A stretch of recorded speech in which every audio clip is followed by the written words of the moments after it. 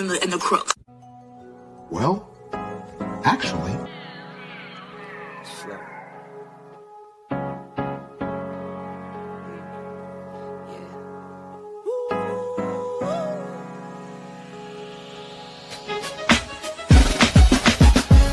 Yeah, I'm watching the rise, and I wouldn't say I'm shocked, cause I'm hardly surprised. This one's for the ride, this one's for who knew I'd make it, just needed some time. This one's for my wife, could've left 1,000 times just about my side. This one's for the grind, I knew it would happen, just had the strength in my mind. It's the Travel OG, and welcome to the Black Manosphere Conclave 5.0!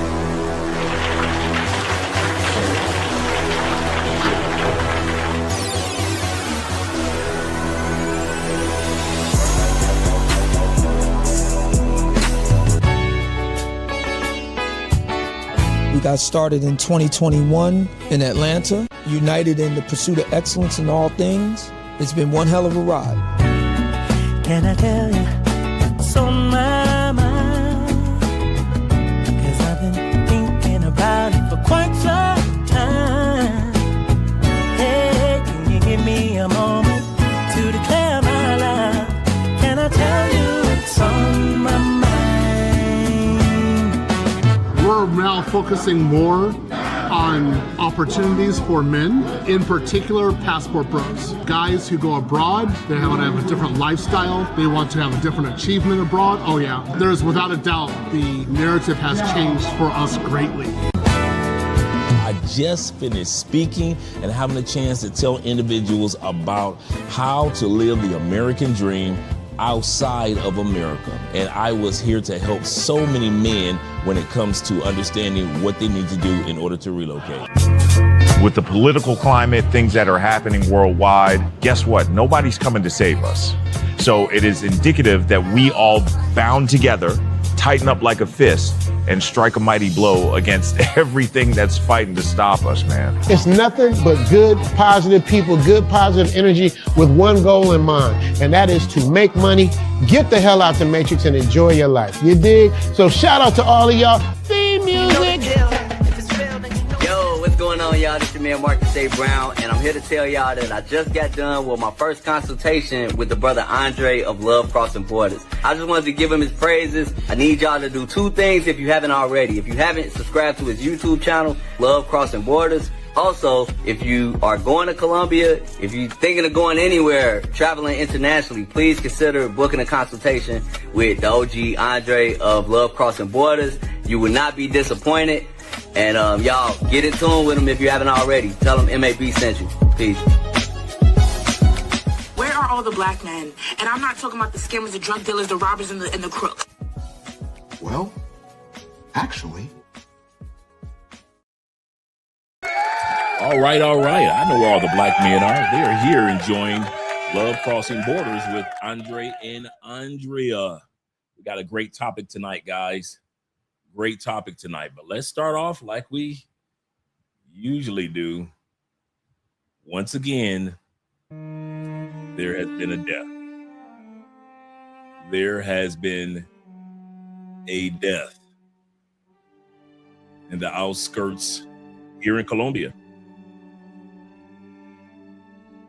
Guy from another country goes on Tinder and met his match. Quite often we hear this, guys go on Tinder and in the end of the day, they meet their match. We're going to take a look at that. But then we also have a story of a brother. He went on Tinder and met his match.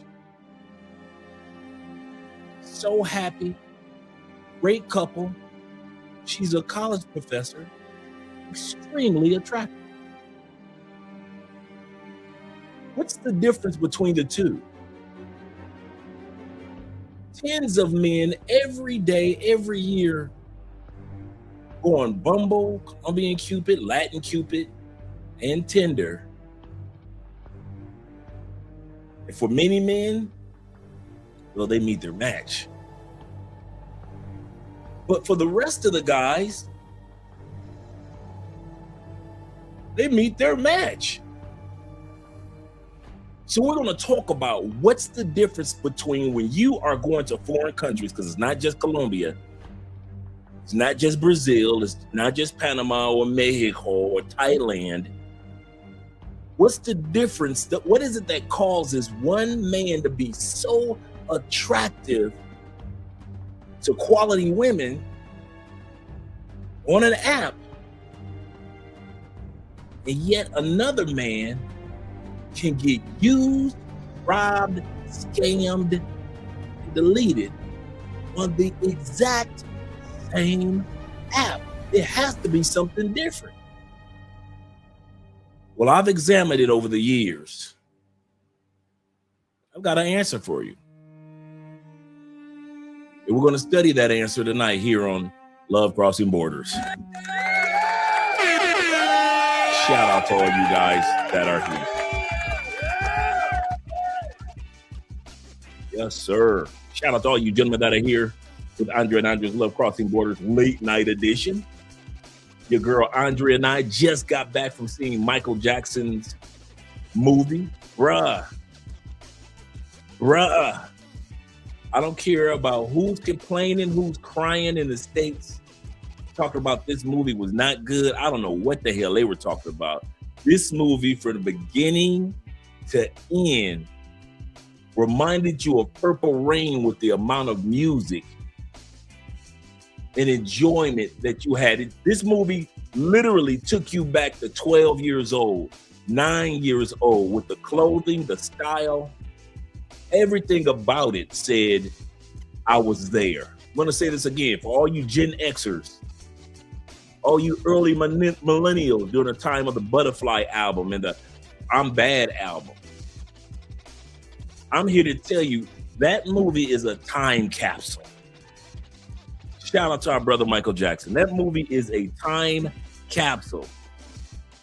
That movie took me back. I kid you not, bro. I'm gonna tell y'all something in all sincerity. I didn't even tell Andre this. I got choked up for like 5-6 seconds. I got choked up. And I've heard people that said they went to this movie and they cried because it took them back down memory lane. Same thing for me.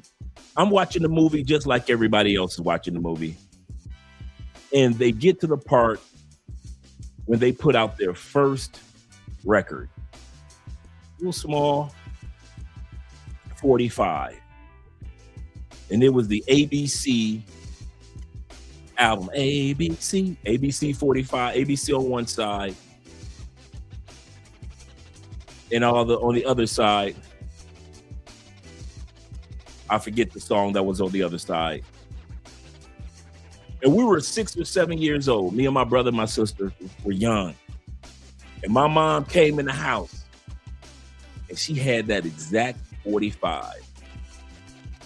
That was the first, I wasn't even 7 yet. I was probably like 5. That was the first 45. First time I saw a record, it was a 45 and she played that 40. We played that ABC song all night long. And we played the other side all night long.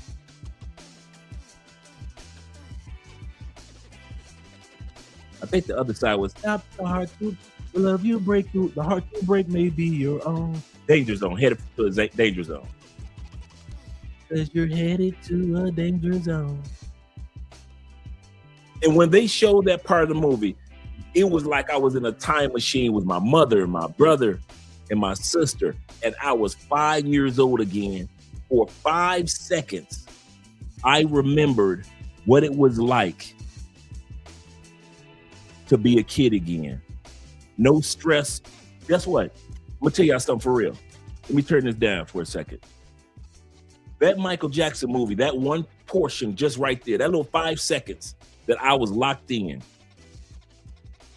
there was no Trump. There was Jimmy Carter. There were no unhealthy foods. That's when America had some of the healthiest foods in the world. There was no war on this, war on that. It was the 70s. We still had the Black Panther movement. Soul and R&B was taking over. What I'm saying is, when you go see that Michael Jackson movie, all the hell that's going on in the United States will disappear. It will disappear.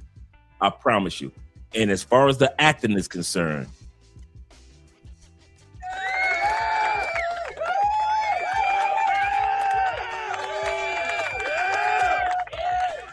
that young man played his uncle so well.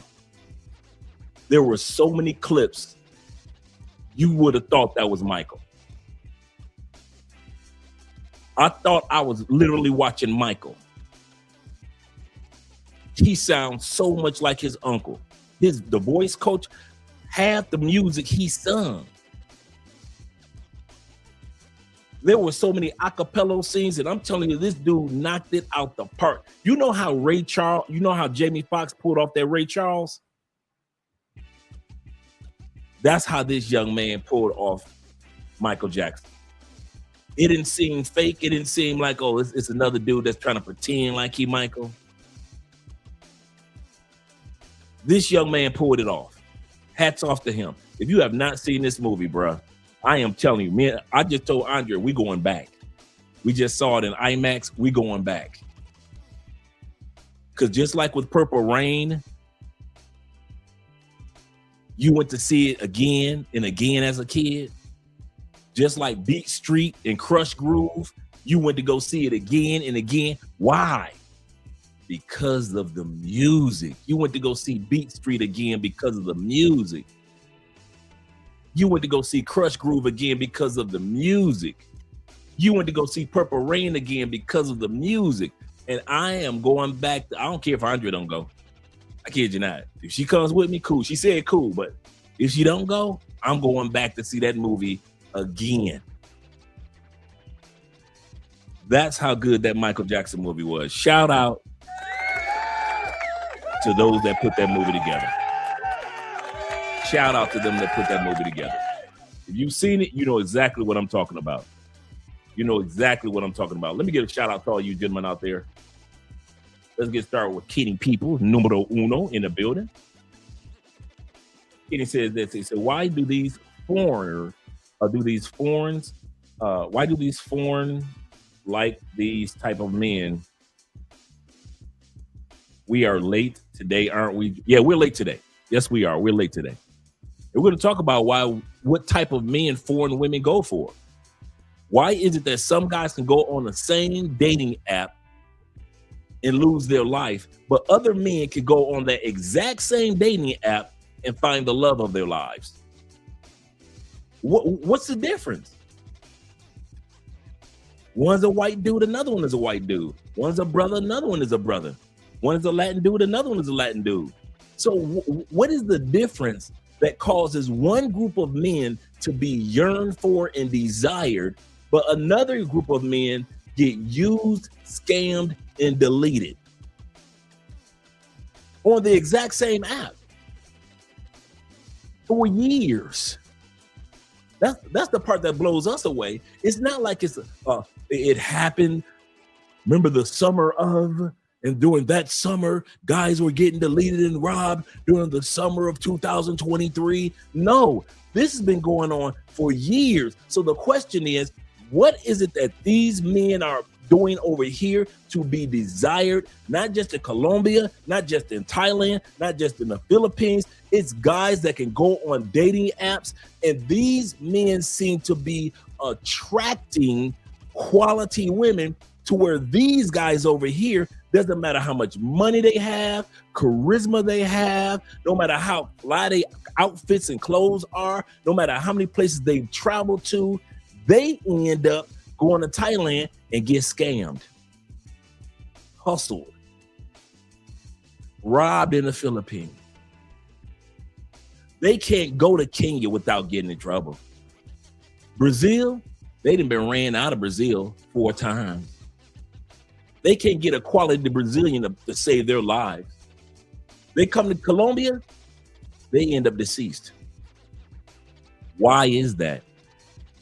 What is it about these guys over here that cause them to qualify, and these men over here continually get disqualified to where the Colombian government had to get involved? Just think about it.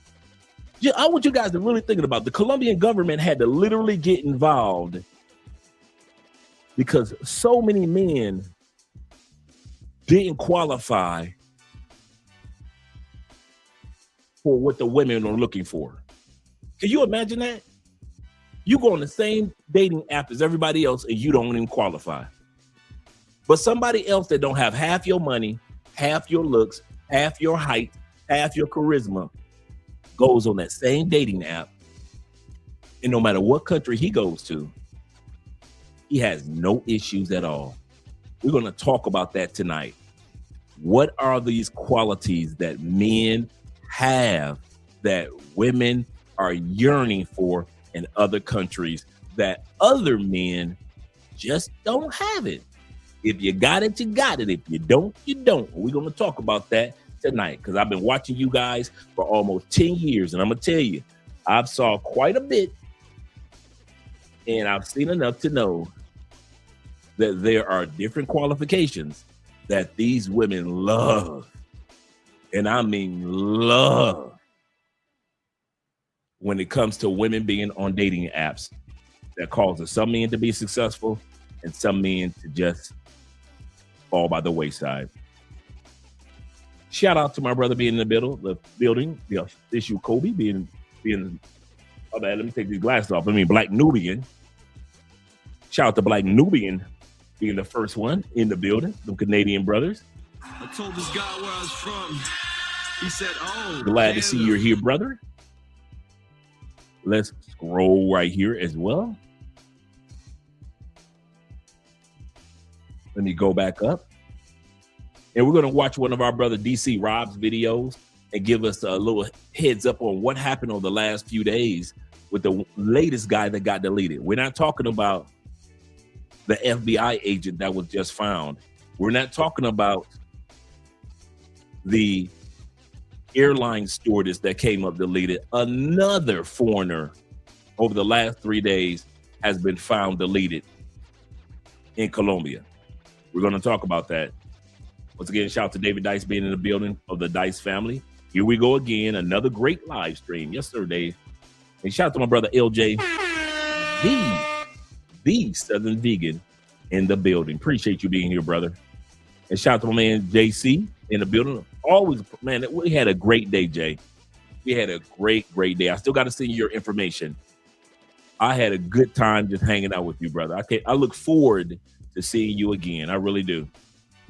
Ahmad's in the building. Shout out to Mr. Milner in the building. Mr. Milner, salute to you as well, my brother. Salute to you as well as Bobby Coltrane of the Coltrane family, saying hello to the chat, and salute to my brother. I'm collecting data. That's all he's here to do, gentlemen. He's here to collect the data. Shout out to Global Homie in the building. Shout out to all you guys. This is a late show. I appreciate it. On Friday night, drink in hand. If you guys got a drink, I just got some healthy tea that I'm drinking tonight. But if you guys got a drink, drink along, guys, because for some of you guys, you're gonna need it. You're gonna need it. AJ Anderson, shout out to the great one. That is, salute to all. Yes, sir. Salute to all. He said, grown men in the chat. And of course, Andre and Andrea love crossing borders on our Raiders. Yes, sir. Yes, sir. I haven't had the chance to see our second round or our third round yet because I was at the movie. But I'm just celebrating. We got Indiana's quarterback, Mr. Heisman Trophy himself. And this kid, when you do the homework on this kid, Mendez, when he was with Cal, when he was with Southern Cal, he was getting destroyed. That offensive line in Southern Cal was trash. So this kid knows how to adapt, and he ended up becoming a Heisman Trophy winner in Indiana. So this kid does know adaptation. And with our offensive line and with the Raiders, we're going to improve. because a lot of people are coming back from injury. Hey, we got a chance this year. We got a chance this year. Shout out to Don, aka Don D. Don JP. Shout out to you, Don. It's a Friday night. Good evening, Andre and Andre Track. Drink in hand. Yes, sir. It's a drink in hand. Toasting up to the chat. Shout out to the chat being here. Shout out to all you guys that are working second shifts, early third shifters. We appreciate you guys and all that you do. Get that money. Shout out to all you truck drivers that are just listening in. Keep your eyes on the road. Shout out to all you guys that work the railroads. Appreciate you guys, all you railroad engineers and professionals. Shout out to operators. Shout out to all you dock workers. Every time a ship or a boat comes in, you guys make sure that we get every product that we need to get. Shout out to all you guys. And once again, shout out to all you individuals that are watching or just listening in to Love Crossing Borders, because I know you're just too busy to watch it, but you're still listening in. Shout out to every one of you guys, and we appreciate you. Salute. Yes, sir. Shout out to IMF in the building with the Lizzo comment. Yes, sir. And shout out to my man Brad Jones of the Jones family, that is. Shout out to you, brother. Glad to see that you're here. Salute to you as well, my brother. Glad to see you here. Coleman, I'm having a great day, man. We're having a great day. Shout out to good morning. And salute to all you guys out there in Southeast Asia, such as our brother Ronin Travelers, and him and his special lady and family that he has out there. Because certain cultures, once you join in relationship with their daughter, you become family. And they make sure that anything that you need to make your stay in their country as comfortable as possible. So I sit back and can imagine how I'm treated here in Colombia by Andrea's family. I can imagine how Ronan and the rest of you guys on the other side of the world, in the Philippines and Thailand and Asia, I mean, in Singapore, all you guys that are in Indonesia, Malaysia, all you guys that are in Vietnam, Cambodia, Korea, if you will, Japan, China, Mongolia, as well as India. If you are joining in a good relationship with somebody over there, man, I'm telling you, their family rolls out the red carpet. Only in the United States, they'll tell you, yeah, and when you get with her, you got to pay for her family. I'm going to tell you something. Some of these families treat you so good. If they ask you for $20, $30, $40, you ain't tripping. I'm going to tell you that now. Some of you dudes don't realize these families in these other countries will often treat you better than your family back home that still owe you $700. I do not know why y'all let these women and back in the States try to make y'all feel bad for dating a woman in another country when you know you got a cousin, your mama, and two nephews that still owe you $2,100.52. They ain't paid you back the 52 cents. And y'all want to listen to women in the United States complain about us going to other countries because their women might want your money. Well, how do you think your family in the States feel? Every time you get a call from your uncle, hey, nephew, let me get a quick 50. Let me get a quick 50, nephew. I'm going to get you back. Your uncle ain't never got you back. Your brother still owe you $4,927.16. He ain't even paid you the 16 cents. And you want to listen to women in the United States crying about you dating a woman in another country and her family might ask for a few dollars? Shh, them little crumbs that the families ask for, believe you me, they spoil us far more. I'm gonna say this. If you dating a woman or her family says, because there's a lot of cultures like that, could she give us $100 a month? I'm gonna tell you something in all sincerity. There are families that will treat you so good and give you so much peace while you are in their country. That little measly $100 a month, if they ask for it, that is nothing compared to how your family back home treated you for the 40 years that you were back in the States, back in UK, back in Canada, back in Australia. You can give your family back in the States $1,000 a month, and they still gonna treat you like trash and let you cut off that $1,000. Your family ain't gonna talk to you no more. Your family ain't gonna come in the States. They ain't coming to your funeral because you cut them off of $1,000 a month. And you go to another country. And so I'm telling you guys this. Andrea's family's never asked me for anything. But dude, they have been there for me for everything. Say this again. Andrea's family has never asked me for anything. And they have been there for me and Andrea for everything. They told Andrea, hey, he comes down here. He barely knows the language. He has the charisma to get around, so he's not scary. But he's your man. That is your responsibility to make sure nothing happens to Andre. And we'll help you do it. We will help you make sure Andre's transition to our country is smooth. Smooth. So if you guys think that it was just Andrea that made sure my transition to Colombia was smooth, if you just think that it was Ronan Traveler's girl that just made his transition to the Philippines smooth, I'm serious, man. There are families that are down here that got your back. And so if they did ask for a measly $100 a month, bro, I'm telling you, that is an investment well. You're going to get ROI all the live long day. Don't try to give $1,000 a month to your family back home in the States. I'm waiting to see this one unfold. I'm going to pull out the big bowl of popcorn just to watch your family so I can laugh at them. I'm here to tell you that one.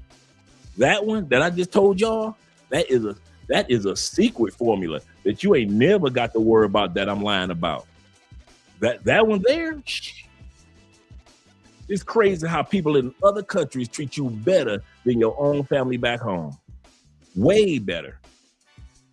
T-Mac says this. He said, made it back to welcome home, brother. Welcome home.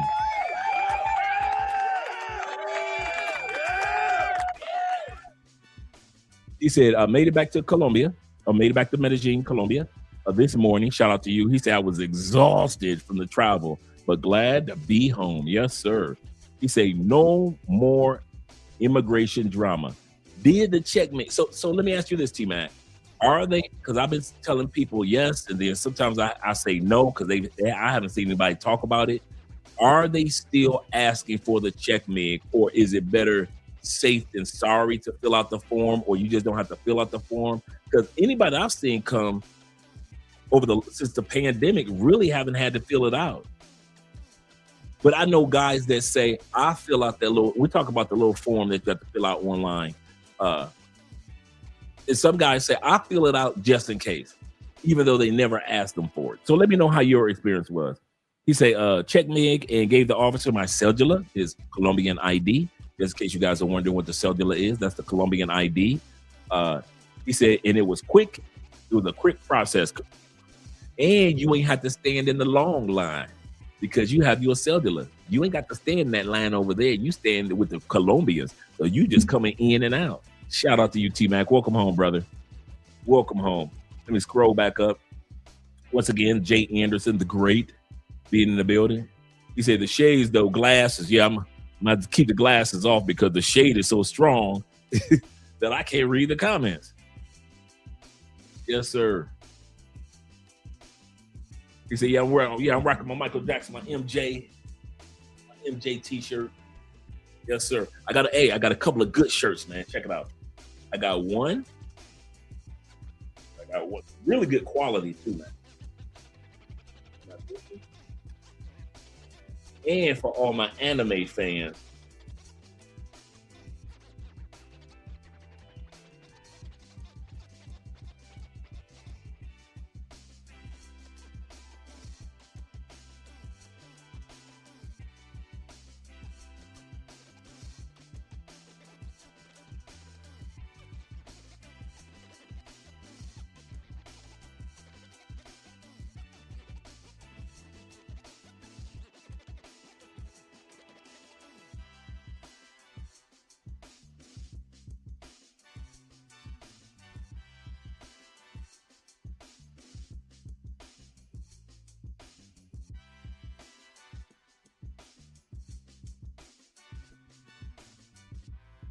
it sounded like I looked like I went mute for a second. What I was saying, I had the two T-shirts, a really good brand, and it was only $12, man. Really good collars, really good feel, thick texture, doesn't feel cheap at all.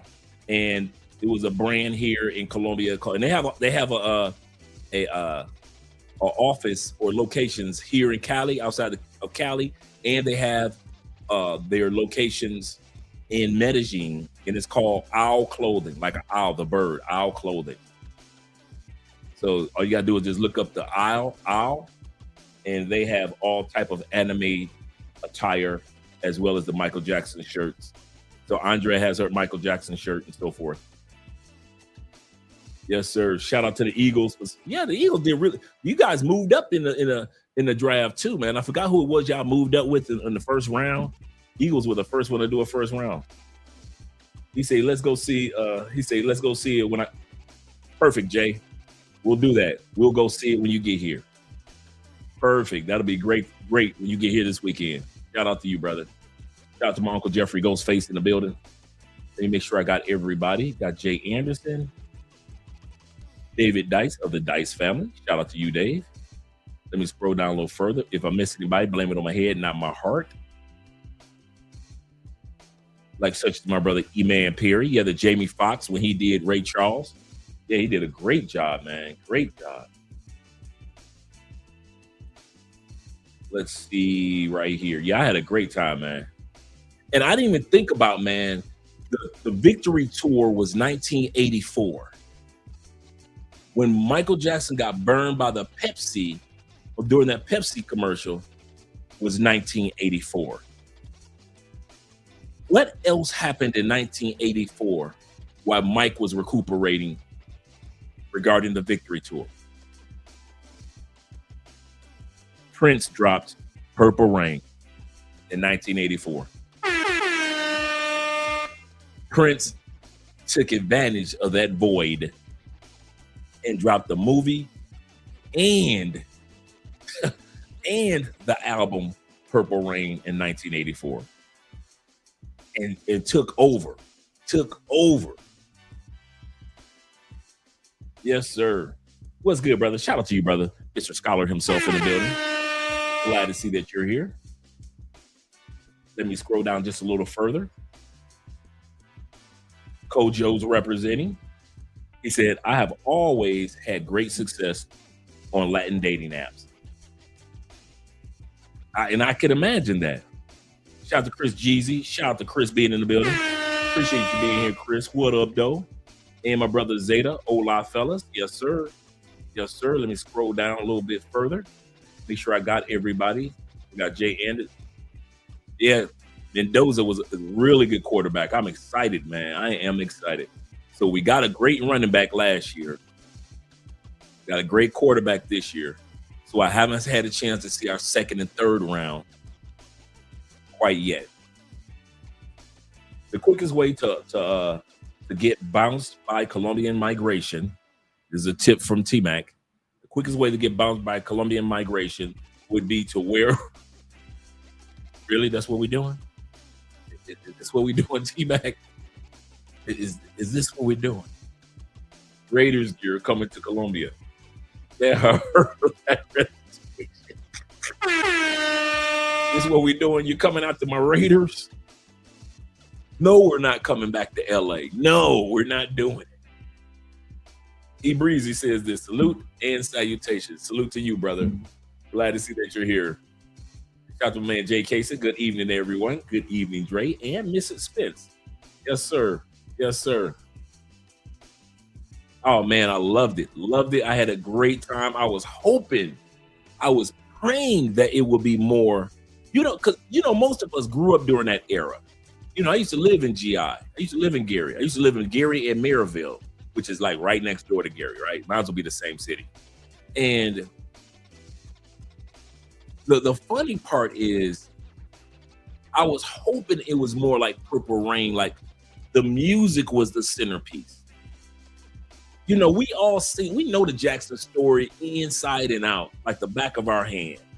If you're from Detroit, you know the Motown when they came to Motown in Detroit at an early age, but then at that time period, Motown was on its way to LA anyway. So you understand, the transition that was going on.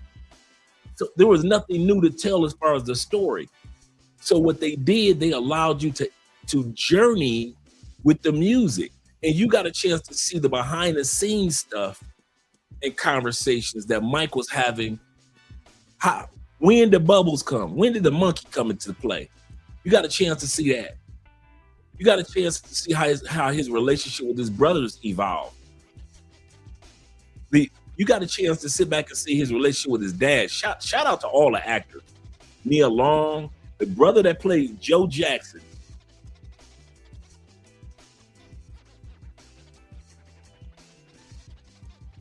Nailed it. Looked like Joe, act like Joe. This dude was Joe Jackson personified. Everybody played their part quite well. Very, very, very well. Yes, they did. Yes, they did. He said they mad because their money and last resort is leaving the States. Yeah, that's one of the reasons why the ladies are mad. Shout out to you, Chris. And make sure I got everybody. Scroll down. Got poor man 313, Mr. Catching the replay himself. Shout out to the replay crew. You better back the fuck up out my face, goddammit. I'm from Detroit, Michigan. Don't play with me. Thank you, gentlemen, for letting me know that I was muted earlier. Come on, man. I'm a Demon Slayer man. My man used to be on Demon Slayer talking about tasty. Tasty, yes, sir. Got that on the front. Then you turn around the back. That Ren Goku. Yeah, man. Gotta have that Ren Goku shirt. This was my dude. I was sick when he died. What? My dude, like I said, nice quality shirt.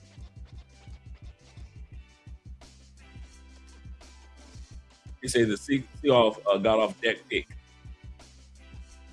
Got a decent pick. The running back. Yeah, the Seahawks did get a decent pick with their running back. Shout out to Aiken being in the building. Salute to you as well, brother. Glad to see you here. And if I had remembered, we would have watched the draft yesterday together. We did it last year. We'd have just went ahead and watched it on Rumble together. We watched it on Rumble last year, man. Had a great time. But that's why I was kind of disappointed. I got off, I was doing classwork, and then I kind of realized, like, wait a minute, the draft? Is it the draft? Oh, shoot, I missed the draft. Yeah, he said the actor that played MJ is half Colombia. Absolutely correct. And the theater was packed. Dude, we got to our tickets at 4:00 and it was packed. When we're walking out, dude, you would have thought it was concert tickets. You would have thought people were literally going to a concert. I mean, we're coming down the escalator and it is completely full. Just a big, you'd have thought they was giving the tickets away for free. Oh, they making some money. Shout out to Lionsgate. Shout out to Lionsgate for having enough sense to make this movie. Michael Jordan got drafted, and Prince. Yep, the year of Jordan. And Prince definitely dropped Purple Rain. Yeah, well, Mike was recuperating that 1984. They say that 1984 was the year of the best music that ever came out. If you look at 1984, the level of music that came out in 84, I don't think is a year that's kind of can touch it right now. Whether it was early hip hop, whether it was R&B, whether it was rock, whether it was pop music, 1984. I don't know too many eras of music that could compete with that one year. I don't know too many. There's a lot that could come close. 1984 was a monster year. Shout out to Cap Manuel being in the building, as well as my brother Will. Appreciate it. Great chopping it up with you, Will, yesterday. Salutations, Andre and Andre chat room. He said, please support the channel by way of Cash App. Appreciate you guys supporting by way of Cash App tonight, PayPal, and Super Chats. He said, oh yeah. He said, growing up in GI, got a shout out. They showed the steel mill, so they did show their younger life.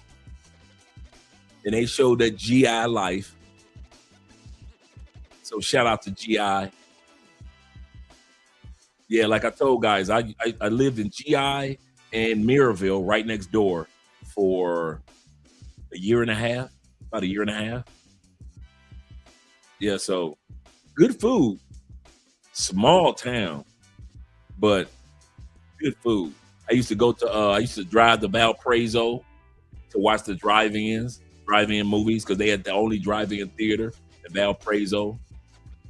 I used to shoot down I-90 and I-80 because, Chicago was literally next door to Indiana. For those guys that don't know, the city of Chicago is like, if this is, let me go back. If this is Indiana, this Chicago. That's how close Chicago is to Indiana and to Gary. It's like right there. It's literally right there. It probably take you 25, 30 minutes to get to the outskirts of Chicago, and then to get in the inner city, depending on the traffic, maybe 40 minutes to get like in Chicago at the most. It's like that close. So just in case you guys ever wonder how close Chi-Town is to Indiana. Shout out to them Indiana boys. And so he says, Dre, yeah, growing up in GI and Gary, he said during that time period was epic. The Jackson's house was right behind Roosevelt High School. Absolutely correct. I actually, I had to go to the house. I had to go to the Jackson's house. There was no way I wasn't going to. They showed the house, but you can tell that wasn't the house. And of course that wasn't the house, because that house is like a landmark now. It's almost like you can't even go in.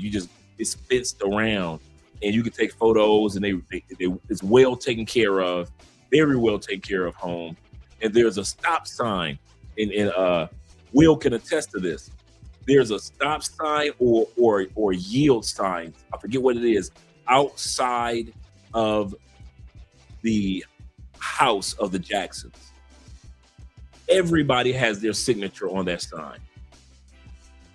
Hundreds and hundreds and hundreds of signatures are on that sign, that stop sign right outside of the house of the Jacksons. And they have a monument right in the front yard for Michael. After he died, they put a monument in front of the house for Michael, a really nice monument.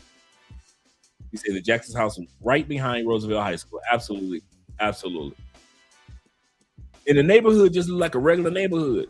That's the funny part. And people just be sitting on their porch and they just see cars come by. Here comes somebody else.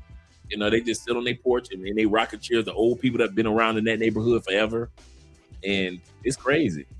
1984 also gave America 4 more years of Reaganomics. This is true too. This is a good point, Johnny. Mr. Trickle Down himself said that, if we give money to the rich, he was the first president to say, if we give money to the rich, it would, in tax breaks to the rich, it would trickle down to the average person. It never did. It was beginning of the mega rich. I'll say this again. That second term of the Reagan administration was the beginning of the mega rich like we know them now. Not just a Carnegie or a Roosevelt, one or two people. This was a time period where millionaires became multimillionaires. Thousandaires became millionaires because the tax breaks and all the things that took place during that second term of Reaganomics. Destroyed. He took away all the union rights. He was the president that it took from the early 1900s for unions to be established the way that they were. Or Reagan came, wiped the unions out. The union that you're in right now, if you're in a union, it is a fraction of what your union used to have the power of, or used to have power to do. Any of you guys that are in a union right now, auto industry, you guys that are in the union for education or teaching, if you're in the railroads, you know, if you work the railroads, if you're a dock worker, all you unions, you guys don't have the power you once had. Reagan took all that away.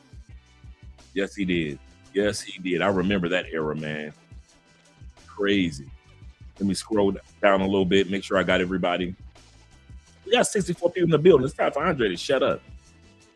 Shout out to D. Kirk in the building, being here. He said, yes. He said, I went to Michael Jackson's house and took a photo and saw the monument. R.I.P. Mike, MJ. Yes, sir. Yes, sir. He said, let's not forget the drug trade of cocaine. Yes, sir. From Pablo in Medellin. Yes, sir. This is true. And the U.S. gave guns to Iran. The Contra scandal that took place with Oliver North. I remember that court case being on television. Man, it's so much you can remember, man, from back in the day. You were just a kid, man. I was only 1984. I was only maybe like 13, 14 years old. Just young, man. He said many goods, thugs happening. So we did many bad things. Yeah, this is true. He said, I live 2 blocks away from the Jackson's house. Oh, you right there. He said, and walk by their house almost every day going to Roosevelt High School. Shout out to Roosevelt High School in Gary, Indiana. Yes, sir. Let's get started, gentlemen. We got a little bit. Let me change the music up. Turn it down. Yep, let me turn the music down. All right. Our first scenario is we're going to be going to our brother DC Rob, because what happened? Somebody over the last couple of days came to Colombia, met 2 women on Tinder, and the brother got deleted. Or the white dude, I think it was a white dude, got deleted. And then at the same time, we're going to take time out and look at what another brother experienced when he went on Tinder. Let's get started. Shout out to DC Born Rob. Make sure you guys subscribe to his channel. Deceased in Itagüí after taking 2 women to his room right away. Unfortunate news to pass on again this evening. Let's jump into it right away. American man found deceased in Itagüí after taking 2 women to his room. It was Engel Stephen Gottlieb, 50, who had been staying in a temporary rental since April 18th. Authorities are investigating the passing of Engel Stephen Gottlieb, 50, who was found deceased after spending approximately 3 hours in the company of 2 women who are now the focus of the investigation. The discovery was made in a short-term rental room located in the La Esmeralda neighborhood in the municipality of Itagüí. According to the official report, the body was found face down and shirtless. Although no obvious signs of violence were observed, the Forensic Medicine Institute will be the entity in charge of determining the exact cause of his passing, indicated the commander of the Metropolitan Police of the Abura Valley, General Henry Bejo. According to the property owner, the American citizen had been staying there since April 18th. For the prosecutor's office and the police, the key clue is the arrival of the two women who remained with the man for approximately 3 hours and then left the room. Based on the timeline of events, both are considered the prime suspects in the preliminary investigation. General Bejo explained that the investigative efforts are focused on locating the women and clarifying the circumstances surrounding the passing of this American tourist. Again, this is just becoming too much, guys. Prayers and good vibes to the family and friends of this gentleman. This is always unfortunate news to have to pass on. Again, yet it is news. Please be respectful in the comment section. You're up to date with the latest news, this time out of Medellin, Colombia, or Itagüí. Thank you guys for watching. Remember to travel. Now, shout out to DC Boy and Rob in regards to that news. Another one, yes, another one bites the dust. Another one that doesn't listen. Another one that thinks that they know. They've watched all the YouTube videos to come to Colombia. This is the part that keeps us from feeling sorry for dudes anymore. We feel more sorry for the families, the loved ones. But I don't feel sorry for y'all. I mean that. Is it sad? Yes. Is it unfortunate? Yes. I'm human, but I don't feel sad for you. Why? Because the same YouTube that you go to watch content, to know to come to Colombia and where to stay in Colombia, also provides videos on how to behave once you get to Colombia. It's amazing how y'all do all the research on which club to go to, how to get paid for play. Do I need a check mig or not? Can I buy property in Colombia? Where's the best place to get an Airbnb? How's the food in Colombia? Should I stay in Cartagena, Cali, Medellin, or Bogota? You do all that homework. You can spit it out and spew it out like it was a test in high school. But then when it comes to acting like the men that succeed in Colombia, in Thailand, Brazil, oh, you don't know nothing now. Oh, you done forgot everything now. When it's time for you to succeed in these countries, you just drew a blank.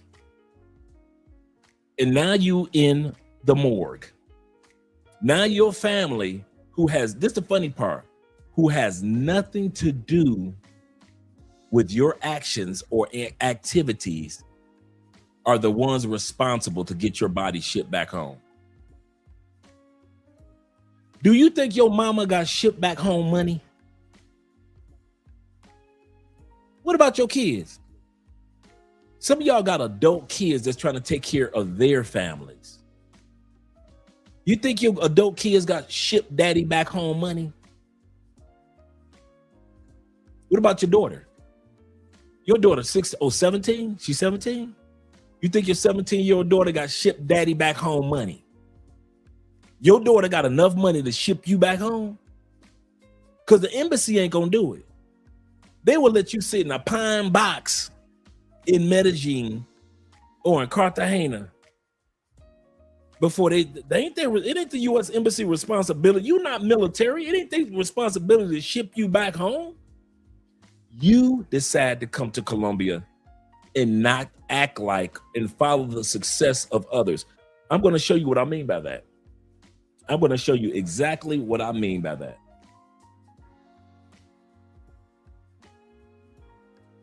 Let's go here. This brother posted this today. Let me see if I can blow this up a little more. This brother posted this today. So we looked at one gentleman who went on Tinder. And now he's in the grave. At the same time, now tonight's topic is about why is it that some men can succeed no matter what country they'll go to. They can go and use dating apps and meet quality women, where other guys, no matter what you do, no matter what country you send them to, they just can't succeed on dating apps. Let's listen to this brother. Shout out to the Passport Cartel. He says this. He said, I met her on Tinder. I'm going to show you who her is. I met her on Tinder. Again, there is nothing wrong with Tinder. People are just picking the wrong women. People are picking young and crazy ass women, damn it. I met someone that just may stop me from having all of this fun. Maria could, he said, Maureen could have been my next wife. I never want to settle down with someone my age again. She is grown, a sexy, educated lady. Now he's talking about the woman that he met on Tinder, this brother. She's a grown, sexy, educated lady who is my exact age of 56. We both are Geminis. We both lost both our parents 3 years ago.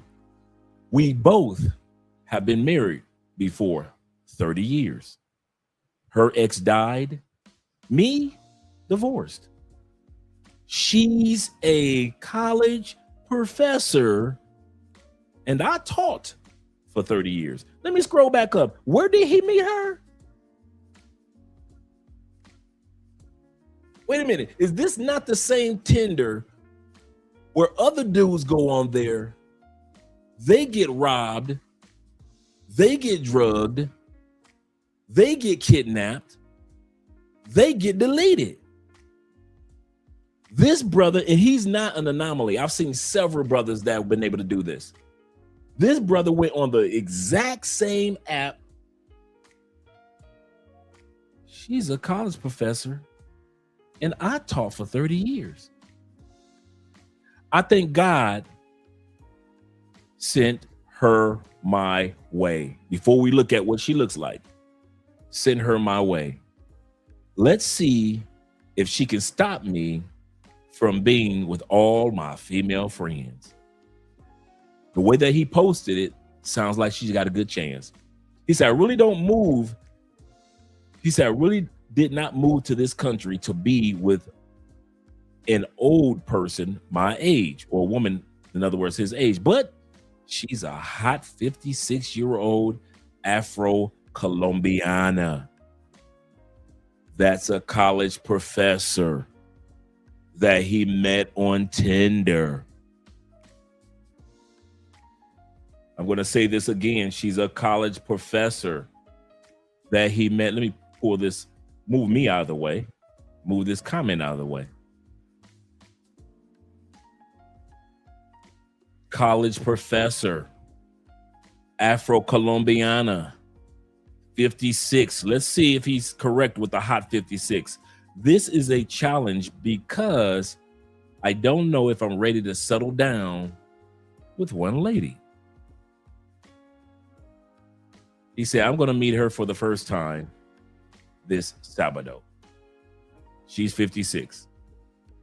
Let me make this a little smaller so you guys can see her. This is Colombian 56.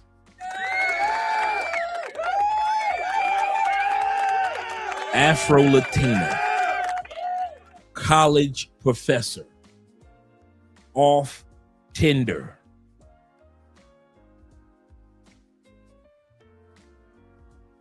This is a Colombian. This ain't American 56. This is not a Canadian 56. This is not a Australian or a UK 56. And I see women like this all the time in South America. So this woman is not an anomaly. 56.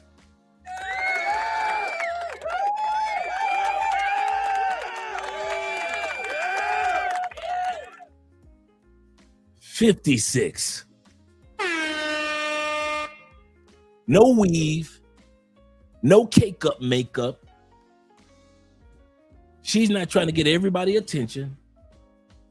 College professor off Tinder. 56. Looks like a lady. A woman of responsibility. A woman that will be on a compliment on your arm. And yet, this same app that introducing this brother to this lady is the same app that introduced the foreign guys to a grave. I think if I had a choice, you know, me being Libra and all, if I had a choice between ending up in a grave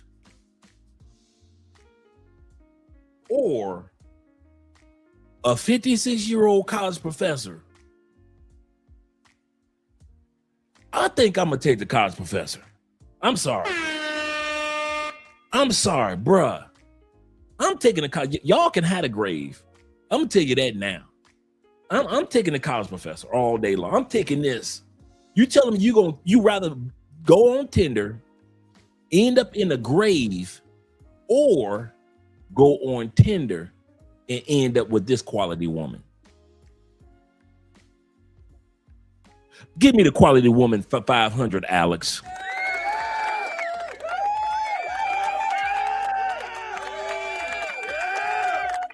Give me the quality woman for 500, Alex. Beautiful smile. Like I said, very little makeup, no weave, nowhere to be found. Doing her thing. She sits up straight. She knows how to dress like a lady and yet still be extremely attractive. She's got the curves that'll work your nerves. Now, here's the kicker. The ball is in his court to F it up. Oh, yeah, you guys know how to. This is one thing I've learned. You guys have mastered the fine art of effing up a good thing. I'm going to tell you that now. Some of y'all will have a good thing, a great thing, and you will rather have a good thing. Man, I'm going to fly around the world and smash all these chicks. Yeah, you could. And ain't nothing wrong with that. But there are some of us, and we're talking about what type of men that attracts these women on Tinder, that attracts these type of women on Bumble. What type of man attracts these women on these other apps? Now, you may not have to go all the way to 56 to find a woman like this, but I know that you can go over 35 and you can find some great quality women that are in some great career fields. But hey, let's say he meets her, they have their fun for a few months, and it's over. Guess who else is getting off that plane?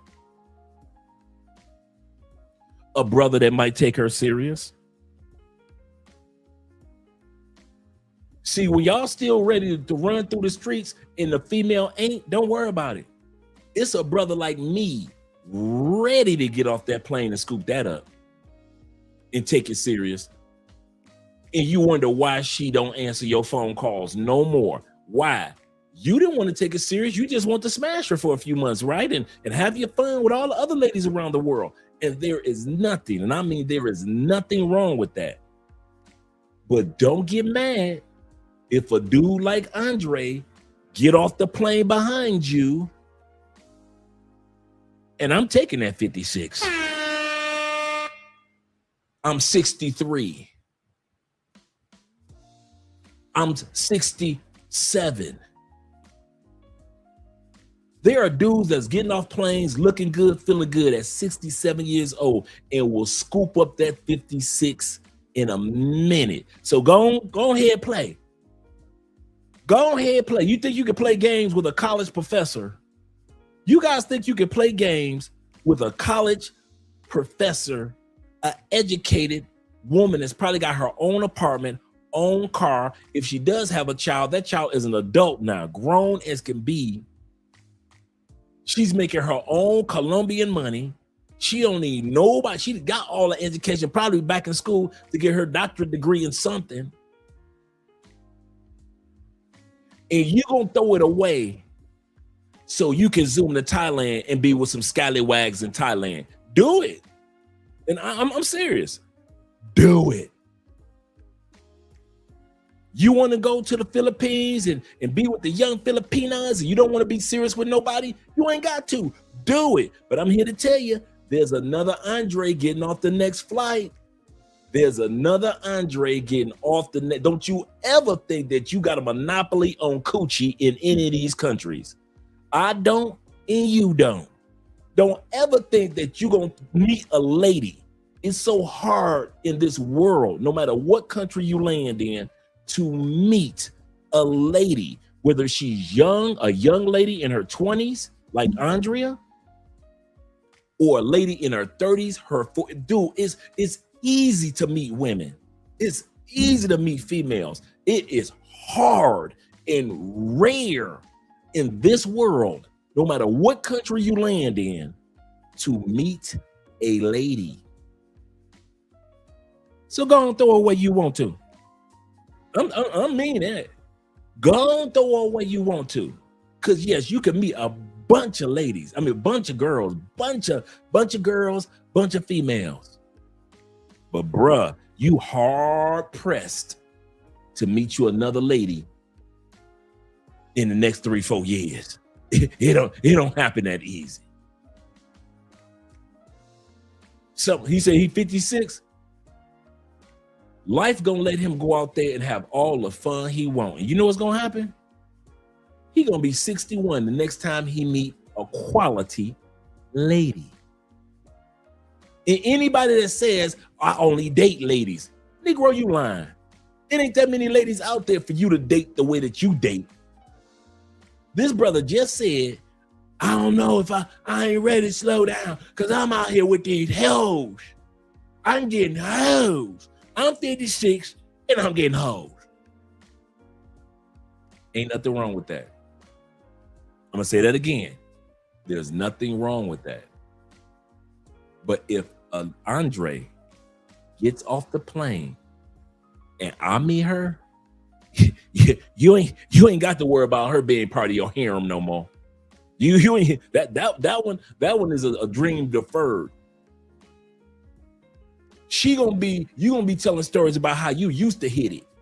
Because Andre came to town with a new sheriff hat on and a new sheriff star. I'm gonna come to y'all getting off the plane there are dudes that get off the plane with a new sheriff star. Spling! Just a glistening. There's a new sheriff in town, and she done forgot all about you. And let's say you don't go to another country. You might still be in the same city, but you don't know how to sit your tail down somewhere. And so she like, I'm 56. I am not looking to play no games. So are you in or are you out? Because I could go ahead and go back to Tinder and let another dude get off the plane, such as the Andres and the T-Max and the Wheels and the J. Clydes. She ain't got to put up, dude, she is too fine, too stable, got her own, for you to think that you gonna come to Colombia and play games with her like you can do with the pay-for-play chick out of brothel. Them chicks don't play like that down here. They do not play like that down here. I don't know what put in y'all mind that y'all can come down here, go on Tinder, and play games with the good women. I'm telling y'all, bro. I'm telling y'all, I will take y'all woman in a heart. Boo, if I was single, and I would take y'all woman in a heartbeat. You know why? Because you don't know what the hell you doing. Some of y'all are so used to trashy chicks that you end up in the grave like the other dude that we just looked up with DC Rob. Some of y'all are so used to trashy chicks, that's why you get robbed and drugged, because that's all you used to. No offense. I want them all. Can't have them all. A lot of guys wonder, Dre, what's your number one secret to being faithful with Andrea? You know why I'm so faithful to my wife? One of the reasons, because I realized this. I ain't got time to smash all the ones I want to smash. Bruh, the way that I would want to go through, my flesh would want to go through women at the age of 50, 58 years old. If I was single, I can get you another 1,500 in a lifetime. If God give me 30, 40 more years, I can get you another 1,500. And I learned this after the first 1,500. You still as hungry as day one. I'm gonna tell you, I mean that. If you ever think that your yearning for these ladies is ever going to be filled, it won't. You just got to decide to sit your butt down. And you're going to always see ladies like, I smash her. Me and Andrea talk serious about this. I smash her. I would want to smash her. Oh, she's so fine. I smash her. But I don't go out there. Why? I ain't got enough time, even if I was single, to run through all the ones I want to run through. But say this again. I don't have enough time on this planet with good health to run through the amount of women that I would want to run through. And I'm here to tell you, even if I could do it, I would still, I know Andre, I would still feel like I'm at zero. Because as soon as I go through 1,500, I'm gonna look at I got to have her. I know these other ones was good, but I got to have that one over there and that one over there. Ooh, a mother and a daughter? I really gonna get with them too. I know me.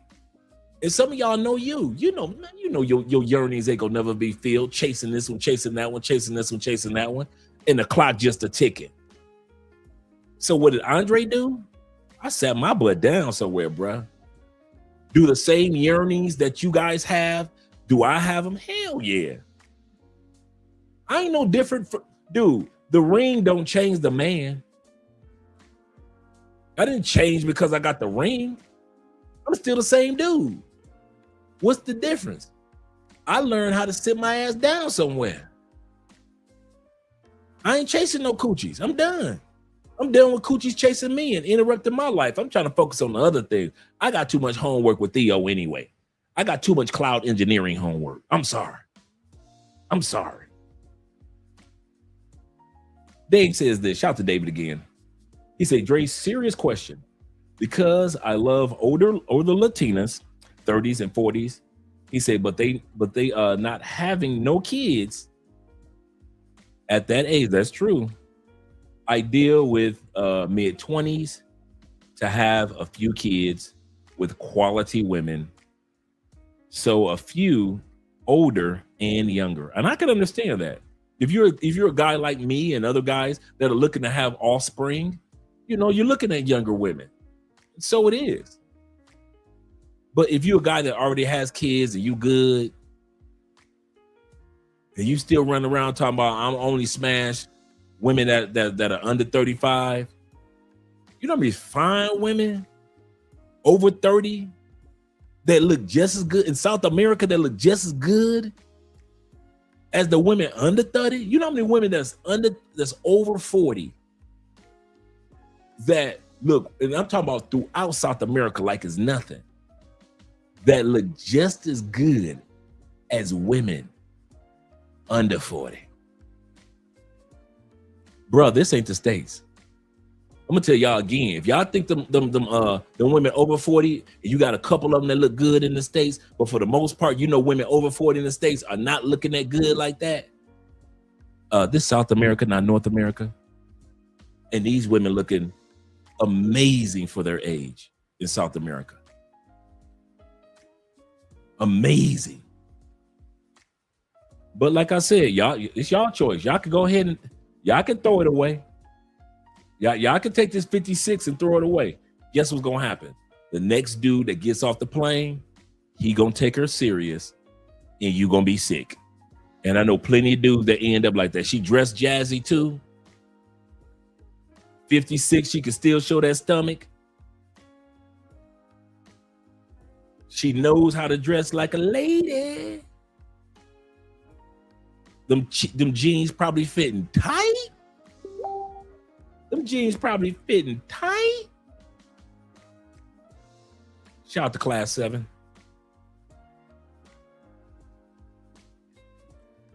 And she knows how to be a lady. And you guys gonna throw it away. And not me, Sid. Andre Spence, not me. Will says this.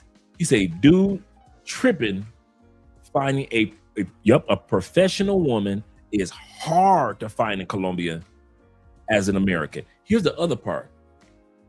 It's not just hard to find a professional woman. It's hard to find a professional Afro-Colombian sister. That's a college professional. Negro, do you know how hard that is? Yeah, you can find a sister with a job. Yes, you can. Shout out to my sisters down here that got jobs. A college professor? Man, y'all F up a soup sandwich. Like my mama used to say, y'all will fuck up a soup sandwich. I swear.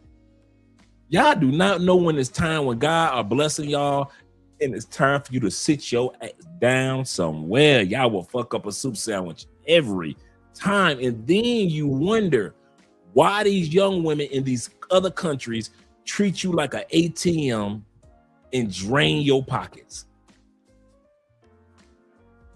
Yeah, y'all have fun with that. Yep. He said, I told you about the dentist that I'm talking to. She's 33. Yeah, dudes do not want to holler at the professional women. And then this is the funny part, Will. It's just like the guy said in his story. I'm not sure if I want to be with her. Will she let me, if she's the type of woman that I would want, or will she have the ability to keep me away from all these other women? No woman does. I'm gonna say this again, and I mean this one, guys. There is not a woman on this planet that's gonna keep you from smashing another woman on this planet. There's not one woman. Dude, man, Nia Long got cheated on. Nia Long got cheated on. As fine as she is. Bruh, it is not a woman. If you think you could put the weight of your sexual yearnings on a woman to keep you as a grown man from cheating on her, it ain't gonna never happen. You gonna be a cheating mother. I promise you that. Take it from me. Don't you ever think because of this ring or because you got a good woman or because she quality, that's gonna keep your pants zipped up. That ain't. I promise you, that ain't. You're gonna be out there in them streets cheating as fast as possible. It ain't her career, it ain't her looks, it ain't her confidence, it ain't her how she spoils you, how she treats you, she cooks, she cleans, she gives you the best sex. That don't mean a dang thing. You gonna still cheat.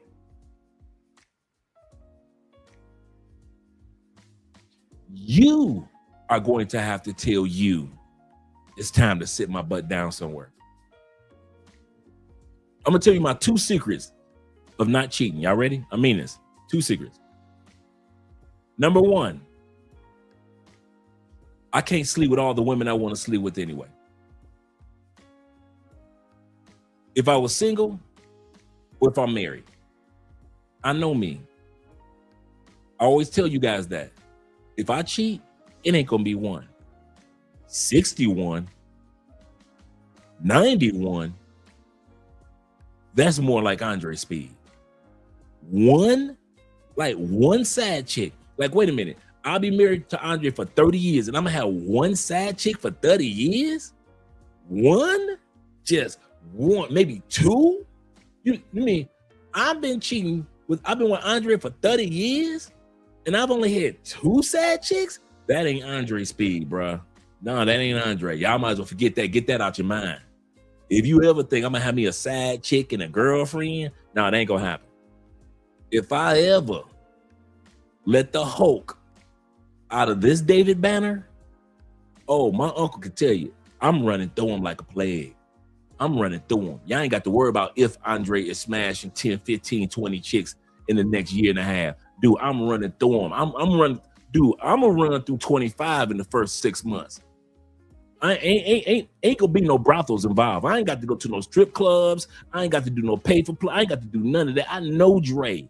I'm a walking plague when it comes to women. A plague. One chick. Nick, please, y'all got me all effed up. I don't mess with no one. What? Why you think my family is so flabbergasted that I'm happily married? My uncle is. Everybody in my family is. Like, what? Andre? Not Andre. I told you my sister always called me every once in a while. You good? Yeah. What's up, Candy? Negro, you know what I'm talking about. You good? What you Andre, don't play with me. You good? Yeah, Candy, I'm good. I ain't out there in them I'm good, Candy. I'm good. All right, don't have her calling me because you acting a fool out there. My family know me. It's like I always say, to yourself be true. All you do that like the lion say, I'm gonna just cheat this one time. Negro, not me. One playoffs, practice. We talking about practice? Man, listen. I ain't like y'all. I ain't gonna sit up here and be lying to myself talking about something. I just gonna get one side chick and I'm good. And I just had that. Oh, 5. Okay, Dre, you can have 5. Shh. I'll be done with 5 in 2 weeks. Y'all got me undone. 5. Man, I run through 5 like it's a snack. What are you talking about? Damn, that was delicious, ladies. Thank you. That was scrumptious. That was full of 8 essential vitamins and minerals. Part of the complete breakfast. That's a snack. 5? Some of you dudes are just like me. You know exactly what I'm talking about. Some of you dudes don't settle down because you know if you cheat one time, ain't gonna be no one time. That's my number one thing. I don't have time to cheat the way that Andre would cheat. I ain't got no time for no 71 women and do what I need to do with Theo. And I got a book that I owe you guys that I'm finishing off and do this content and build a brand and, build our family. I ain't got no time for that, all that.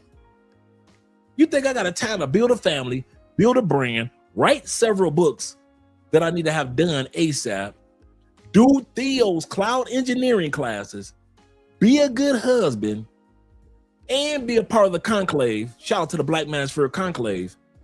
And still have some time for Andre. And still smash 71 chicks? You motherfucker, y'all trying to kill me. I couldn't do that when I couldn't do that at 31. I couldn't do that at 28, 38. You think I'm gonna try to pull that off at 58? No, bro. That's all right. Y'all got me up. Some of y'all dudes are just like me. You know, you ain't even got the bandwidth to cheat the way that you would cheat, which means we run it through them. So some of y'all just stay in the streets because you like, man, shoot, if I cheat, man, I'm gonna cheat with a bunch of women anyway, so I might as well go ahead and stay out here in these streets. And I don't blame you. To yourself be true. So my number one reason is that I don't cheat has nothing to do with Andrea. I used to do that before because my love for my wife, I was running through them. 14 years married. I ran through like 300, 310. At least 310. At least we're talking about 14 years of marriage. Once I let that horse out the corral, once I let this David Banner turn into the Hulk with this ring on, and anybody that's ever been married already know how much women love married men. That's just global. I'm running through them, state to state. I'm supposed to be in this state. I'm over here in that state. I'm supposed to be in that state. I'm over here in this state. So I'm not telling you what I heard. I know that I'm not the only one, and that there are other men watching this live stream that you move like I do. Ain't gonna be no one chick. Ain't gonna be no one side chick. So what I do, I took the pressure off of my new wife to be responsible for me being faithful. I don't put no pressure on Andrea. Oh, you didn't do this, so I'm gonna go cheat. Like Chris Rock say, you made chicken, I wanted duck. Right? Remember that movie, I Think I Love My Wife, with Chris Rock? And his wife was Lawrence Fishburne's wife, Gabriella. He stormed out the house so he could cheat. You made chicken, and I wanted duck. Right? Some of you dudes just like me. Not all of y'all. Some of y'all can get one side chicken, sit your ass, right? You might get 2 or maybe 3, and you good, right? Not me. I ain't gonna tell that lie on Andre. So I took the pressure off of Andrea and I put it on me. Andre, you know how you are. Yes, sir. Do you have time on this planet to do to Andrea what you did to your first wife? No. You sure, Dre? Yeah. Now think about it, Andre, because you in Colombia, you in South America, the baddies of the baddies. You got Venezuelans out there. You got Brazilian chicks walking around Colombia. You got Asian chicks, Afro-Colombian chicks. You got the Asian Colombian chicks. You got the Colombian chicks. Are you sure, Andre? Do you have time to run through 300 like before? No. Okay, cool. So that's my number 1. Number 2 reason that has caused me not to cheat. I'm happy for all the single men. Before, I was like poor Rudolph. They wouldn't let poor Rudolph join in any reindeer games. That was me. Poor Rudolph. I'm looking at y'all in the reindeer games. Y'all smashing this shit, smashing that chick. Wow, y'all getting it in. I wish I was like y'all, man. And then y'all be like, come on in, Dre. Hey, we're cheating on our wives too. Really? Really? We'll show you how to do it. Really? So now I'm Rudolph. I've joined the reindeer games. And all of us husbands just acting a goddamn fool. We hiding it behind we ride motorcycles. So we go into all the motorcycle events and all across the country. We riding our bikes and smashing chicks. So just in case you wonder how I got my 310 in, because I'm going cross country. I ain't just smashing them in one. Come on now. I'm cross country with this thing. I told you I was a plague. What you talking about? You think I was just playing? Some of you dudes are just like me. You're a plague.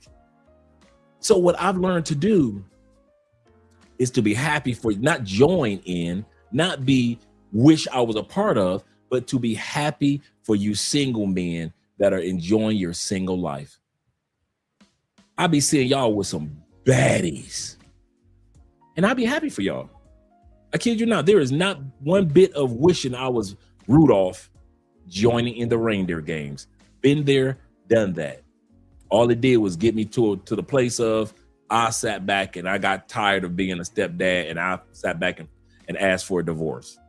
So after all my years of cheating, Then I had the audacity to say, I want a divorce. Right? After all my years of infidelity. And her saying, we're going to work through this. And never did. So now I spend my time just being happy for y'all. There is nothing that you guys do, no country that y'all go to, no women that y'all sleep with, that I'll sit back and I'll be like, dang, I wish that was me, dog. I wish, boy, if I was out there in those streets, boy, they wouldn't know what to do with a dude like me. They wouldn't know what to do. No, I don't think that. I am not envious of y'all. I am happy. I've learned to be happy for the next man. I mean that from the bottom of my heart. There is not one bit of, when me and my wife was, Andrea had her Michael Jackson shirt on and I had mine on, and we're walking holding hands, and Andrea got her hair looking so cute, and everybody's looking at us like, oh, they got the mic. We got so many people that complimented us and stopped us and so forth. I am enjoying my version of relationships while being happy while you live your version of relationships. If you're in the pay for play world, that's you. That's between you and the Lord. If you're a guy that got 2 or 3 girlfriends, that's you. If you got 1 girlfriend, if you're looking to get married, I'm happy for all of you guys. I do not sit back and these cameras go off and I can't stand them pay for play dudes, or I can't stand them dudes that's coming to Colombia hurting the women. That ain't got nothing to do with Andre. Ain't got nothing to do with Andre. So when I sit back and I say, I'm happy for you guys, man. Oh yeah, bro, that was easy. That was easy work. Esco, that was think about it. I'm not only traveling the country as a bike rider, I'm a college recruiter at several colleges across the country. So I'm spending weeks, if not months, away from the house. I'm living in GI a year and a half. My family is in Fort Wayne, Indiana, 3 hours away.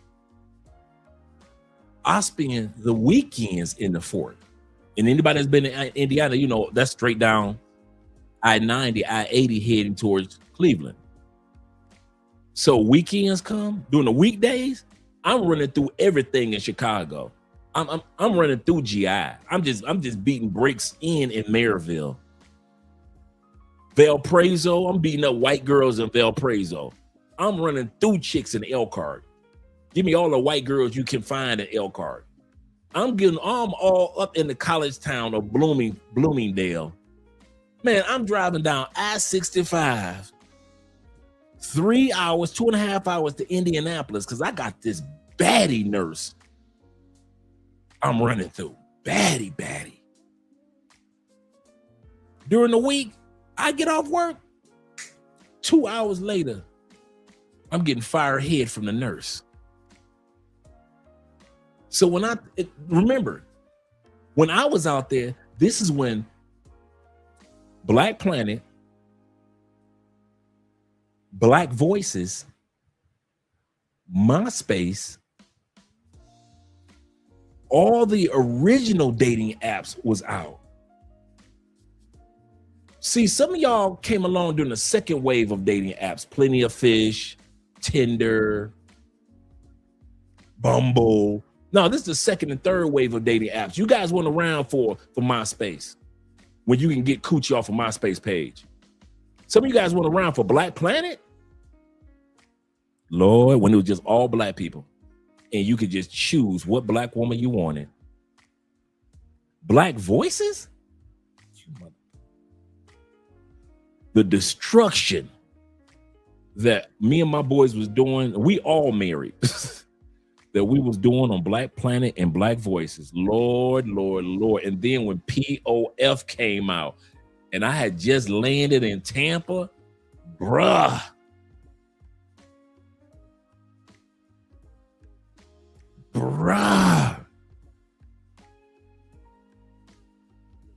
Y'all think 310 was easy? I mean, was hard? Shh, y'all got me up. When them dating apps first came out, man, you could run through them through them. Every wild wife was on those dating apps. Every wild girlfriend was on the dating apps. All the single chicks was on Black Planet. Everybody had a MySpace page. MySpace was before Facebook. You could run through them.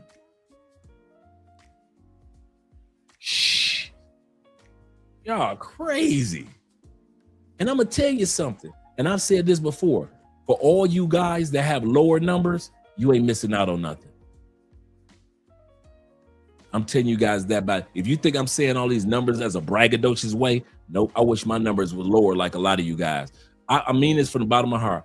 I wish my numbers were right around, in all sincerity, at 58. I wish my numbers was right around maybe 50 or 40. Because the quality ones, I kid you not, I probably only had out of true intimacy that was just fire, maybe 20. And if you sit back and you think about your sex life, you maybe had 20 chicks that was fire. That everything she did was magical. The rest of them, one night stand here, or a chick that you smashed for a couple weeks there, or you met a chick at a business convention, or she was a co-worker. But if you sit back, you think about your sex life, you think about who would be in your Mount Rushmore. Some of y'all just like me. You probably got 20 chicks, maybe 10 chicks, 5 chicks that's on the Mount Rushmore that was really worth going back to. The rest of them was like, I don't even remember their name. Will says this. He said, more women, you have to realize how shady women are. Absolutely correct. Most of the women that I slept with were in relation. Absolutely correct.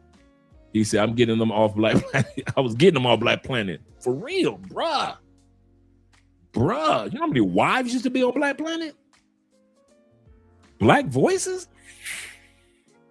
Crazy. He said, I remember MySpace. It went crazy out on there. Yeah. See, you younger dudes look at my numbers, you be like, well, how the hell? But if you were around for that era, you'll sit back and say, yeah, he ain't lying. He ain't lying. That MySpace and that Black Planet era was wild because it was the introduction to people meeting each other outside of their own city or their own neighborhoods. That hadn't been done before MySpace. And for Black people, Black Planet and Black Voices, there had never been you sleep with somebody in another city in the town over. That was not the norm. But once those, man, bruh. Jeff say, he said, my count a little under 100. Man, I wish mine was, bruh. And Jeffrey was around because when we was in Tampa, he saw me just.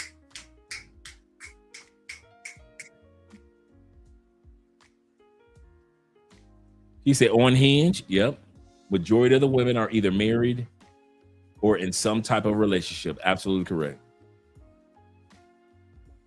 Yep. He said, many of the women, let me make sure I don't miss anybody in the super chats. He said, many of the women I slept with were definitely in relationships. That's probably why I had lots of trust issues in getting in relationships. Absolutely correct. He said, unless you care about them, the more they seek your validation. And that's one of the reasons why so many married women are attracted to married men. Yep. Let's get started with the video. We're going to look at, here's the difference. We're going to look at guys. We already looked at one guy's idea of coming to Colombia and using Tinder, and he ended up in the grave. Another guy used it and was noticed to be a quality guy and ended up with a woman. This lady here. How is it that two men can use the same app? One can end up with quality and another one can end up in the grave. We're going to talk about what is it that attracts women? Yep. Absolutely. Yep. Tagged. I remember that. that attracts women so much. That's true, Jeff. Jeffrey said, Dre, you had him in line, in and out like a bank robbery. Serious, man. Yeah, it was bad. Yeah, absolutely correct. Absolutely correct. Oh man, you guys are going back down memory lane. Okay, let's get back. Let's stay focused. So how can one get quality and one end up in a grave from the same dating app?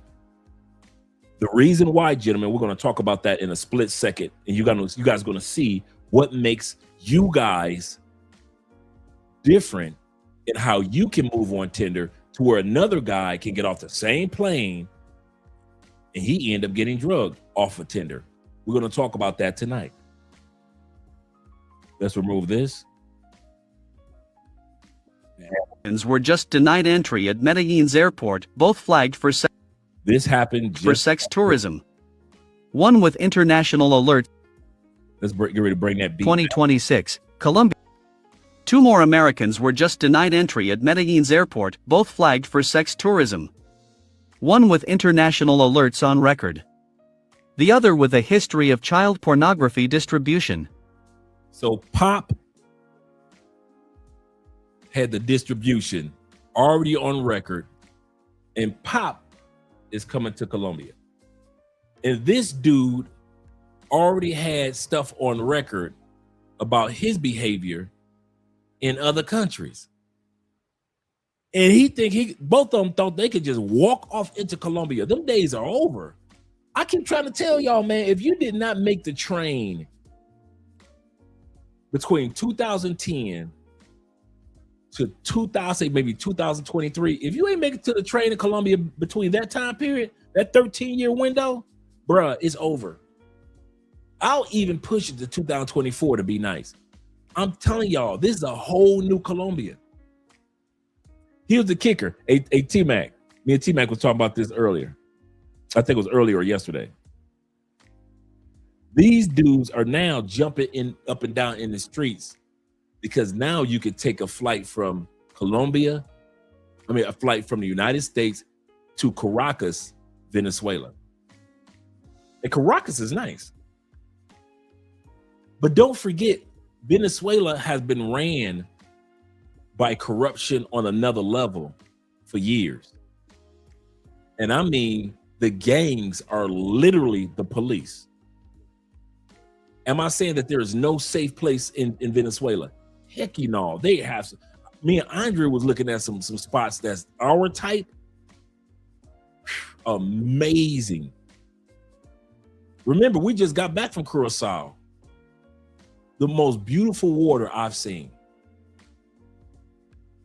White sand beaches. That's how Venezuela beaches are. White sand beaches with the most beautiful turquoise water, kind of like Mexico, Tulum, Playa, Cancun type of beautiful water. Here's a problem. Same problem that the guys are having on Tinder. Some guys are going to get off that plane in Caracas and have a great time with the ladies. Many guys are going to get off that plane in Caracas and you ain't going to make it home. You can forget about that one. You think your stupidity does not translate to other countries. You think that it was coincidental that you could be stupid in Colombia and you ain't gonna be stupid in Venezuela? You think you gonna act like you got some sense in Venezuela? You couldn't do that when you was in Brazil. You didn't do it when you was in DR. You couldn't pull off acting like you had some common sense in Thailand or the Philippines or even Ethiopia. You couldn't act like you had some sense when you went to Belize, when you went to Mexico and to Trinidad. You couldn't act like you had some dang sense and kept getting in trouble. You dang sure couldn't act like you had some sense in Colombia. And you think that you could take that behavior to one of the most dangerous spots just because they open up flights, no mayors have changed. No local political leaders have changed. Gang leaders still running rampant, ruling everything. And you think that you are able to go to Venezuela and you gonna make it up out of there alive? I thought I had the big bowl of popcorn for your guys coming to Colombia. I cannot wait to have the gigantor popcorn for you guys that go to Venezuela. My popcorn bowl is gonna be about this big because I'm gonna watch all you muck die on a regular. I'm gonna be snurfing. You think I ain't gonna have enough Faygo soda. I won't have enough Faygo soda shipped in from Detroit to quench my thirst from all the popcorn I'm gonna be eating from all you dummies. Now, the men that we're gonna be talking about tonight, they can fly to Venezuela. They are gonna have an excellent time with the ladies. They're gonna have a wonderful time in the country. They're gonna make it home. And they can do it again and again. The men that we're going to talk about that women are attracted to globally. I'm going to say that again. The men that we're going to talk about that are successful in Colombia, that have been successful in Brazil, that have been successful in Ethiopia, Mongolia. They went to the Congo, had fun. They went to South Africa, had fun. They made it over to Japan and just run it through some chicks, some Japanese women. I should have said but Japanese women. With no issues. They gonna land in Venezuela and have an amazing time. But the ones that can't even make it to keep from end up in the grave in Colombia, go and take y'all out to Venezuela. The flights waiting. Oh, y'all ain't got to wait no more. The flights to Venezuela are already set up right now. Dudes are posting flights all over the travel apps and all the travel groups on Facebook. Here's the price, dude. You can fly. You ain't got to deal with Colombia. We ain't got to deal with don't. Remember, Colombia had almost 8 million tourists last year. You think they was all pay for play? Oh, so you think that if pay for play leaves, the other 7,600,000 people that come to Colombia gonna stop coming? Cause y'all measly 200,000 pay for play dudes come to Colombia.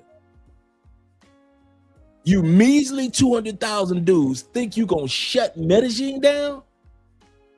Medellin got almost 4 million tourists last year. You think you measly 40, 50, 60,000 dudes gonna shut down the other 3.4 million people that came to Medellin that ain't have a dang thing to do with pay for play? You think them restaurants gonna shut down? You know what's gonna happen? All the regular people are gonna go to Parque Lleras. All the people that's been waiting for y'all not to come to Colombia, that have been waiting to go back to Parque Lleras. All the couples that like to travel the world are going to go to Parque Lleras. All the single guys that got some sense in their head are going to go to Parque Lleras. When there is no more pay for play, and pay for play was a thing of the past in Parque Lleras, those restaurants are still going to make money. And here's the funny part. They're going to make just as much money during the daytime because there'll be people like me and Andrea that love, and Will, we were talking about this the other day. There are people like us that like the vacation during the day. Andrea and I ain't no nighttime tourists. We'll come out and look at the stars in a particular city. We ain't never hit no club in no city. Dude, me and Andre have been around the world. We have not hit one month in club. Never, ever. Why? We like to get up in the morning at 6:30, 5:30. I like photography. Andrea like photo shoots. So we like when the sun is just right and the sun is coming up, and we know that's like 5:30, 6 o'clock, 7 o'clock in the morning. So in order to get the perfect shot, we got to get up I can't be partying all night long and then want to enjoy my hobby of photography. What's wrong with y'all? So it's going to be people that will enjoy, like me and Andrea, enjoy the Parqueyereses of the world during the daytime. And more money is going to be made during the daytime. And at night, couples who want to go to Parqueyeres again will start to show up like they used to when I was going in 2016, 2017, 2018.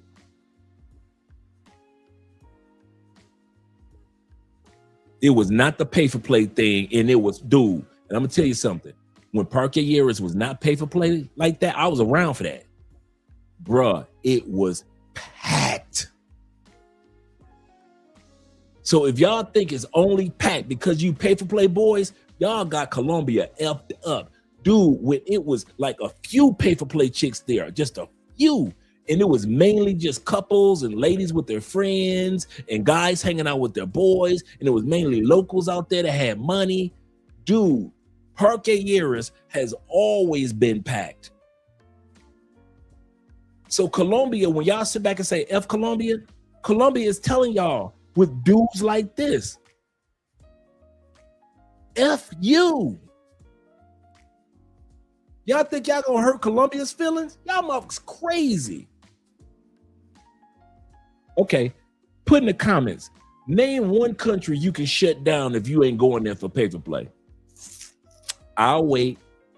I like to hear what dumb motherfuckers gotta say. Name one country on this planet that's ever shut down because you dudes that like to buy coochie all of a sudden disappeared. Did DR shut down? Or can you still fly to DR and they still making money through Punta Cana instead of Sosua like that? Did DR shut down or didn't? So Santo Domingo still making their money, huh? Oh, okay, I was wondering. Oh, all you pay to play dudes, y'all ain't shooting down to Brazil no more. Is Rio still there? Oh, Rio didn't shut down? I thought Rio was gonna shut down all the passport bros and everybody. You know, they shaking in their boots. They scared to go to Rio. I thought, oh, Rio still, people still going to Rio on tourism. Okay, I was just wondering. What about Cancun? Oh, people still going to Cancun? Oh, wait a minute. I thought y'all said going to Cancun, all the Mexican pay for play, but never. Oh, so when y'all stop going to Cancun, Cancun is still there? It ain't went nowhere? Okay. So how y'all think the Philippines or Thailand gonna be? Once they tell y'all to get the hell on from Philippines and get the hell on from Thailand, what y'all think is gonna happen on the islands? Or y'all think the islands gonna shut down? Oh, so all them investors ain't gonna come, huh? All that money they putting in for them new airports in the Philippines is just for pay-for-play dudes, huh?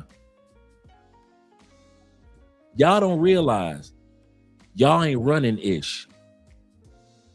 And that hurts y'all little feelings to hear that, don't it? Because I've been hearing y'all in the WhatsApp groups for years. Man, if we don't show, they'll shut down. Name the country. Put it in the comments. Shout out to Will for letting me know what country. 0. There is no country. If y'all stop going to what's the country that everybody go to for marijuana and all that? Not Austria. Is it Austria? I forget it. I forget the country over in Europe where everybody just like, you can smoke weed all day. All the drugs are legal, right? Nobody talks about that country as much anymore. Did that country shut down? Oh, you can still go to that? Yeah, the Netherlands, Amsterdam. Thank you very much, brother. That's what I was thinking about. But that area, the Netherlands areas, that area, Amsterdam. Absolutely, gentlemen. That whole region. Is that region still there? Do people still travel there? Even though people are running around bragging about you can do the drugs there, you can do all the drugs. So people still visit these places. So in other words, all you dudes that like to go to countries for debauchery, you ain't really doing ish like you think you doing ish. The only people that's making money off you are the underground people. What do I mean by that? The people that have a restaurant will still have a restaurant with regular customers once you pay for play dues are gone. So I've been telling y'all for years to stop coming to Colombia. I don't know why y'all don't listen to Dre. I've been telling you dudes for years, stop coming to this country if you on that bull. I've been saying it for years. I don't know why y'all think that Andre gonna tell. I am not here. Americans, hear me out. Two things. I will never tell an American to leave America. I will tell you that Americans are leaving America, but I will never tell Americans to leave America. You ever notice that? I'll talk about America all the day long. I love America, but you will not hear me say, hey, y'all need to leave America. No, I'll talk about America, but I ain't telling y'all to leave. Keep your ass right there. That's Andre's motto. Stay right there. Y'all know why I always tell y'all the reason why. So don't ever think I'm telling y'all to come to Colombia or any country. Keep your happy in America. Number two, I ain't never told y'all to come to Colombia. I'll always tell y'all the opposite. Most of you dudes ain't ready for this country. Don't come. It's not made for stupid people. Thailand is not made for stupid people. Philippines, every time you turn around, there's a white boy getting locked up in Thailand or the Philippines. Every time you turn around, there's a white boy getting 20 lashes.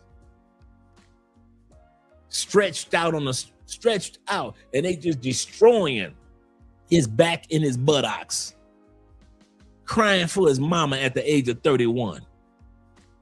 Every time you turn around, they put some cuffs on a white boy in Southeast Asia. Those countries are not made for stupid people. Brazil, it ain't made for stupid people. You go ahead, go to Brazil you want to and just act halfway stupid. They coming for you. Y'all thought that y'all could be stupid in DR. And what did the mayor and all the rest of them in Sosua do? Start maneuvering and shutting stuff down. Now, is Sosua completely shut down? No. Is Sosua the Sosua of what? Of yesteryear, of the days of yore? No. Everybody knows you got the dudes that talk about Sosua in memories.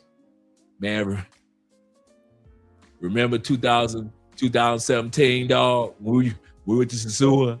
Oh, dog, I went through like 25 of them that weekend, dog. Y'all talk about Sosua now like it was a thing of the past.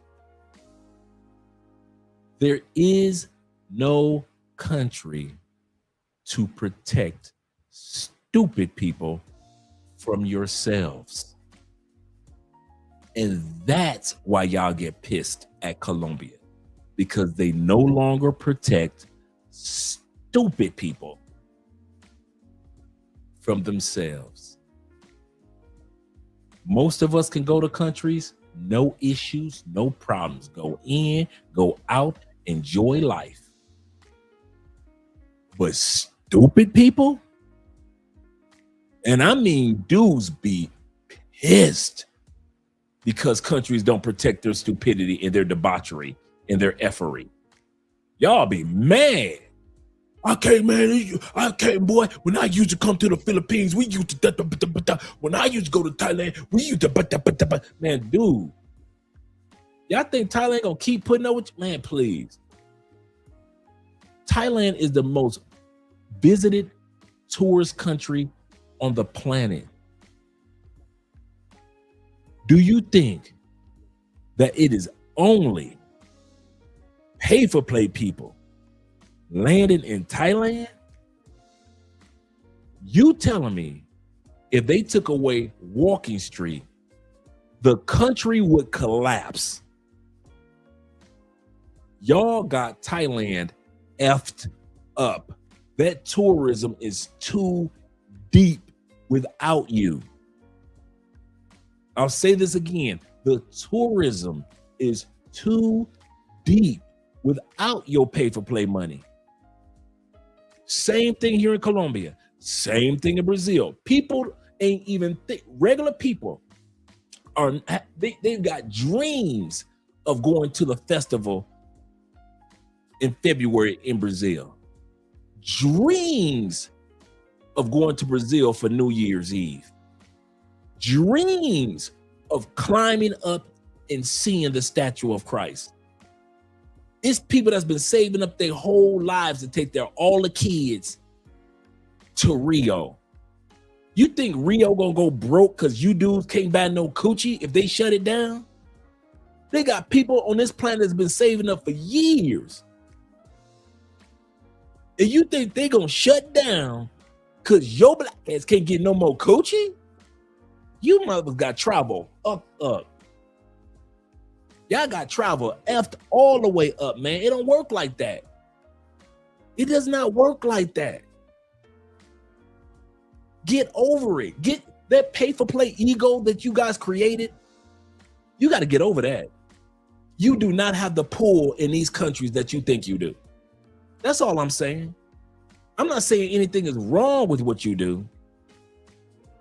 I'm saying that you do not have the power that you think you have with your dollars.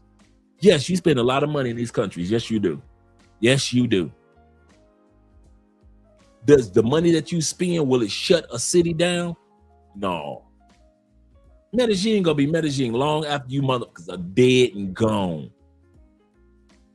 Some of y'all gonna be so old you can't even remember how to spell Medellin. You ain't gonna remember that you even you gonna be so senile you can't even remember that you even came to Colombia. And guess what's gonna still be popping? Colombia. Your great grandkids gonna have to pull out photos to remind your old ass that you used to go to Colombia. And Colombia still gonna be here. Colombia was walking around before there was America. What the fuck is wrong with y'all? I don't know why y'all think these countries need y'all like that. They don't. You're gonna be dead, senile. You're gonna be old, senile in a rocking chair in a nursing home. And you ain't gonna remember that you was ever in Colombia. And Parque Llera's gonna still be there. They don't need y'all like that. Y'all got these countries all the way up. Y'all better stop playing games with these countries and start realizing all you pay-for-play dudes is cool. But all you dudes that do stupid stuff in the this is the sad part before I go to the comments. I mean, super chat. This is the sad part. It's the pay-for-play dudes that don't do no trouble to nobody. That ain't never did nothing wrong. That's been living pay-for-play from country to country, whether it be military, whether it be non-military, ain't caused no problem, just does his pay-for-play and no issues, right? The sad part is among the good pay-for-play dudes is always these F-boys that make everybody else look bad. It's grown, responsible men that ain't never had no problems, no issues when they was in DR, no issues in Brazil. They go to Thailand, have their fun, they enjoying life. They started when they was 20 and they are in their 45 and they have never had an issue. Ain't never got drugged, robbed, scammed. They know women who know women that can introduce them to women in all these countries. Never had a problem. Now come the stupid dudes. So I ain't gonna even let people get away with saying all the pay-for-play dudes are created equal. No, they ain't. I would say most pay-for-play dudes ain't stupid. But the small pool of stupid mothers make everybody else look bad. That's the problem. It's not the pay-for-play. It's the pool of stupid dudes. The small pool that make everybody else seems like it's an issue. That's the headache. That's what people tired of. It's dudes right now that's in the pay-for-play world that will tell you, don't come to Colombia. I'm gonna tell you this now. There are dudes that's y'all partners that will tell you stupid dudes, don't come to Colombia. You know why? Because you effing it up for the dudes that ain't stupid when it come to pay-for-play. These white dudes that's been coming and black dudes that have been coming to Colombia for years, since the early 90s, the early 2000s, and they will tell you, I'll be glad when you stupid mother, stop coming to Colombia. Because it ain't the dudes that's been coming and doing pay-for-play from the 90s that's been going to Colombia, going to Mexico, going to DR. The dudes that's been going since the early 2000s. The dudes that's been coming to Colombia and all these other countries since 2010. Them ain't the headaches. You new mother since the pandemic that act like you ain't never had no coochie and making all the responsible brothers look bad. That's why so if you ever wonder why it's some pay-for-play dudes that's telling y'all dudes, don't come to Colombia, don't come to Rio, don't come to Thailand, don't come to the Philippines, don't come to Kenya, don't come to Mongolia, don't come to Ethiopia, don't come to South America, don't bring your ass to Mexico. You ever wonder why the dudes that's doing the exact same thing that you doing in the pay-for-play world are telling you, don't bring your ass here? Because they have been doing it long enough and they know how cities and countries and cultures work. And you a newbie and you effing everything up. You want to be stupid, but you want everything to be safe and fair. All these veterans, when it comes to traveling to these countries, ain't never asked, I need the police to do that. I wish the Colombian police. They never had to do that. They've been doing pay-for-play for years. These dudes have been doing pay-for-play for years in Brazil. Ain't never had to have help from an officer. Ain't never woke up the next day drugged out. Ain't never had a woman scam him or hustle him. You new mother, get off the plane and F up everything for yourself and the veterans. And that's why the vets are trying to tell y'all, go ahead, go to Venezuela. Don't come to Colombia no more. If y'all think that dudes are sad that you knuckleheads are leaving Colombia, are leaving Thailand, are leaving the Philippines, are leaving Germany, are leaving Spain, are leaving Italy, if you think that they are mad that you knuckleheads have left DR, they aren't. It's pay-for-play dudes right now dancing in the streets. Can't wait for you mother to book your first flight to Venezuela. Go. And I'm on their team. I'm not even a pay-for-play dude. I'm married. If it was a picket sign, I'd be standing right next to the pay-for-play dudes with a wedding ring on and a picket sign telling the locals telling y'all to get the fuck on. Don't come to Colombia. Don't come to Colombia. If y'all ever think that I'm telling this to the dudes that know how to act, I ain't talking to them. They already know who I'm talking to. I'm standing out there with a picket sign with them, telling them, you knuckleheads, you do that F up every country you go to. Go to Venezuela. Go. Bye. Good motherfucking bye. Bye. Goodbye. Like the Beverly Hillbillies. Y'all come back now. You hear? Good motherfucking good riddance to what it was, a good riddance to bad rubbish. That's you. Goodbye. You are not going to be missed in Colombia. You're not going to be missed in Brazil. You ain't going to be missed in Thailand. Your ass is going to be missed in Kenya. You will not be missed in Europe. Good motherfucker. Take your ass to Venezuela. We can't wait for you raggedy motherfuckers to go.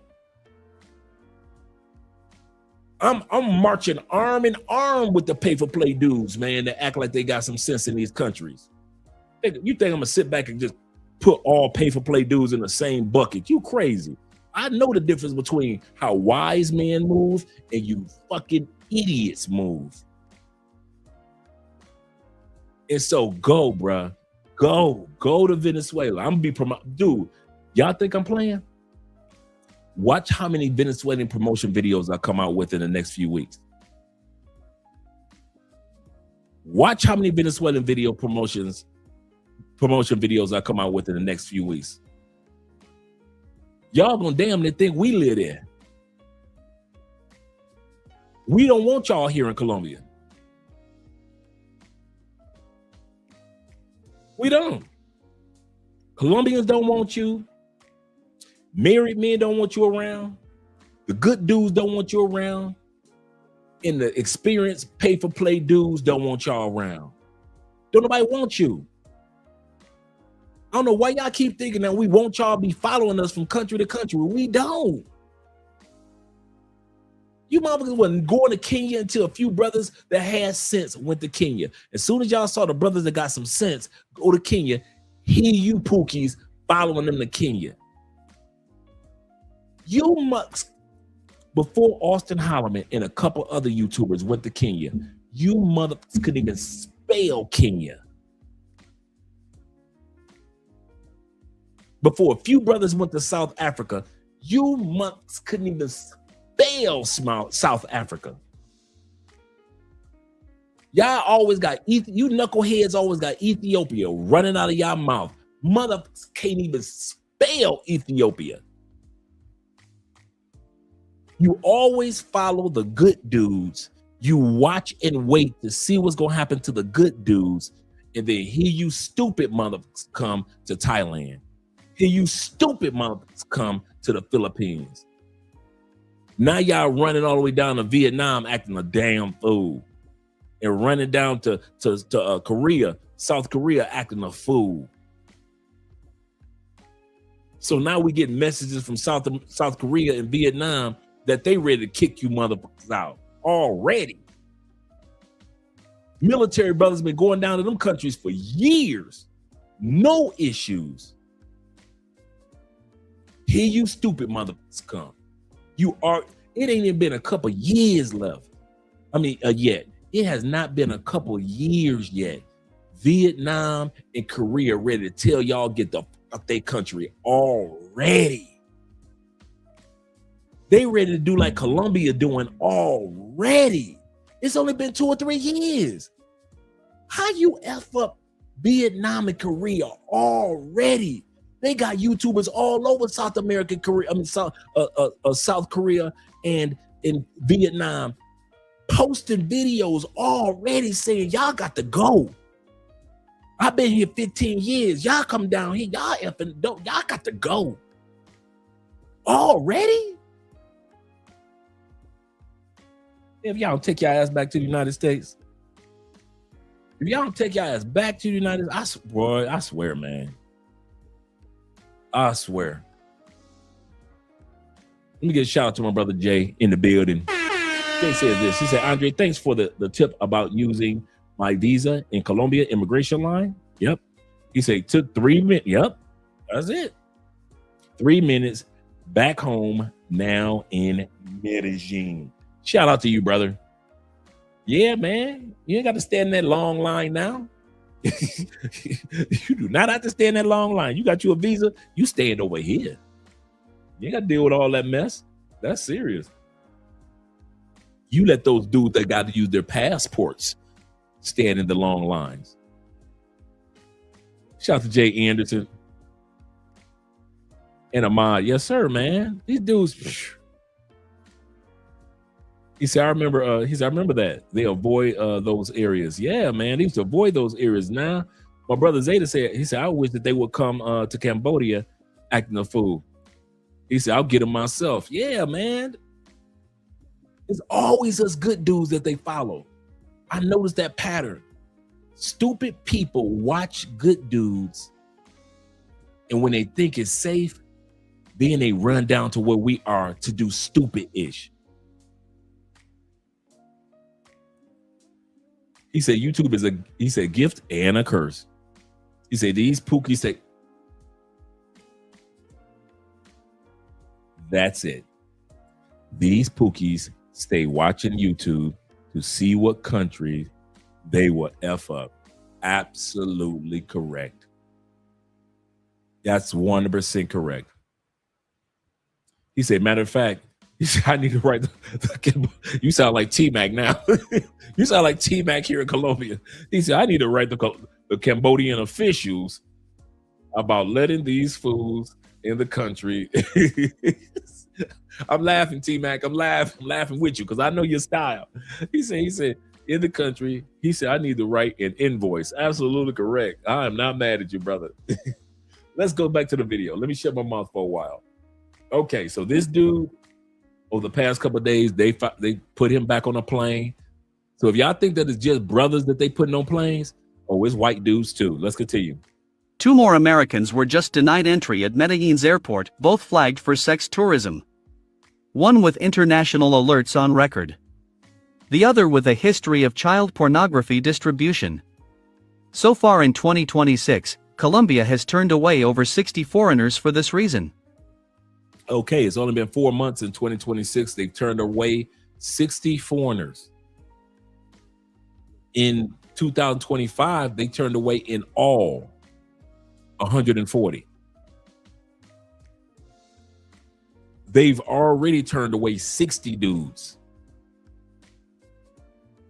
Dude, it's only been a quarter of the year, and they've already turned away 60 dudes.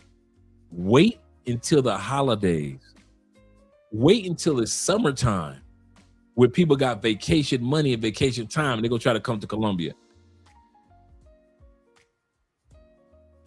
48 of them tried to come through Antioquia.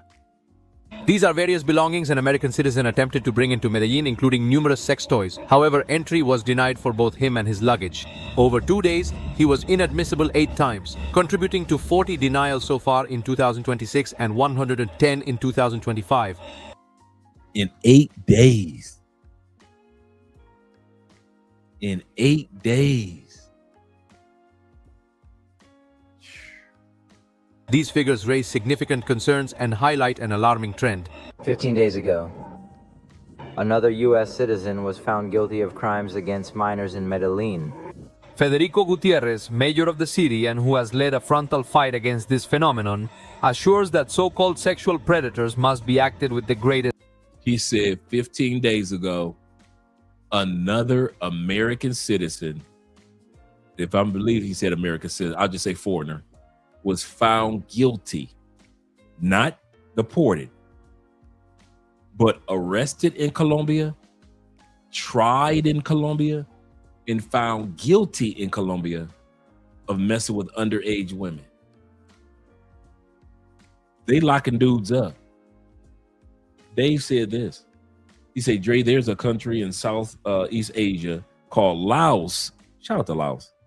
He said, I'm definitely curious about anyone has information that is helpful. I'm all ears. So any of you guys that know any information about Laos, I've been hearing things about Laos. So anybody has any information about the country, let us know. Let us know, gentlemen.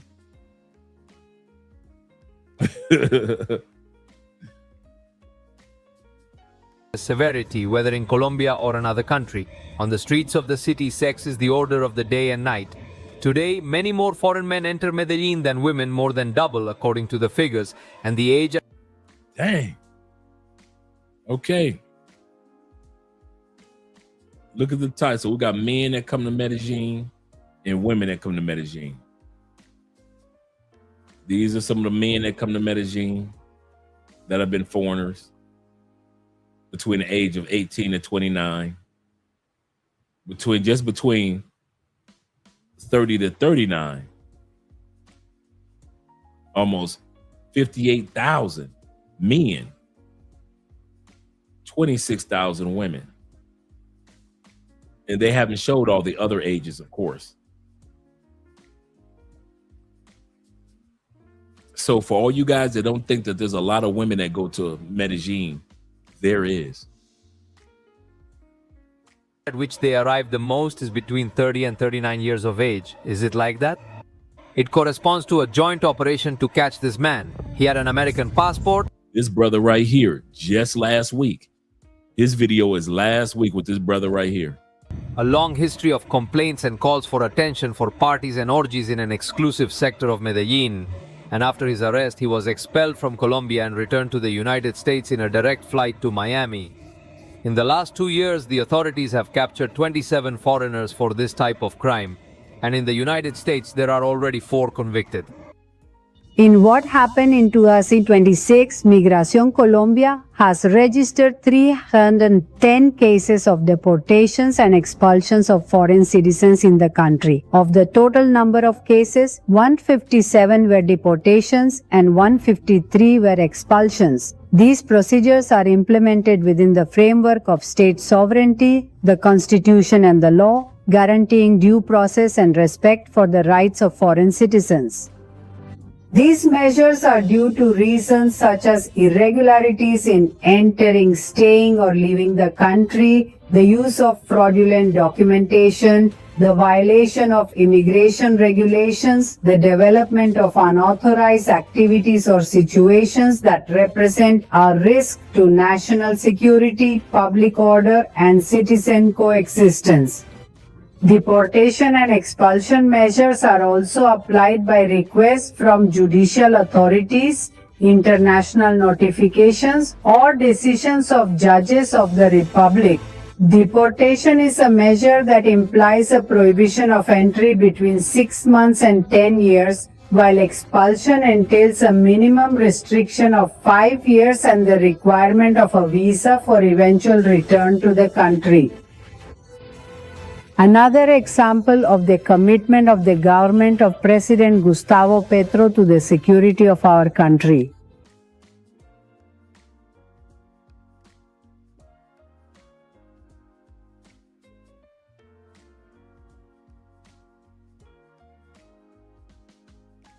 That's the answer to the question that is our topic for tonight.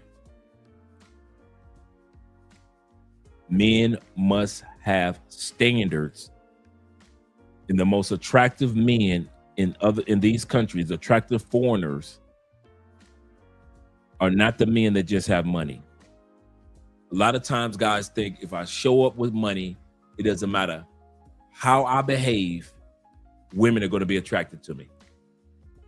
How's that working out for you? If you just throwing money up in the air like you just don't care, how's that working out for you? I know the answer. Put the answer in the comments. You just landed in DR, just throwing money in the air to the ladies. How's that working out? You land in Brazil, you got pockets fat, right? You didn't. How's that working out for you throwing money in the air? And I don't mean literally. I'm talking about you just coming out. First thing the women see is your wallet, not your personality, not your name, not nothing. You just, I'm here and I got money to spend. How's that working out?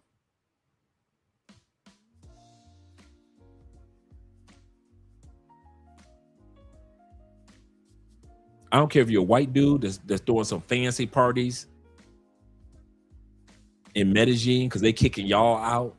All you dudes that thought y'all money was just gonna make sure that protect y'all. Did they not just kick out the Russian dude that had money like that? But he's throwing parties for 2 months, showing videos of him with ladies walking out of his spots, wrapped in towels, no clothes on. Did they not kick him out, Mr. Moneybags?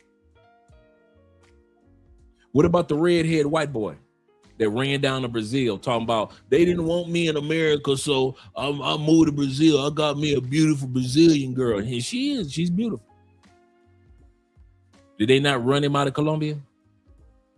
He skedaddled and ran down to Brazil. Brother, the white dude they used to hang out with Fresh and Fit. The redhead white boy with the red beard. Did they not run his ass out of here? Oh, I thought he was throwing them big parties. Oh, so just because you got money and you throw big parties and can buy any chick in Colombia, that don't mean that you're the most desired. So the question in other words, also that means that you can go on Tinder app and you can get drugged and robbed because you led with your wallet. The men that are the most attractive in any country are the men that move with boundaries and standards. Women are attracted to men that know how to say, no, I'm not doing it, and you ain't gonna do it to me. I'm not going to that spot over there at 4 o'clock in the morning. I just met you. No, you can't invite your friend into my Airbnb. I just met you. No, I will see you in the morning and then we can talk again because I'm drunk and I don't know what I'm doing right now. Men that have boundaries have always been attractive, and standards have always been attractive to women around the world. That's why you can get a college professor off of Tinder, whereas another mother get a woman that put him in a grave. This is crazy how it happened. The same day one dude goes on Tinder and ends up in a grave, another dude goes on Tinder and meets an Afro-Colombian college professor.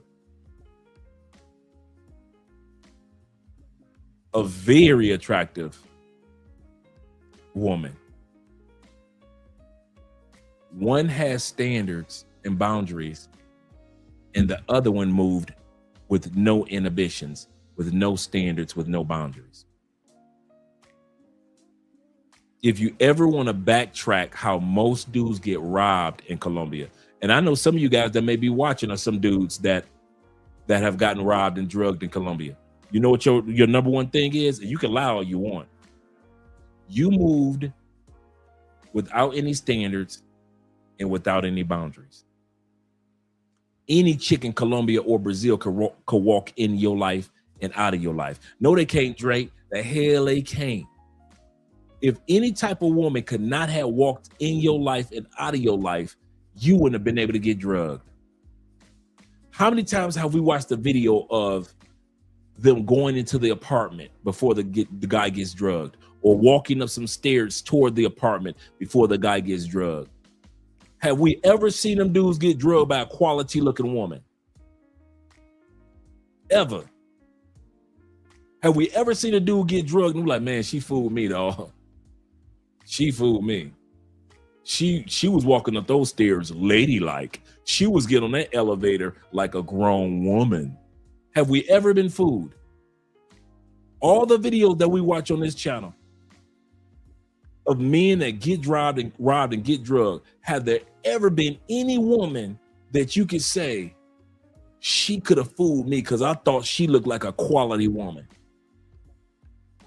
Never. We've watched at least 50, 60, 70 videos of when the guy is about to walk into his apartment, or he's in the apartment right before the drugging takes place. And we have never seen you guys with a woman that was quality, ever. She was fine, yes. She was fun, yes. Was she quality? No. Who gets the quality women off of Tinder? Quality men. What's quality men? Men that have boundaries, men that have standards, meaning not, I don't care how fine this raggedy chick is, she can't walk in my life. There are dudes that will tell you that raggedy, she is fine. Man, she wearing that bodysuit like the best of them.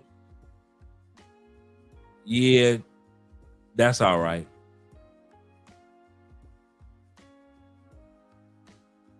Like I always say, there are too many of us that don't know how to say no to pretty coochie.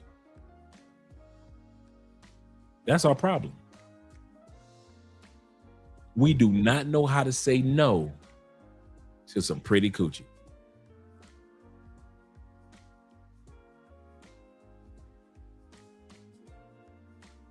But then we'll say no if a quality woman tries to catch our attention on Tinder and Bumble.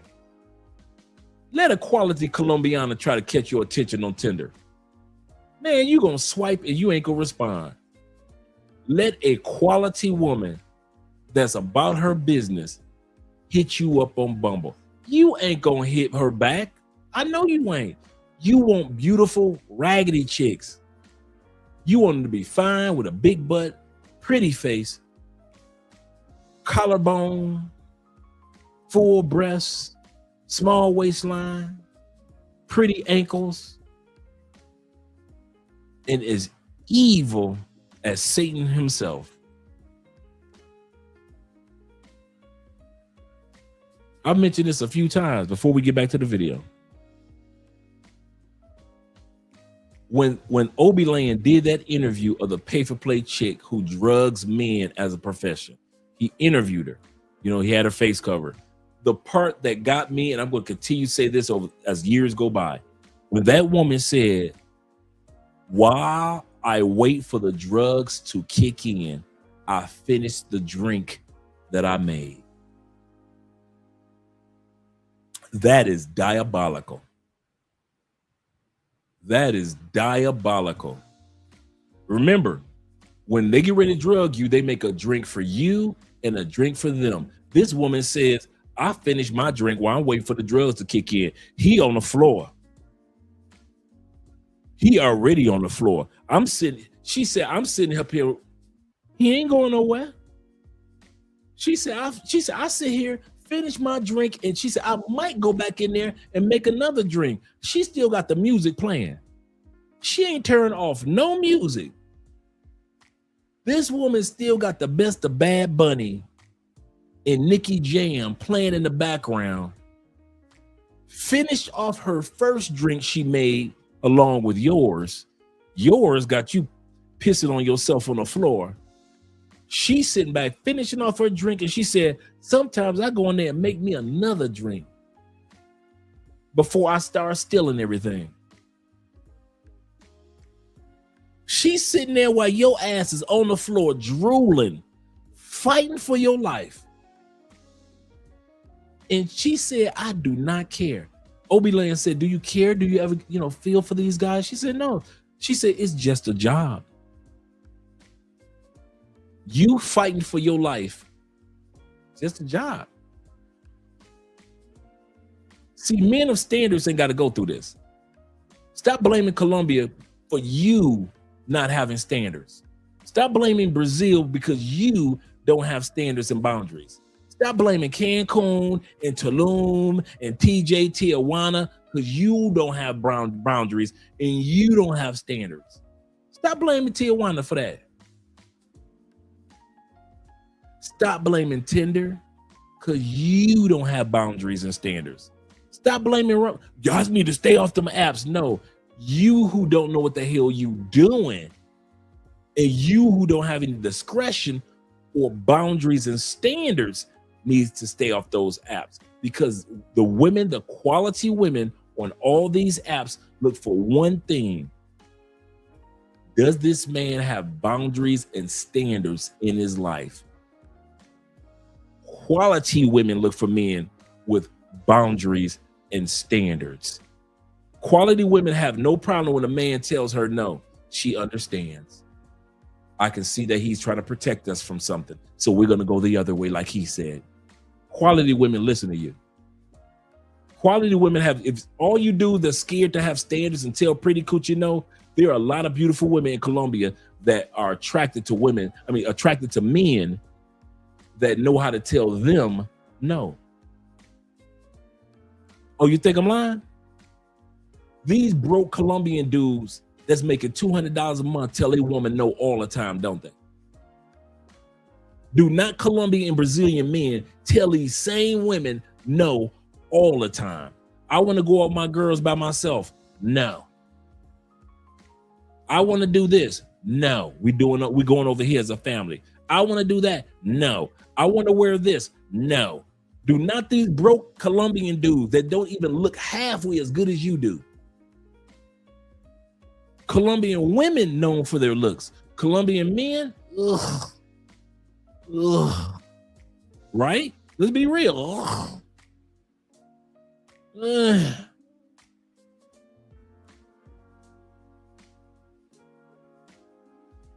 These dudes have standards and boundaries, and these women in Colombia, Brazil, Peru will follow them to the T.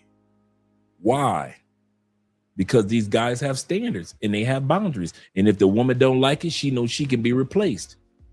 You treat them like they're irreplaceable. Colombian men treat them like, I can replace you tomorrow. Whether he can or he can't, they still act like it. Men with standards will always be more attractive than men with money. Your money is attractive. Once your money ain't the only thing, once they realize your money is all you offer, they're done with you. Once they get what they want with your money. All you dudes that think that all I gotta do is have money.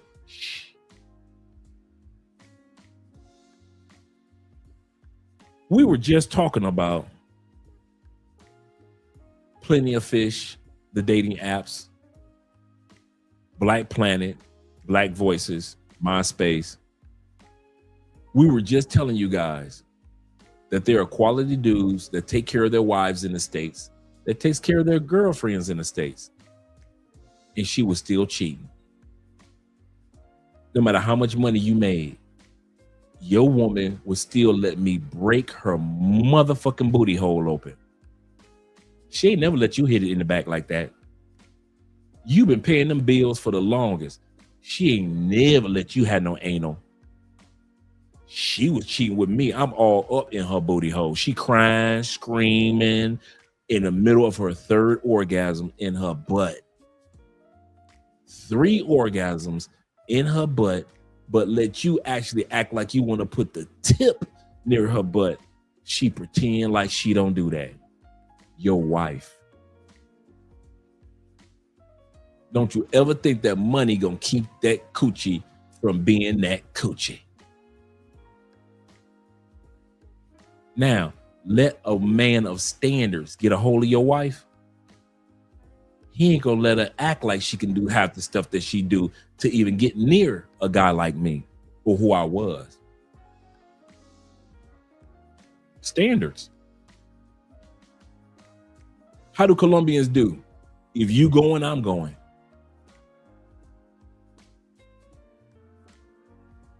I was watching videos of Venezuelan women over the past couple of days.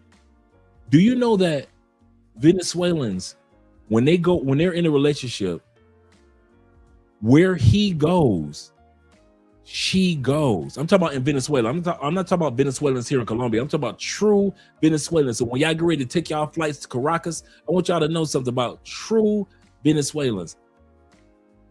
If he goes bowling, she going. If she goes to church, he going. If he goes hang out with his boys, he going. I mean, she's going. If she having girls' night, he's going. The Venezuelan women, back to back videos I kept seeing, there's like girls' nights is couples' nights. If you got a man, you automatically know in Venezuela, he is going to girls' night. Because if he has a boys' night, he knows you are going to boys' night. This is a country of people, Venezuela, with standards that you guys ain't ready for.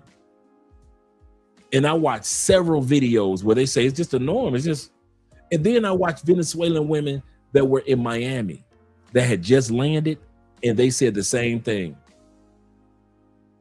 I stay up under my man stay up under me. And it wasn't about a fear. It wasn't about because he worried or she worried. It was all about they were comfortable with each other's standards.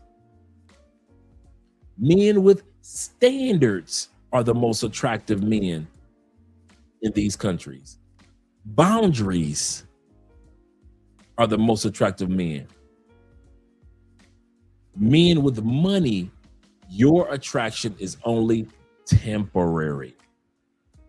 Yes, all women want a man that can spend money on them, but that only lasts so long before you get cheated on. Like you dudes get cheated on when you got your girlfriend in DR and you may give her $1,000 a month and she is cheating on you with a dude that sleeps in a tent. Am I lying?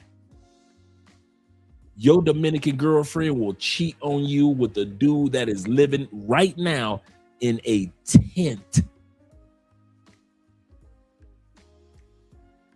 So don't think just because you keep feeding her money, that means that she's gonna be faithful. Man, women and they love for money is limited, bruh. It has a shelf life. It has a shelf life, bruh. He said, I don't do dating sites. I don't blame you. Some guys can, some guys can. Will says this. He say they want plastic bottles and, and feeders type chick. Yeah, for real. Seriously. Shout out to my brother Chaos Reigns. He'll be live later on tonight. Make sure you check him out. Check out his live stream. Once again, make sure you guys subscribe to his channel as well. Let's get back to the video. Men of standards are the most valuable in these countries. I kid you not.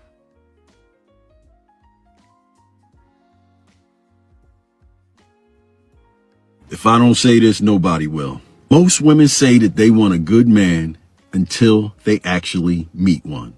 Because a good man ain't soft. He ain't convenient, and he for damn sure ain't always available. Because a good man has discipline, boundaries, and he got priorities that don't shift just because of somebody else's raggedy ass. He doesn't bend his values just because somebody else is upset. That don't make him cold. That just makes that brother grounded.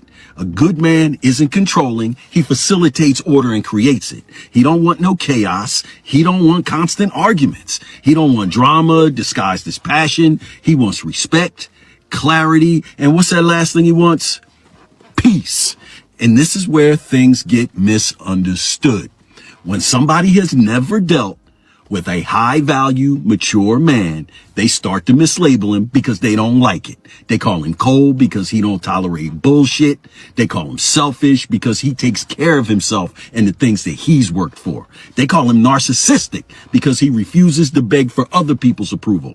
That's not selfishness. That's maturity. That's a man who refuses to be drained, used, or manipulated. See, good men don't come from a place of insecurity. They come from a place of conviction. They don't chase drama. They don't chase attention. And they for sure as hell don't chase nobody else's validation. They build, they lead, and they provide structure. And here's a hard truth that most men need to hear about this. Not everybody is ready for the responsibility that comes with being a good man. Because a good man isn't an emotional roller coaster. He's not predictable, and he's not a game. He's stable, consistent, and has direction. For people addicted to chaos, stability feels boring until it's gone. Because a good man requires partnership, and that partnership requires mutual respect. See, he requires somebody who's emotionally regulated in order to do that, and not reckless. And that's why so many men get mislabeled. And that's why mature men are misunderstood. But they stay solid because good men do not bend. They build. And the right woman, she ain't gonna try to change him. All I'm trying to say, fellas, is this. All women claim to want a good man. The fact of the matter is, does she mean it or not? I hope this helps. You will never have a successful relationship with a woman, with a wife, with a girl, or whatever you want to call it until you start learning how to establish boundaries as a motherfucking man. Gentlemen, a lot of you guys' relationships, marriages, situationships fucking suck, not because the woman is bad, not because female nature is bad or whatever you want to call it, but simply because you don't have no boundaries as a man. And if you have boundaries, you just fucking scared to stand on them. It is okay for you to have a level of self-respect. It's okay for you to voice and communicate the things that you like and you don't like. It's okay okay for you to have expectations. It's okay for you to have standards as a man. I don't know where the fuck we got this mindset of thinking that our only job is to provide, protect, get the money, bring home the bacon, and make sure everybody else is happy except for us. Fuck that shit. I'm not living my motherfucking life like that. Ain't nothing wrong with happy wife, happy life, but a happy man is God's motherfucking plan. But you don't get to that place of happiness. You don't get to that place of tranquility. You don't get to that place of peace unless you have some established boundaries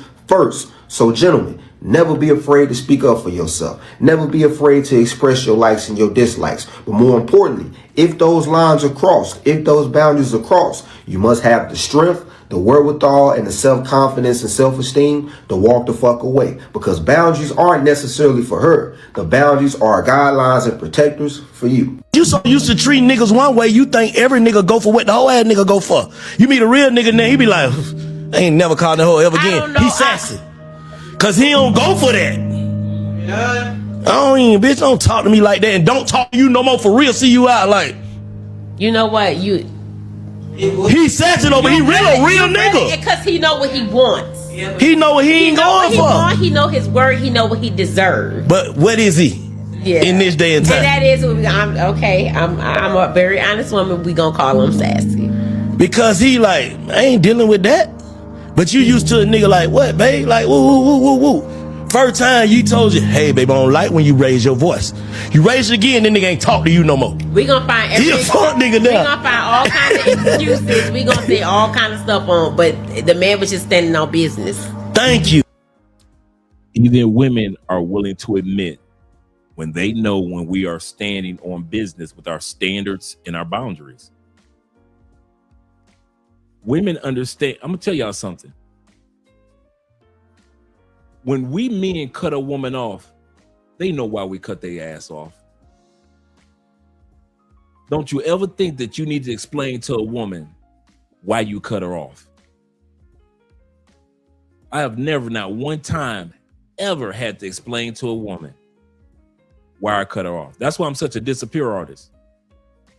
I'm one of them dudes, ain't gonna be no closure. I don't want it and I don't give it. I don't want it and I don't give it. Anybody that's been with me, if it's over, it's over. You shared your tears, I shared my tears, we gone. I ain't coming back for why you do this, baby, please. Why do it? Dude, I have never sat down with my ex-wife and said, well, this is what was going on. We should have. I ain't never did that. If I ain't gonna do that with my ex-wife, I dang sure wasn't gonna do that with no regular chick I was just smashing. Nobody got closure. Nobody.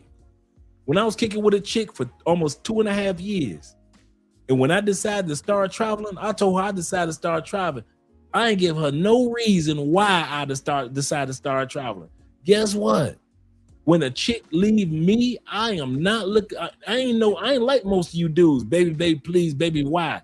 F that. I'll shed my tears and keep it pushing. I got standards and boundaries, man.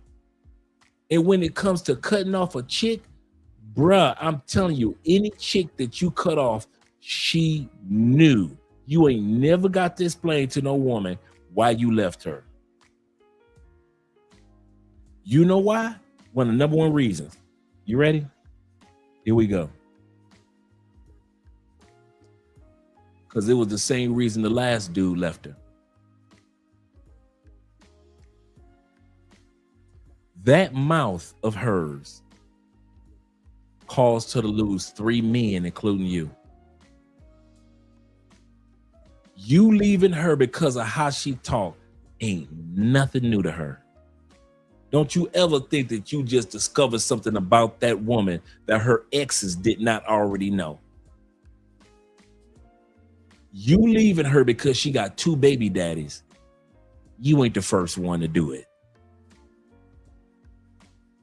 You ain't the first one that says, I am not about to tolerate 2 grown men having the ability to put input into my relationship because she decided to have 3 kids by 2 grown men. Now, is those 2 baby daddies and me in the picture and you left? You better believe you are not the first dude to leave her. Because she got 2 baby daddies. Get that one out your head. Stop thinking with your ego and start thinking with some common sense, realizing these women know why you left them. You don't owe them no explanation. Men of standards, I'm saying it to you.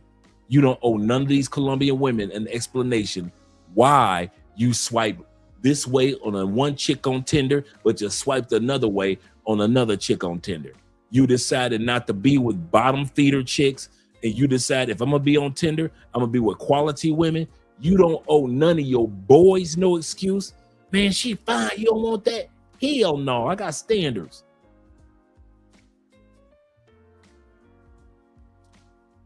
Why do y'all think I say what I say? When I first started coming to Colombia, I was meeting nothing but ex-military dudes, pay-for-play professionals, dudes that like to strip. Dude, I met all walks of life of dudes that live in that world. I let them live that world. I came to Colombia for the country. I didn't come to Colombia for the coochie. The guys I met had come to Colombia several years over. They knew way more about the country than I knew. So I thought. Because they had so many trips to Medellin that they knew more about Medellin. As time progressed, I realized they knew about pay for play. They didn't know a dang thing about Medellin, the city. Nothing. That's what blew me away. They've been to Medellin 7 times. Can't tell you ish. I know dudes that been to DR 8 times. Outside of Sosua, can't tell you a dang thing about the island of DR. Nothing. So I decided to walk in my own standards. And my results and the results for other guys turned out different. When I was on apps, I could swipe. And I ain't never had to worry about getting drugged because I don't swipe to where y'all swipe. I got standards. So what caught your attention on Colombia and Cupid caught my attention, but didn't keep my attention. You caught that? I'm not blind. I'm a man.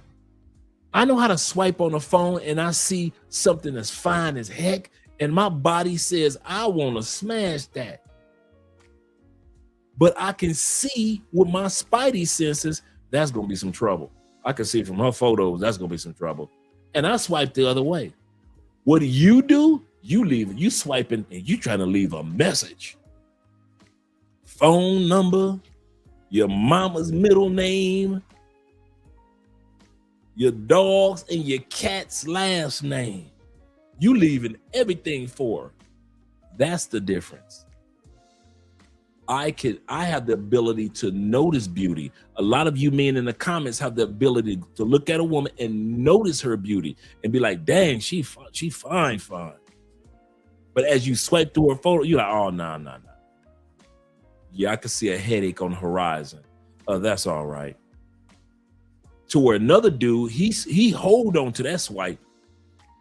And then 3 weeks later, you looking at your phone, so-and-so another American was found dead in the heart of Medellin, Colombia.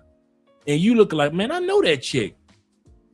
It was the chick that you did not swipe on because you got standards.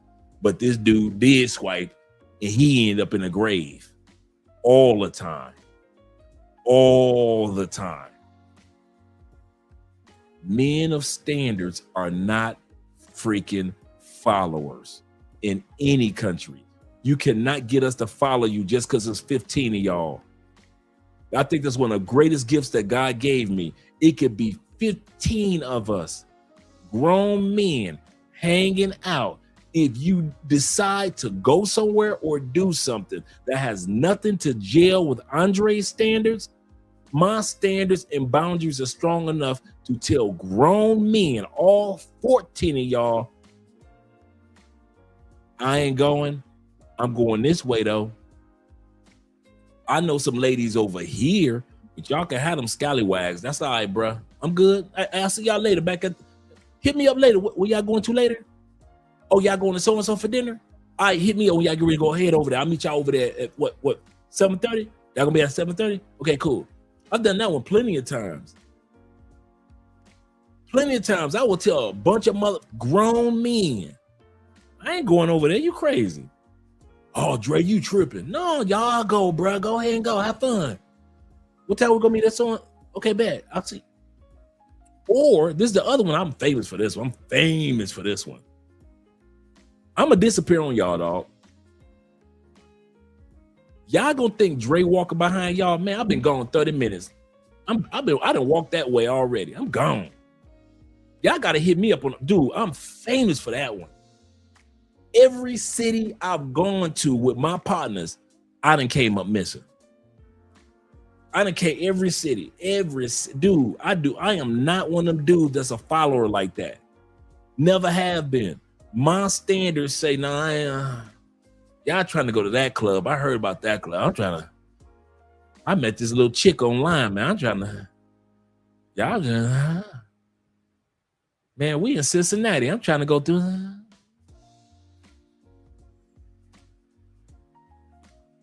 I got this little airline stewardess I was smashing in Cincinnati. She was from Belize. True story, from Belize. Y'all trying to go, fella, go. Me, I'm about to smash this Belize. I ain't had no Belize coochie. I'm about to get some Belize. You think I'm gonna hang out with y'all and give up Belize as fine as this sister is? True story, kid you not, man. True story. Smash Miss Belize. We go back to true story. We had a bike event. I'm a Smash Miss Belize. We had a bike event in Cincy. We go back like 6-7 months later. We in Cincy. We had a bike event. And so they giving out the awards. If you ever been to a bike event during a party on Saturday, they give out the awards for the person that rode the furthest with their bike, or the best bikes, or best this or best that. They give out the awards. They'll stop the music and just for maybe like 30 minutes give out the awards. So we standing there, me and my boys. We see this chick standing on a chair, because she kind of like this little chick, like 5'3". So she stands on the chair to see all the way to the front of the crowd about who's winning awards and everything, right? Body banging.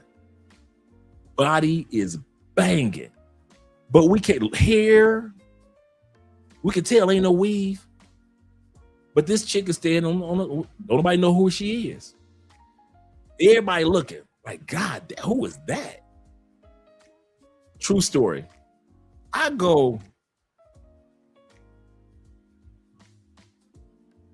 recognize that ass. I know exactly who ass that is. I walk up right on her. Bow! Like I said, she's standing up in the chair. Bow! I mean, I got a good smack, like a gun. My boys looking like, what the fuck is Andre doing? You don't know her? She turns around and look down, because she's standing in the chair. She turns around and look down, ready to cuss out the world. She saw my face and just reached out and just rolled all in my neck. Everybody looking like, how the hell Andre know her? Remember I told y'all last time we was here, when I left you mother standing there and y'all want to go off to so-and-so, and I told y'all I had this little Belize airline stewardess that I was smashing? That's the Belize airline stewardess. When'd you get back? I didn't know you was in town. Da, da, da, da, da. You know this coochie is yours tonight. I know. I said, where your girl at? Because a girl was this bad chocolate airline stewardess, right? With an apple bottom. This is when apple bottom jeans was popping. Bad chocolate sister. I said, where your girl at? She over there with her man. I said, she got a man. She like, yeah, that's how I got here. She said, I came here with her man. Oh, I was hoping to see you. I said, where her man at? How come her man was one of my boys from another motorcycle club in Cincinnati? I said, she said, that's where we're staying at tonight, over his house. I pulled that nigga. Now, mind you, once again, I'm a disappear artist. I'm not a follower. I don't care how many niggas I ain't following. I put my dog. I said, dog, that's you?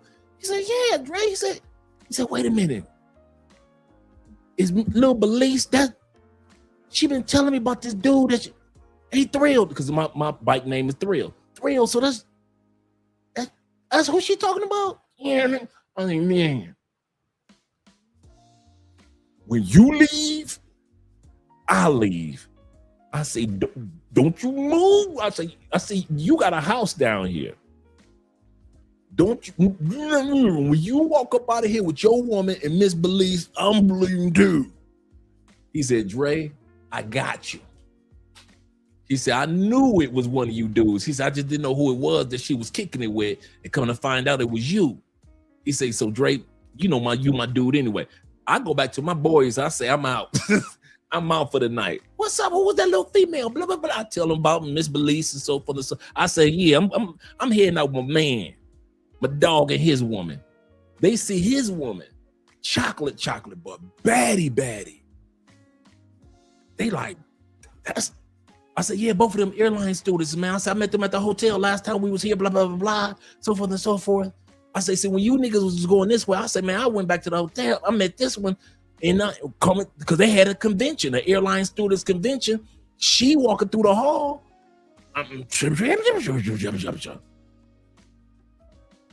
If I was a follower, I wouldn't have never met Miss Belize. I wouldn't have never not got no good Belizean orgasmic coochie. And yes, she was very orgasmic, right? I would have never got that. Being a follower, men of standards. One of the first things you will notice about us men of standards, your boys and a woman cannot manipulate us. I don't care if y'all talking about we going to the strip club of all strip clubs in Rio. I might go, but I might not go. If I go, cool. But if I don't, you better believe I got at least 3 somethings already set up in Rio before we even got there. I already got something planned with at least 4 school teachers and 2 attorneys in Rio. See, dudes of standards, we not only not follow our boys into every fire or into every fun festivities. We don't even want to be with the type of women you like.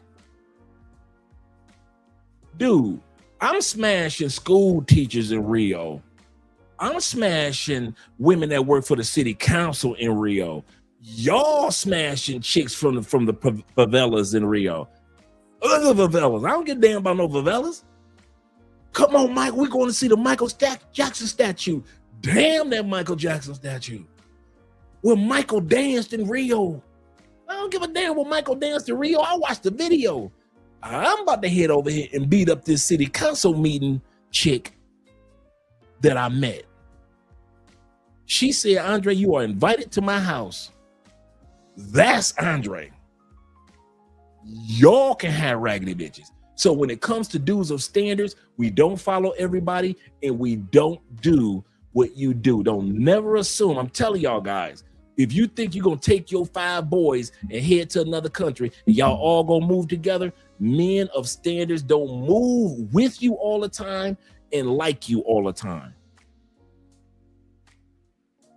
If you think I'm lying, one of the greatest examples is my brother, Mr. Pro For You of the YouTube channel, Love, Purpose, and Passport. Shout out to him and his wife. That brother said, I went to Sosua a couple times with some dudes, my boys. Had a great time. Went back to DR. And my boys was like, we about to have our Sosua fun. He's like, nope, I'm heading to Santo Domingo. I met this little shorty. She cutie. They was like, okay. Hit it off. Next time they go to Santo Domingo, go back to Sosua. Hey, I know you about to do Sosua with Mr. Pro For You. Like, nah, man, I'm heading down to Santo Domingo. I'm about to hang over Miss Little Shorty again. His boy's looking like a Okay. Until his boys called to drift, he ain't a follower. Mr. Pro for You ain't a follower. Still his boys. But men of standards don't assume that us men of standards are gonna go where you go and do what you do. That we ain't built like that. I'm gonna say it again, men of standards and the boundaries, we ain't built like that. Just because you smashing that type of Dominican, I want this type of Dominican. Now Mr. Pro for You and his wife, YouTube channel Love, Purpose, and Passport, they happily married. Great couple, beautiful woman, fluent in English. English is better than all. I ain't never seen, but I'm gonna tell you this now. It ain't too many of us that's born in America that speak English better than this woman. That's how proper her English is.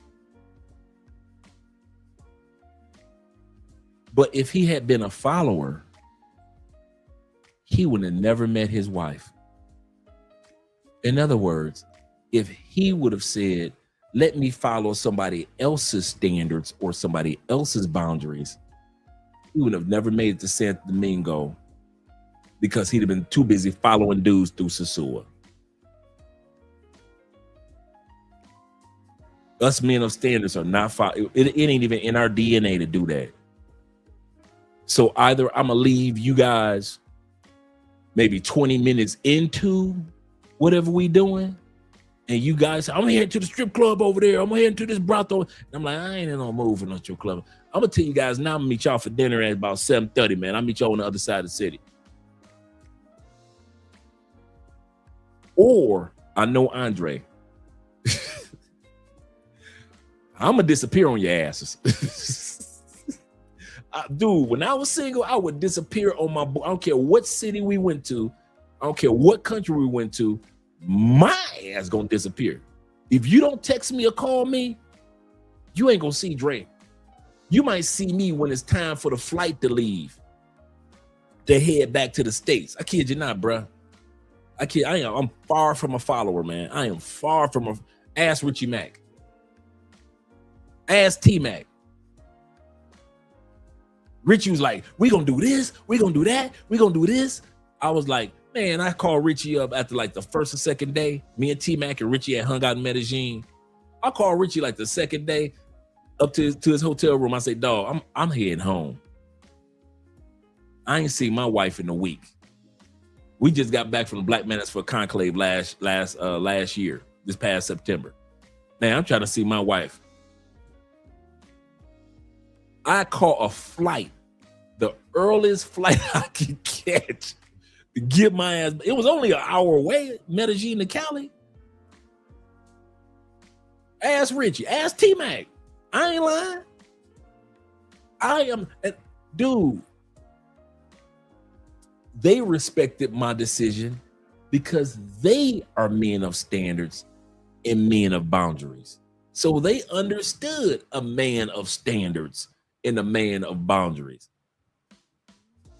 Because Richie was missing L. He's missing his woman. So he understands. Hey, Dre, I got you. I understand, bro. Go home to your wife, bro. I saw how lonely you was looking at that yacht party. How disappointed in America you was looking on that yacht party. Go home to your wife, bro. So I'm still like that to this day, bro. I kid y'all that. Right. T-Mac say, he say, Dre was missing Andre or something fierce. He was sulking the whole time. And a big grin as soon as he got home. Right, man. I'm ready to go home. Shut up. Yeah. The famous disappearing act. I love him. Dude, my boys will tell you that about me for real. It's two of us that do that. My brother Rick, he's quick to do a disappearing act, and me. Because they know, I'll be like, man, I got something already set up in this city. How you got something already set up? We could be in Lexington, Kentucky, or Louisville, Kentucky. Hey, man, I got something already set up, dog. She got a friend? No, I made sure she ain't got no friends. No, she ain't got no friends. She ain't got no. Y'all can stay here and run through all these biker chicks. Run through the biker chicks. I'm about to smash a couple of these pedestrians I got set up. I'm about to give me some pedestrian pussy. Y'all go keep on running through them biker chicks. We've been there 100 times. I'm trying to give me some pedestrian coochie. So any city I went into, I was dangerous. And yes, I disappeared. Damn, I come back like half a day later. I don't know why I do that, man. I remember one time, man, true story, man. I told you I'm a disappear artist, man. I had just got to a city, stopped off at a gas station. You know, you got your rental car, stopped off at a gas station. It was like 6 o'clock at night. We get there. I dropped everybody off at the hotel. Somebody shoot to the gas station, you know, get some snacks and everything. And I'm about to get some gas, fill the gas tank up because we're going to hang out tonight, fellas. They were like, yeah, we're going to hang out. Bruh. I got to the gas station. I didn't care if it was a black dude or white dude. I say, bro, what's cracking in this city? Oh, bro, you need to go to so-and-so, and then to go to so-and-so tonight. Because there's going to be, bro, my boys ain't see me to the next day. Them niggas ain't see me or the car to the next day. To the next day, they was like, man, we thought you was missing. We thought you. And this is before the cell phone era, so it wasn't like, you know, they could call me on the dude. I'm your Dre gone. Y'all should have never gave me a car with my personality to walk up on anybody to ask for anybody. I mean, ask for information, because I used to do that all the time. I stop at somebody's town, what's cracking? What part of the city cracking, dog? Tell me what's up. I'm just coming in. Oh, man, you need to go here, and then the lady's going to be at Dude, get there at this time, and then they serve the chicken, and so you can go ahead and get you some catfish before the club start popping. What? Yeah, it's over on so-and-so and so-and-so avenue. Yo, you can't miss it, dog. You can't miss it. Man, I'll be following instruction to be having a great time in y'all cities, man. I ain't called my boys. Ain't told them dudes nothing. I'm famous for that, dog. Ain't told my boys nothing like, hey, I'm over at so-and-so. Y'all might want to come with me because I heard it was cracking. I don't do that. I'm a one-man band, and it's all right. The master jam to the broad daylight. No instruments needed. Just 2 record players, a stage, a crowd, and 2 rhyme sayers. I kid you not, bro. I run solo, man. Soloist. I don't know why I've been like that, but I've always been like that. I'm not a dude. Dude, my standards are completely different a lot of times. I have my boys, but my standards are different. And so what y'all would do in Medellin and how y'all move in Medellin, man, I'd have been gone 3-4 hours ago. Y'all would still think I'm in the club. Man, I've been left that club.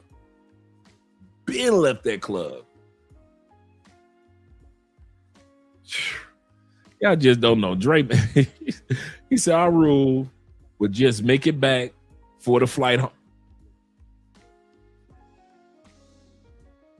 That was my rule. I'll see y'all before the flight.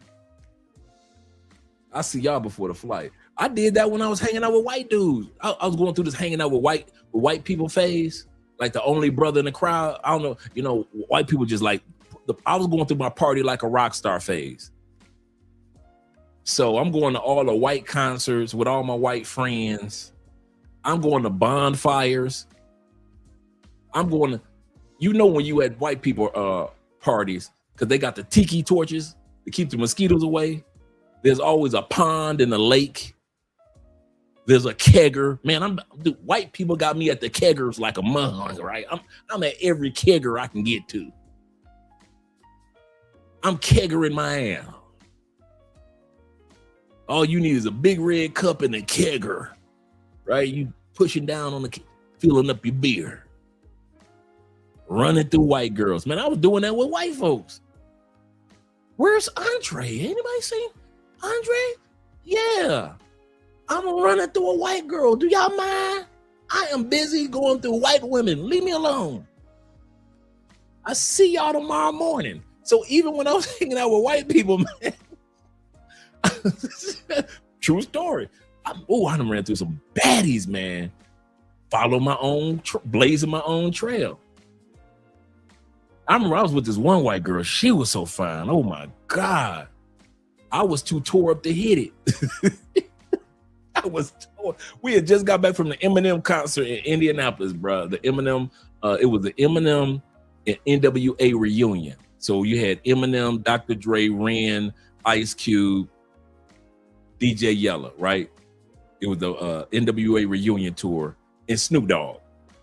Dog, we was getting so tore up at the concert.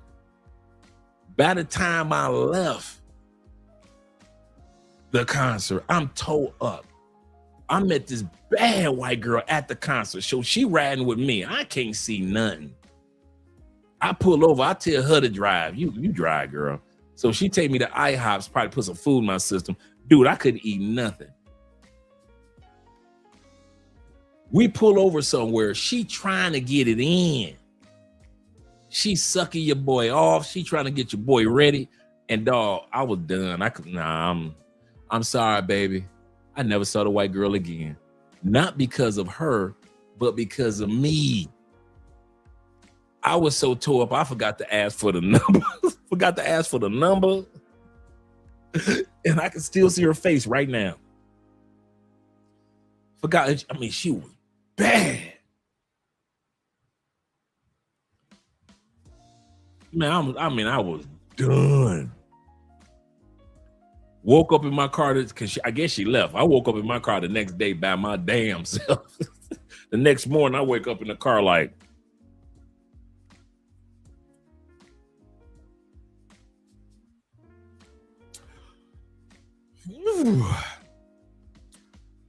where the hell am I? I get back to the hotel room. All my white friends, we about ready to get back on the road. I woke up just in time for the exodus. I woke up just in time for us to leave. I'm all like, okay, can I brush my teeth before we get back on the road? Yeah, oh yeah, I know Jeffrey will do that too. Oh yeah. Yeah, I go over AWOL quick. See y'all in 2 days, man. Yes, sir. Quick to go AWOL. He said exactly. Only some dudes expect a woman to stay even though a woman cheats on him and did him dirty. Yep. That's so true. I kid you not, Jeff. That's a true story, man. All I remember was I had a white woman. I was sitting in the car when I went to sleep. The last thing I remember, a white woman sleeping in the car. Now, what happened to that white woman? That's all I remember. Wish I was lying. Oh, if I could remember that. I knew I forgot to get her number. Let's go back with this. So yeah, dude. Men with boundaries let women go all the time. We do not let people just come into our lives and just rule. Call us sassy, say what you want. We don't care. We leave it. I ain't calling you again. I ain't texting you again. I'm a cutoff artist. I cut you off. No, I don't need no closure. No, I'm not giving you closure. I'm cutting you off. Why? Because I got standards and I got boundaries. You went over my boundaries. You went over my standards when I told you not to do that. You think it's a game. Okay, cool. Let's play. Let's play a game. And then he be like, I ain't never called the hoe ever again. He's sassy. Place of tranquility. You don't get to that place of peace unless you have some established boundaries first. So gentlemen, never be afraid to speak up for yourself. Never be afraid to express your likes and your dislikes. But more importantly, if those lines are crossed, if those boundaries are crossed, you must have the strength, the wherewithal and the self-confidence and self-esteem to walk the fuck away. Because boundaries aren't necessarily for her. The boundaries are guidelines and protectors for you. You so used to treating niggas one way, you think every nigga go for what the whole ass nigga go for. You meet a real nigga now, he be like, I ain't never called the hoe ever again. He sassy. Cause he don't go for that. Yeah. I don't even, bitch, don't talk to me like that, and don't talk to you no more for real. See you out like. You know what? He sassy though, but he real nigga. Because he know what he wants. He know what he ain't going for. He know his word. He know what he deserves. But what is he? Yeah. In this day and time. And that is what I'm a very honest woman. We gonna call him sassy. Because he like, I ain't dealing with that. But you used to a nigga like, what, babe? Like, woo. First time you told you, hey, babe, I don't like when you raise your voice. You raise it again, then nigga ain't talk to you no more. We gonna find He a fuck nigga now. We gonna find all kind of excuses. We gonna say all kind of stuff on, but the man was just standing on business. Thank you. That's not respected in 2024. These niggas been going for this shit all this time, and I meet a real nigga, I don't even know what that look like, so I don't even know how to treat it. I'm definitely gonna feel like I deserve another chance. How? He is. How? Listen, guys, insecure women get triggered, they get upset when you set boundaries, right? So when you're dealing with a girl and you tell her, hey, if you don't do A, B, and C, I'm out of here, right? Or if you do D, E, and F, I'm gone, right? I'm not standing for that. See, they get triggered, they get upset when you say this because they don't want you to have any boundaries. They want to be able to do whatever they want. They want you to still stick around with them doing whatever they want, right? Because they're benefiting off of you having no boundaries. See, a lot of women on here, they'll be like, oh, that's messed up and you're hurt and you're just telling all these guys these things. No, listen, guys, set boundaries. And if the woman is crossing the line, you get rid of her. You understand? It's that simple. And another thing, how is it that when he sets boundaries for himself, you cross every single one of them? How is it that when he sets boundaries for himself, he's insecure, he's a narcissist, or he's manipulative, or he's controlling? But when you set boundaries and you say, oh, I need some space, I need some time, you expect for him to honor that and still be waiting right there when you get back. No, he has to have boundaries too. He has to have stipulations on what he wants and what he needs in the relationship. But you think that it's only about you. You think that you could set boundaries and ain't nobody supposed to cross them and he's supposed to just respect that. That man ain't insecure. That man ain't a manipulator. What it is you don't want him to have any type of regard for himself. You want him to have such low self-esteem that you get to walk all over him. You don't want him to care enough about himself to set boundaries so that way you can walk all over him and control him. Your ass ain't slick. I feel like I'm sharing the secrets of women that women don't want to tell, but I'm going to share it. Yeah. That's what we're here for. Yeah. I think something that women would never want a man to know is truly how much she desires boundaries. She wants to hear no. She wants to see a man who has so much self-control. A man who has self-control and discipline over his flesh is so attractive. And a man who's like, baby, I love you. We're not doing that today, okay? Yep. That is so true. That is so true. Women love a man that's willing to say, baby, I love you, but we ain't doing that today. We are not doing that today. We ain't going over there today. No, we ain't going over there today. You ain't got to be rude or demanding or controlling. But women do find men that have standards attractive. Why?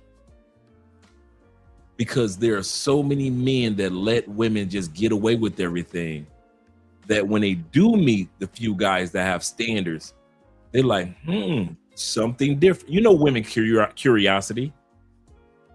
You know, women's curiosity killed the cat. They love something that's interesting, something new. Women love it. My woman, everybody's woman.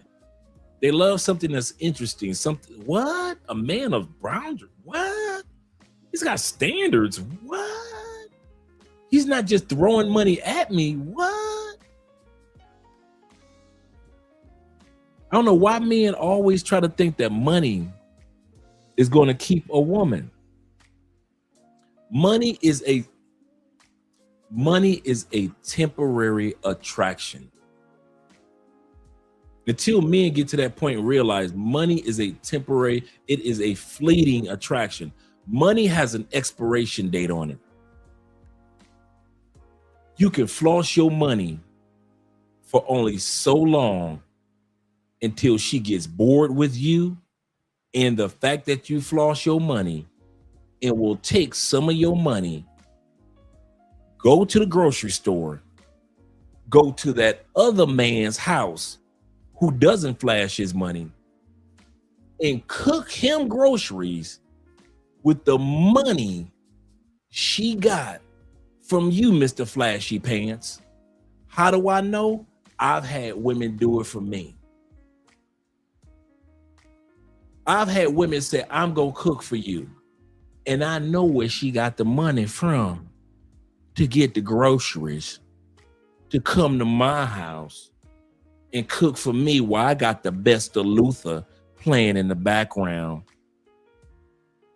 And the Rieslings back in the day, the Rieslings wine on chill mode. Women's attraction to money always has an expiration date. You can only buy her so much to what? Check out our President Donald John Trump.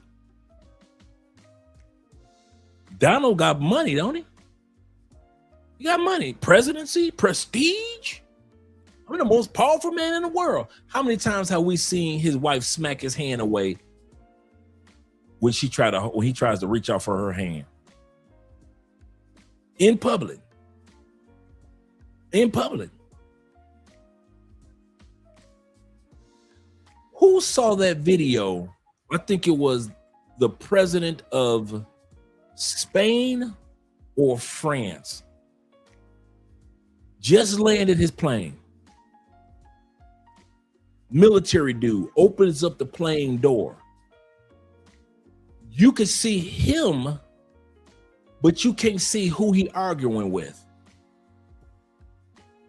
All you saw was a hand go, wow, up against the president's face.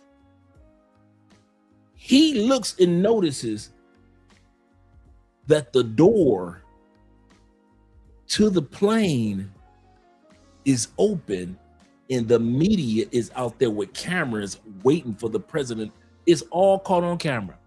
And so he tries to catch his composure real quick, but it was too late. It was caught on camera. He got the dog smacked out of him by his woman.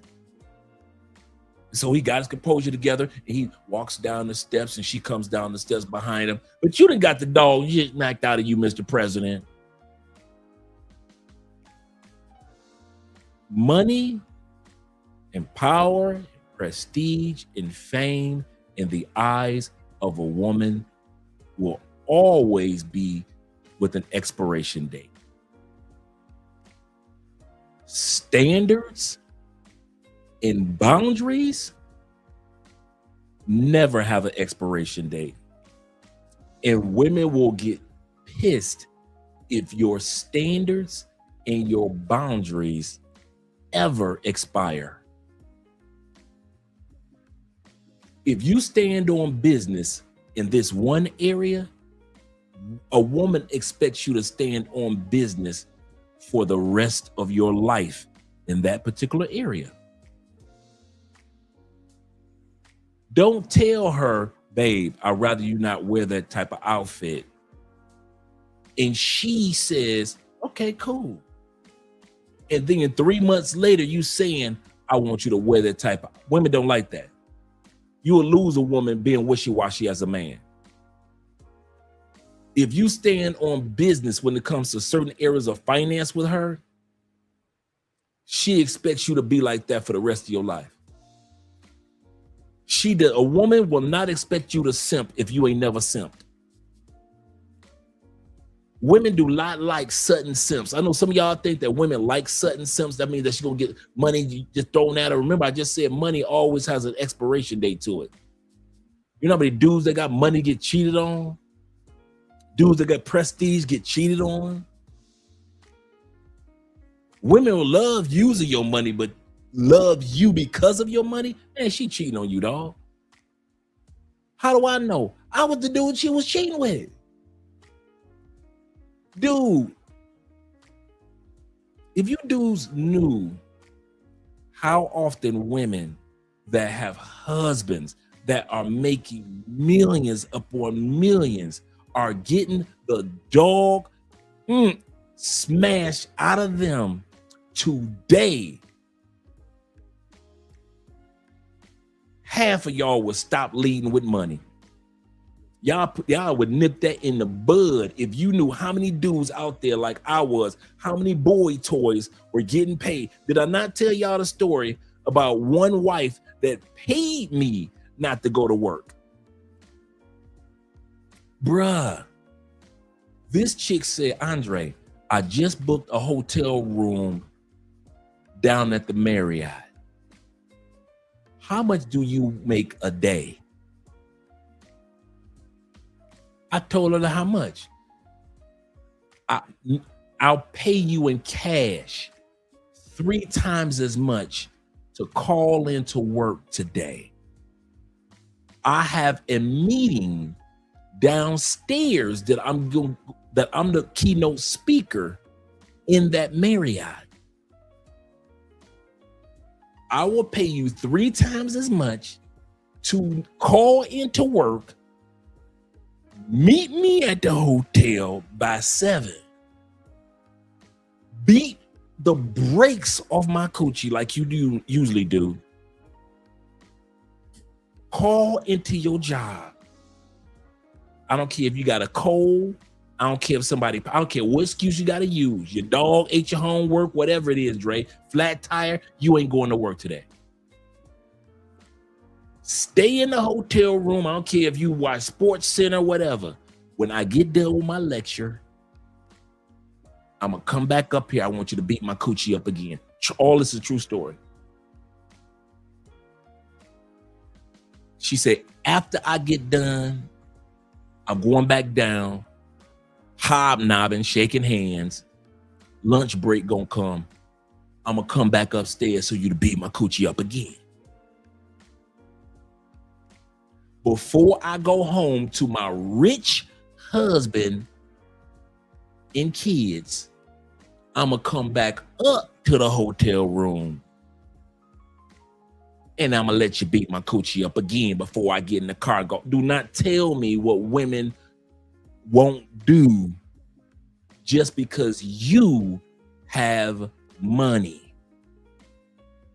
All you dudes that think that leading with money will keep a woman, it will attract a woman, yes, but money, the luring with money always comes with the expiration date when it comes to a woman being faithful or focused on you. I'll say that one again. The expiration date is when she's no longer faithful or focused on you.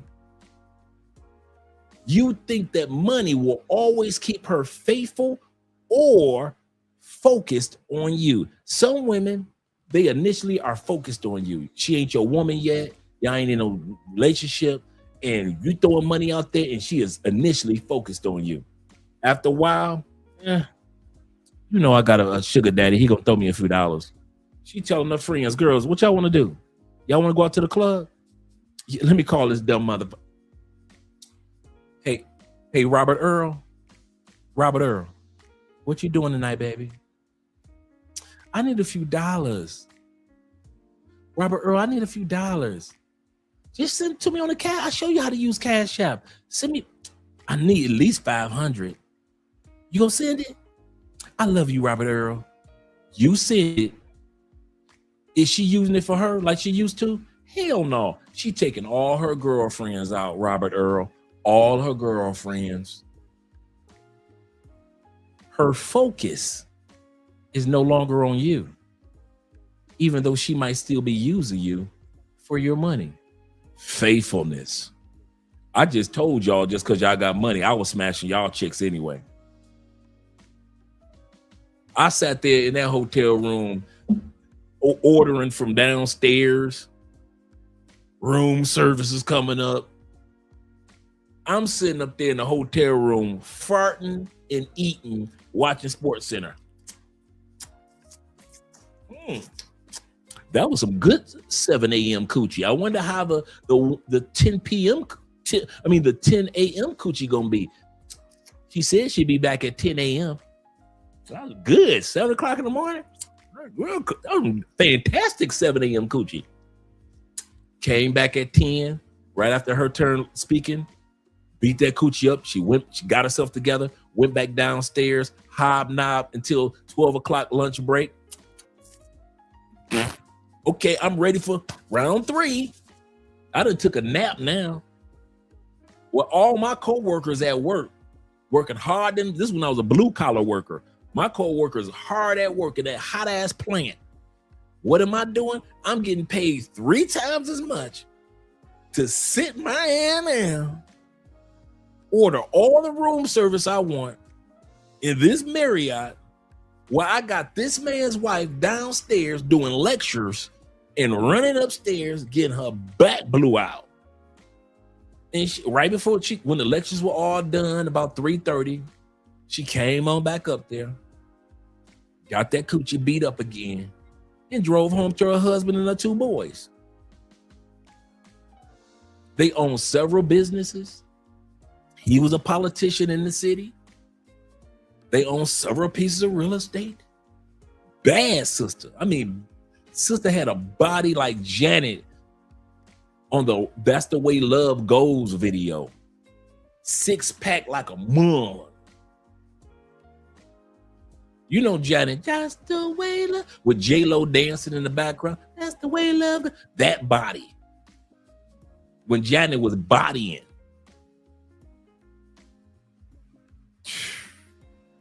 Man, listen. Y'all gonna stop leaning on that money and thinking that your woman is gonna stay focused or faithful just because you throwing out some money. I done ran through too many wives and girlfriends of some dudes that got paper. And this is the funny part. I was doing it when I had a regular job. I wasn't the town baller like you dudes were. Some of you dudes had so much illegal drug money, I'm running through your woman. Some of you dudes had businesses and politics, I'm running through y'all woman. Some of y'all had a regular job like I had. Man, y'all just don't know. Y'all just do not. Y'all, and this is the funny part. Y'all think I just be telling stories. I tell these stories to let y'all know, stop coming to other countries leaning on your money, because money comes with an expiration date of a woman's attention.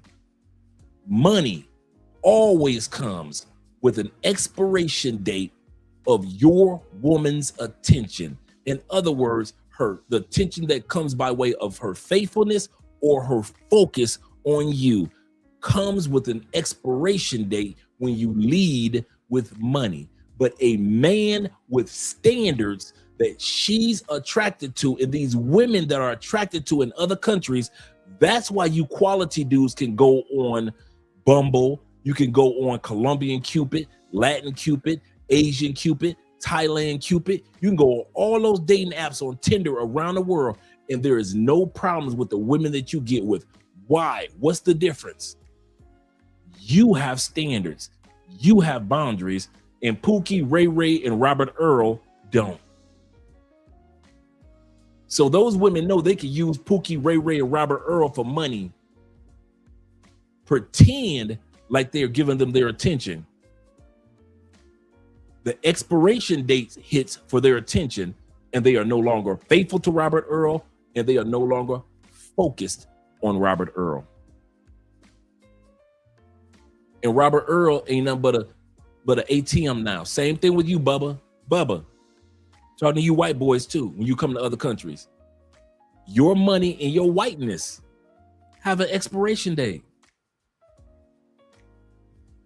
You can only use your whiteness for so long, Bubba, in Thailand, to where she cheating on you with a brother. Your whiteness, oh, he's a white man. That only lasts for so long. Once she discovered that you being white ain't nothing special, she on to the brother. She letting her brother smash her to smithereens behind your back. But if you a white dude, Bubba, with some standards, most good women in these countries are very attracted to men with standards and boundaries. Why? Because they have standards and boundaries. They appreciate a man and they could just let any woman get his attention. You think my wife don't appreciate that? Do you not realize one of the things that attracts my wife to me is the fact that not any chick in Colombia can get my attention, no matter how fine they are. Do I notice them? Hell yeah, I ain't stupid. They are fine in this country, on this continent. Am I smashing them? No. That's one of the things that Andrea feel comfortable with. She know Andre said he done been there, done now. Trust what he say. Why? I've seen how Andre moves. Andre got standards. Andre has boundaries. Even if Andre was single, he ain't gonna just let no everyday raggedy ass Colombian chick walk into his life as a single man. So I know how he is as a married man. That's one of the reasons why Andrea loves Andre. I don't let every bitch run in my face, whether I'm with her or whether I'm single. I wasn't letting all these ragged ass Colombian bitches run in my face like y'all do. Y'all crazy. I'm funny style, man. I'm funny style. When it comes to these ladies, globally, I'm funny style. So I'm not about to let any old chick run up in my out of here. Same thing with her. I don't worry about Andrea. I mean it. You know why? I know how Andrea ass is. Dude, Andrea barely say hi to y'all. And she think of y'all like family. Two people I know that's the quietest people I know when they meet people and they will sit back in the cut. Really three. In Colombia. Number one, my Uncle Jeffrey. If Jeffrey don't know you, Jeffrey kind of like sit back in the cut to get to know you. Number two, T-Mac. T-Mac don't know you, he gonna sit back in the cut and kind of observe everybody, even though he may be speaking to you. And Andrea the same way. She cordial to you, she nice, but she ain't doing no full-fledged conversations until they get to know. These three people, I've sat back and watched their ass, and they ain't like me. I'm shaking everybody's hand like I'm Bill Clinton, the politician. Jeffrey, T-Mac, Andrea, they ain't in your face like that. They don't move like that. They ain't in everybody's face like that. They quiet. They got that quiet, calm, respectful coolness about them. I'd be jealous. I'm like, damn, I wish I was cool. Wish I was one of the cool kids. I'm animated. I accept my fate. I accept my fate, right? I accept my fate. The Michael Jackson movie, hey Jeffrey, the Michael Jackson movie ended and they playing the music, bruh, I'm up. Dude, you thought it was a concert. I'm up dancing. Andre recording. Andre is recording because she's like, look at this. People leaving the theater. Damn, leaving the theater. I'm hearing back-to-back Michael Jackson jams. I'm dancing, having a good time singing the songs as the credits are rolling. That's Dre. I don't see Jeffrey doing that. I don't see Andrea doing that. I don't see T-Mac doing that. So when it comes to their personalities, I know them. Same thing when it comes to Andrea. That's why I don't trip. She has standards, in other words. So I made sure I married a woman with standards, and she made sure she married a man that every bitch can't just get in his face because her husband got standards. Let's go back to the video. Shout out to my brother AMSM. A man supporting men, in other words. He says this. He said, no matter the dynamic of the relationship, even in a pay to play, You're not to, you gotta have absolutely correct. You gotta have standards and boundaries. We were talking about that earlier before you came, that there are some guys in pay for play world that have standards, and then there's the other ones that make everybody look bad because they don't have any standards, and they end up getting drugged, and they end up getting robbed, and they end up getting scammed because no matter what country they go to, they have no standards. But the majority of dudes that are in the pay to play world, they don't have any issues. They can go on Tinder and there's no issues. Most dudes can go on Tinder and it's no issues. It's the dudes that have no standards when it comes to pay to play. They're the ones that end up making it bad for everybody every time they land in the country. Every time. This dude's will be like, I've been on Tinder for 10 years. I ain't never had an issue. This dude been on Tinder for 10 hours. He dead. Brother, I'm telling y'all, it's pay for play dudes that's scratching their heads like I do. What the hell? I've been on Tinder for 10 years. Around the world, I ain't never had an issue. This dude been on Tinder for 10 hours and he dead. How the hell? This dude, some of you dudes get robbed and have the rest of the dudes that do pay for play just befuddled. This dude's just befuddled in the pay for play world. How does nigga get 10 years I've been on this mother? I've swiped over 10,000 times.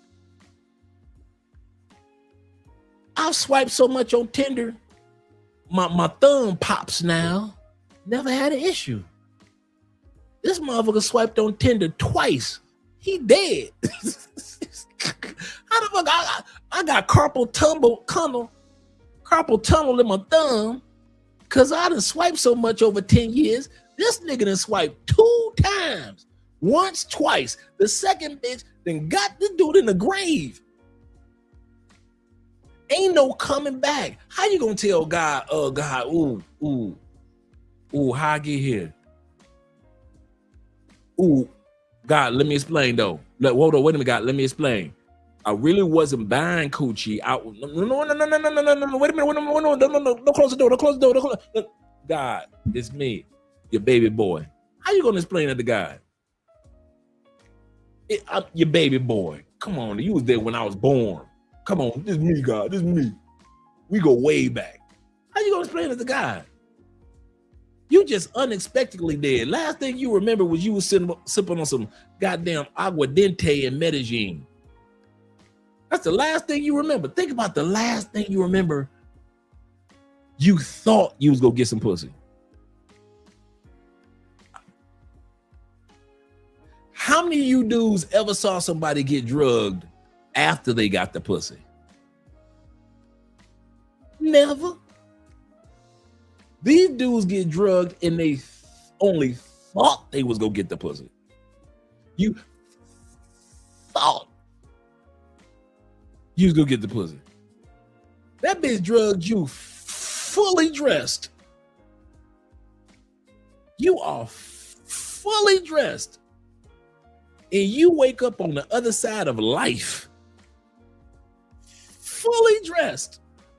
She ain't took off her shoes. She ain't took off a sock.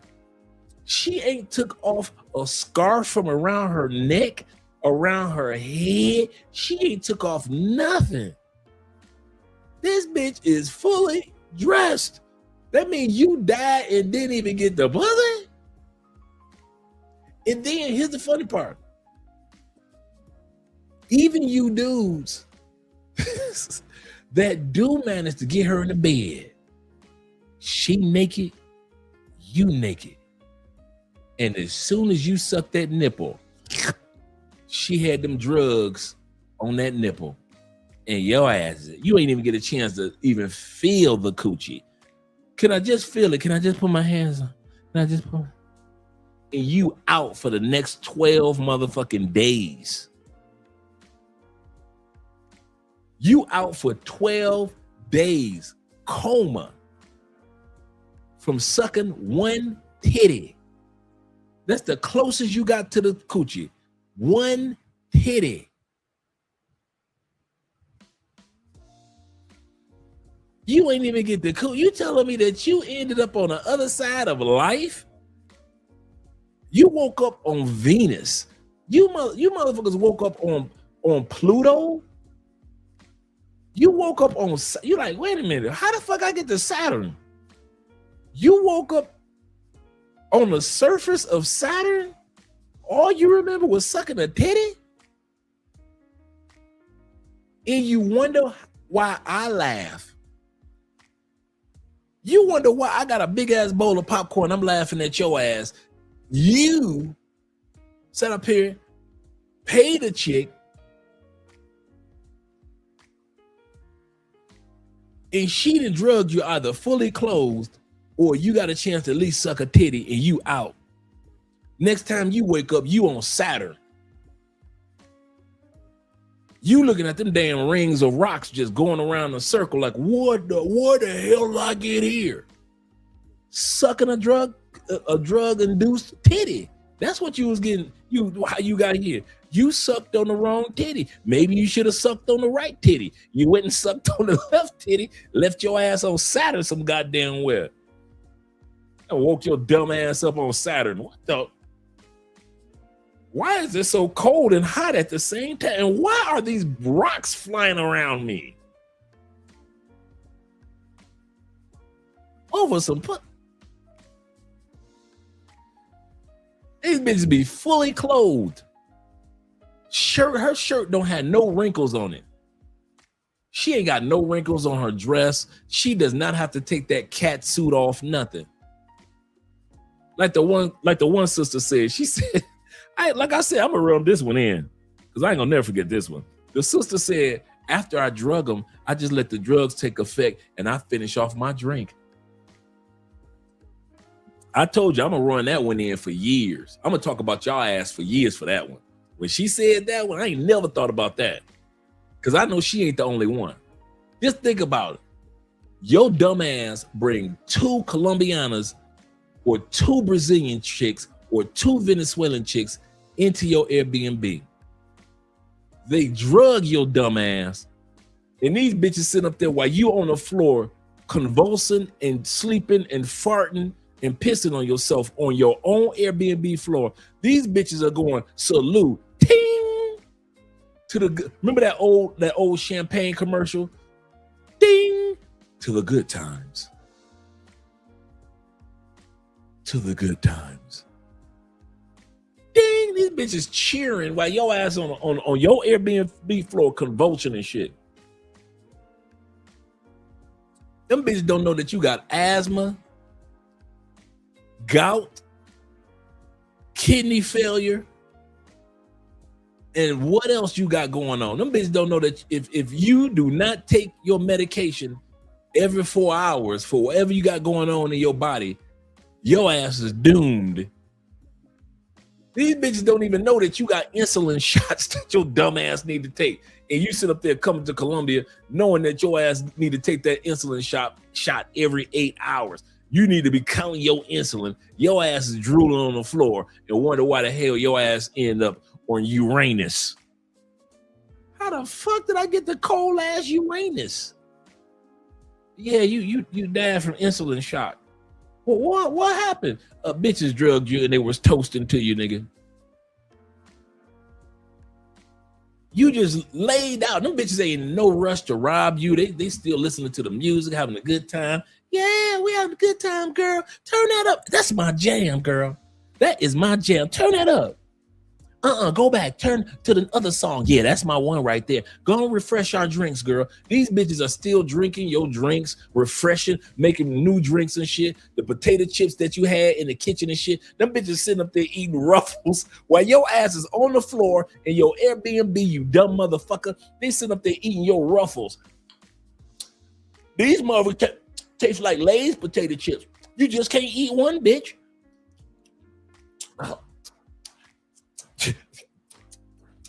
Them bitches the damn near spill half the bag on your face. You still knocked out. Bitch damn near tripped over your motherfucking skull, getting up. Oh shit. Girl, you done dropped some potato chips on his face. Nigga, you wake up 12 days later, ain't nothing but motherfucking dried up Frito-Lays and ants on your motherfucking face. You got ants and Frito-Lays all on your motherfucking face and shit. You wonder how the fuck did I get 4,000 ants on my face? Cause them bitches spilled half the bag of potato chips on your face. Bitch forgot that you was on the floor. Nigga, you been on that floor so long, them bitches damn near spilled a drink. Damn near tripping over your ass. Girl, renew my, oh shit, I done damn near tripped over this man. I done damn near tripped over Robert. Well, I done spilled some drinks on that man's shirt. Oh well, we about to rob him in about 4 minutes. Girl, go make my drink again. Give me some more of that aguardiente. Stupid motherfuckers. Y'all some stupid motherfuckers. Do y'all not know this is what's going on when you passed out? Your ass sit up there passed out, sucking your motherfucking thumb. I wish I was a real boy. I wish I was a real boy.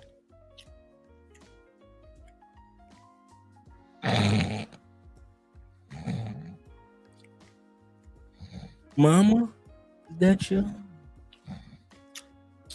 I like chitlin juice. I like chitlin juice.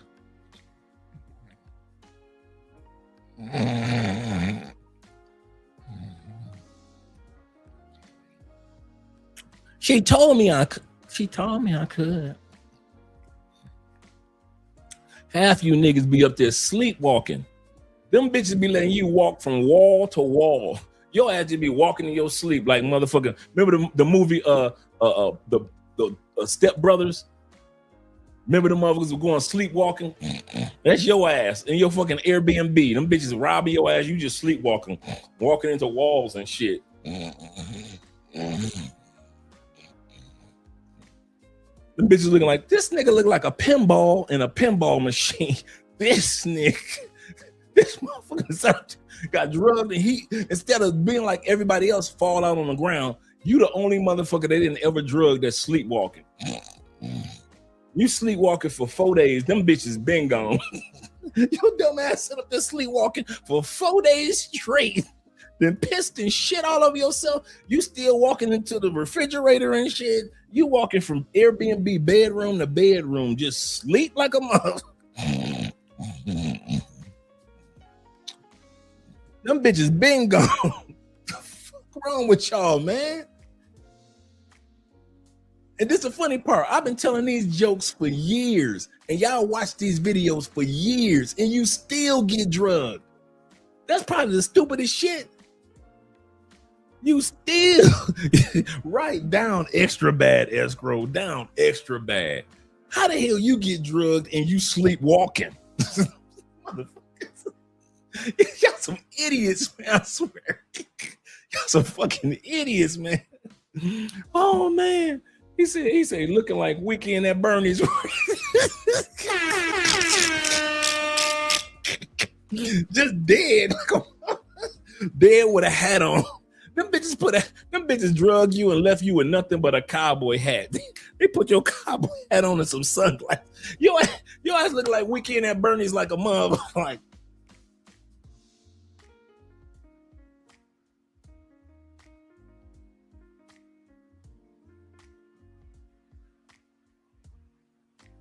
motherfucker looking like Weekend at motherfucking Bernie's.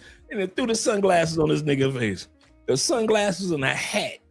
Threw a party around your ass. They invited other motherfuckers to your Airbnb. They done got their pussy sucked by the real boyfriend. What you doing? Nothing, amor. I'm doing nothing. Come on over. We're at so-and-so Airbnb. How'd you get it? You know how we got it. Another American. We drugged him. Come on up. Them dudes come up, fuck the dog shit out of females that you want to pay to fuck. They boyfriends came over into your Airbnb, stepped over your motherfucking corpse. Excuse me, sir. Excuse me. Them bitches done stepped over your corpse. Them niggas done stepped over your corpse. You got an Airbnb with 2 rooms. 2 bitches drugged you. One is getting a dog shit fucked out of her in one room, and the other one is fucking the dog shit out of the other girl on top of your luggage. Your luggage that was on the bed in the other room, you know, your clothes with the luggage, because you know when we do, you have an Airbnb room with the one that you sleep in, and the other one where you just keep your luggage and your computer and all that shit, and shit all be on your bed and spread, and you iron your clothes, the extra room, right? Them bitches, that bitch is getting fucked by her real boyfriend on top of your motherfucking luggage and laundry, okay? Luggage and laundry, while the other one is like, them bitches in that your motherfucking Airbnb fucking like the goddamn three bears. This bed is too soft. This bed is too hard. This bed is just right. While your ass is sleepwalking through that motherfucker. You just in your Airbnb, just sleepwalking your ass off like a zombie. Like a motherfucking zombie. Need y'all asses whooped. This the funny part. Them bitches don't even worry about you giving them the money. It don't be like them bitches be like, now I charge 200,000 pesos, and then you give her the 200,000 before you fuck her. It don't never be like that. It be like them females, boy. Shout out to the Colombian lady, the Paisas. Shout out to the Paisas. Man, them women will sit up there and quote you a number knowing she about to steal all your $10,000 worth of crypto. You think that bitch give a fuck about the measly ass 200,000 pesos y'all agreed up on? Ooh, 200,000 pesos for all this? An overnighter, you staying overnight for 200,000 pesos? An overnighter, damn, you fine. Bring a friend. How much? Only an extra 100,000. Nigga, she could have told you 20,000 pesos. She wasn't gonna give a damn about that. That price wasn't real. That's the funny part. Them bitches be giving y'all fictitious numbers and shit. Them bitches have no plan on collecting them on only 200,000 pesos.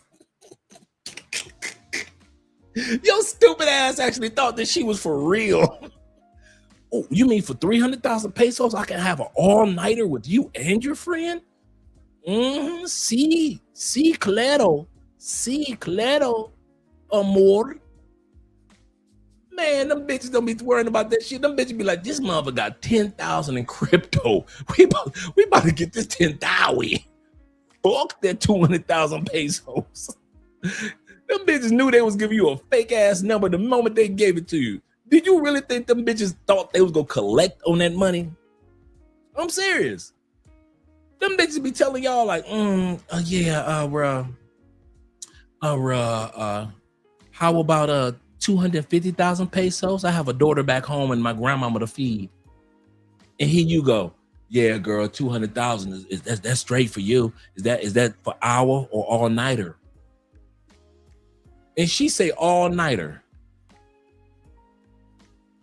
Dumb motherfucker. She said all nighter because she ain't gonna see your ass all night. And she making negotiation moves that she had no plan to fulfill those obligations. Whatever you say, she agree with. Is that an all nighter? Mm-hmm. 200,000 pesos. Whatever you say. Does that include breakfast? You gonna cook for me? I clean your Airbnb. I'll cook for you. 200,000 pesos. Whatever you want. Me and my girl will do it for 300,000. Let me see her. She'll show you her girl, and then all of a sudden, here your dumb ass go like 300,000 for both of y'all. Whatever you say. This bitch agree with everything you say. Whatever fantasy come to your mind. Can I fuck you in your ass? Yup, you can fuck us, both of us. Both of us like to get fucked tonight. Oh yeah, you can fuck us up. What about? Do both of y'all suck the dick at the same time? Both of us like to chew. If you want us, we will chew on your dick. We'll just start gnawing on your dick if you want us to. We'll just gnaw on your dick. We'll just start nibbling on your dick if you want us to. Both of us just nibble. She'll nibble on that side like it's corn, and I'll nibble on this side like it's motherfucking carrot. You got corn and carrot dick. we'll just nibble on it. And you be like, really? Mm-hmm. Whatever your fantasy is, she just tell your ass whatever you want. Now, I want you to put on some cowboy boots and some cowgirl boots and some whatever. I got some cowgirl boots in my bag. Motherfucker, none of them fantasies ever come to pass. Why? Because by the time she get that drink to your dumb ass, she ain't thinking about that 200,000 pesos, the motherfucking cowboy boots, you trying to have her to nibble on your dick, you and her girl nibbling on your dick. None of that. All of it was a lie. All of it was fake. The price, the fantasy, the overnighter, all of that. That bitch was thinking about nothing else but going through your fucking crypto wallet. You better believe that one, sucker. Suckers. You guys are suckers. Man, fuck you, Dre. You need to be, that same energy you using, you need to walk into a mirror and say that shit. Fuck you, Dre. No, tonight, after this live stream, walk your dumb ass right into a mirror and now use that energy. Don't be using that shit on me. I ain't the one that drugged you. I'm the one that's laughing at your dumb ass for getting drugged. There's a difference. There's a difference. And if you think I'm the only one that's laughing, I'm just the only one that's laughing at your sleepwalking ass with your drug-induced sleepwalking ass with a microphone. If you think I'm the only one that got these jokes, I'm just the only one with a microphone that got these jokes. There's plenty of motherfuckers that know you and don't know you laughing at your ass just like I do. Because you don't listen. You think you know everything. And since you think you know everything, who are we not to laugh at your drug-induced sleepwalking ass? Waking up on the other side of motherfucking Saturn. You wake up on the dark side of Saturn and wondering how the fuck you got there. Shit, ain't nobody gonna be sitting up here feeling sorry for your ass. Y'all can let that one go. And I mean it. All you do that like to go on Tinder and do it the wrong way, stop getting pissed when we laugh at you. You knew these jokes was coming. Just like you knew that bitch was gonna drug you with them goddamn fictitious prices. That's the part that gets me the most. Everything she told you was a lie. It was nothing that woman told you that night when y'all negotiated that was true. Because her true intentions was to get your ass to drink that elixir. Here, baby, drink it. Anytime that bitch walk up to you like this, she got her drink like this. She ain't moved her drink. Your shit is like this. That bitch walk up to you. She walked up to your dumb ass like this.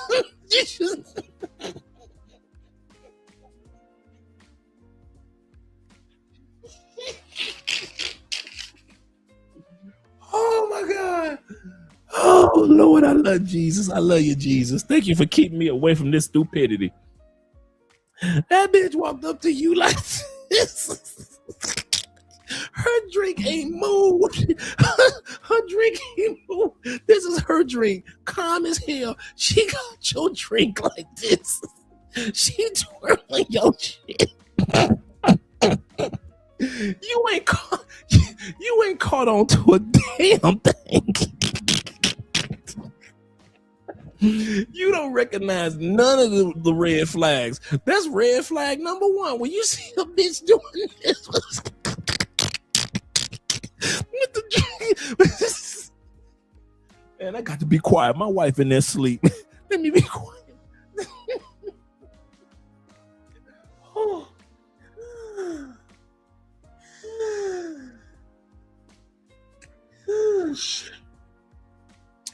Oh, I almost cried, man. Almost cried. Laughing at y'all dumb. That bitch walking here like this. She got the loose wrist. She got your drink with a loose wrist. Oh, shit. And she poured in your mouth to make sure that baby, here you go. Hey, baby, hey. You enjoying the music. Hey. She grabbed you with that chin, hold your beard, and you like, yeah, baby. Yeah. Boy, yeah. Feed daddy. Yeah, pour it in daddy's mouth. Yeah, baby. She poured that shit in your mouth after she done this shit. After she done this shit. You got your eyes closed, and your eyes ain't never opened back up, did they? They ain't never opened back up, did they? Nope. Never. Next time your eyes opened up, your ass is on the other side of Saturn. Wonder how the fuck you get on another planet. All because your ass didn't have any boundaries and standards when you was on Tinder. But the rest of the dudes that be on Tinder that got boundaries and standards, they ain't never had no problem. That bitch come toward me. Boy, I ain't gonna never forget that joke. That's a good one, Dre. Bitches walk up like this.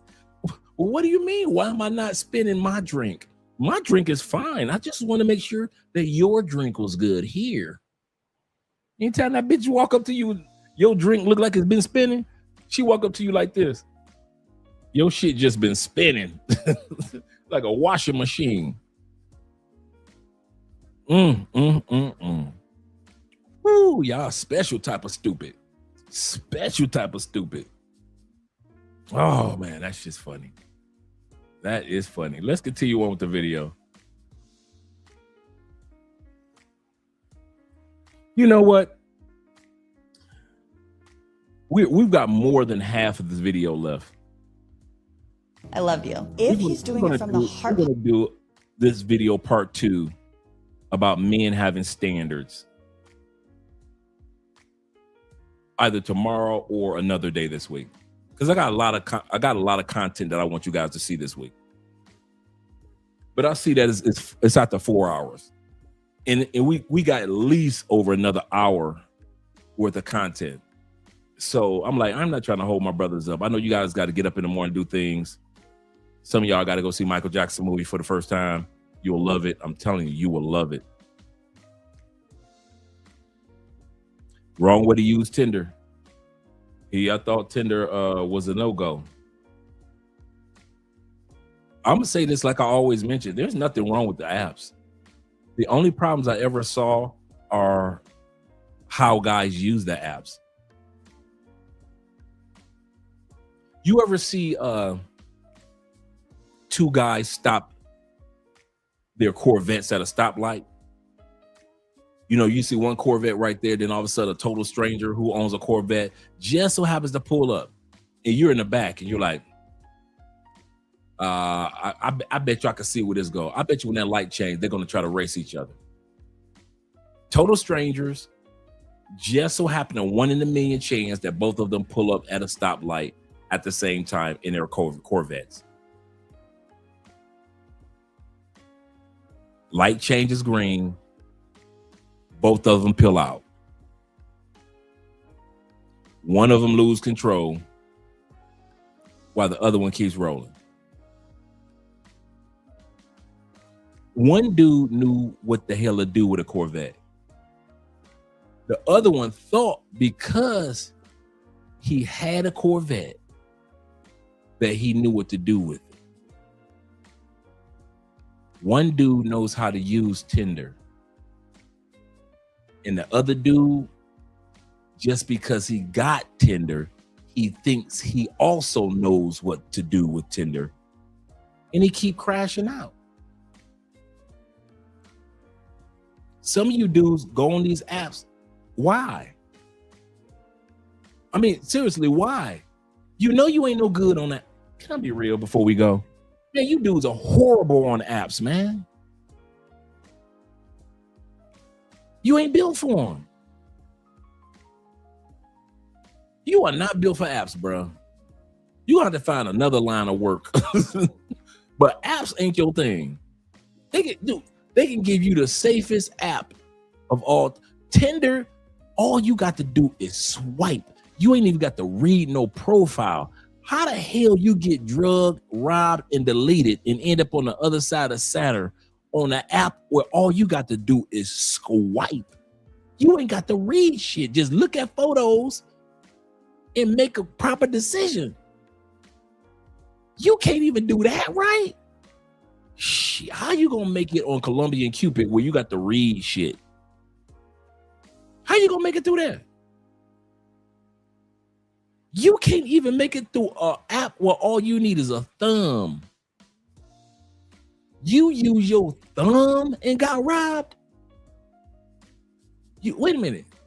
You telling me that you are standing in front of God's face in the heavens, not knowing how you got to heaven because you didn't know how to use a thumb? That's the easiest ish to do. Just swipe. No, she ain't no good. Swipe. Let me some. Yeah, she look like she's some good. No, she ain't no good. She fine, but she ain't no good. No, she ain't no good either. Oh, she fine, but she look like. Let me look at her phone. Oh, she travels. Okay, I might have to keep her. That's the difference. You can't work a thumb.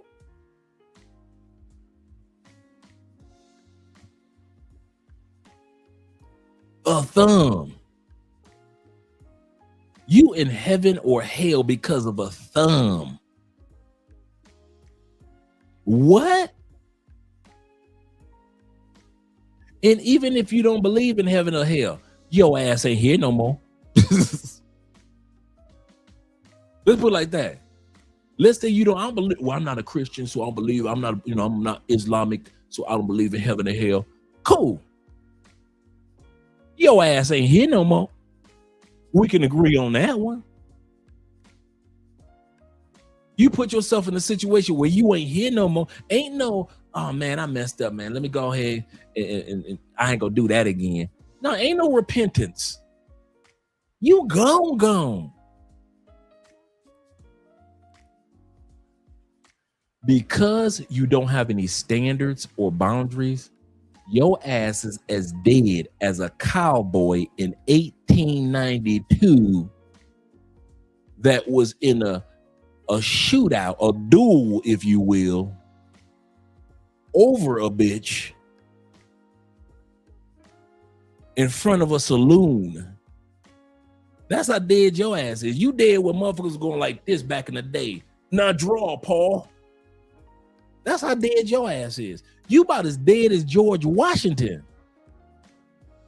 You dead as much as every motherfucking Neanderthal caveman that came out of the Caucasus Mountains that created the white boys. That's how dead you are. You dead as the woolly mammoth, the saber-toothed tiger, Abraham Lincoln, Hitler, many of our family members. Your ass is dead over a bitch.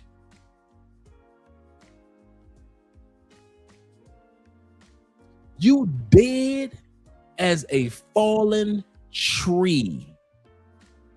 Dead as a ant that somebody made mistake and stepped on. Dead as a roach that got sprayed with roach spray. Dead. I don't think you guys realize what dead is. Y'all gamble with dead too much. I ain't about to sit up here and gamble with dead, because dead mean I'm just as dead as any person that died in human history. My dead is equal to their dead. Ain't no coming back. They dead. All I realize, I'm as dead as my mama over some honey. I'm as dead as my grandmama over some honey. Y'all, I don't think y'all realize how precious life is. You dead as everybody that got deleted in mass shootings dead. That's how deceased you are. Over some honey in a foreign country? I'm as dead as the damn fossils that they are finding every time goddamn archaeologists dig some shit up and they discover a new dinosaur or something. I'm as dead as that damn dinosaur? Over some pussy? Over some pussy.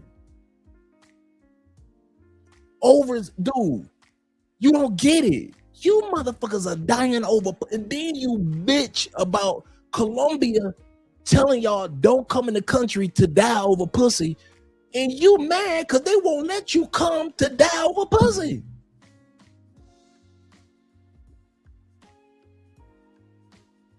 Y'all literally mad at Colombia for telling you you do not know what the fuck you doing on apps. So they're trying to save your life and tell you don't come here.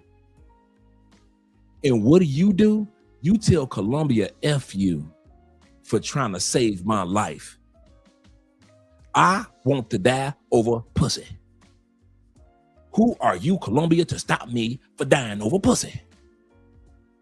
That's literally what y'all been doing for the last 2 months. I ain't going to Colombia no more. Why? They don't let you die over pussy over there. What? What the? What?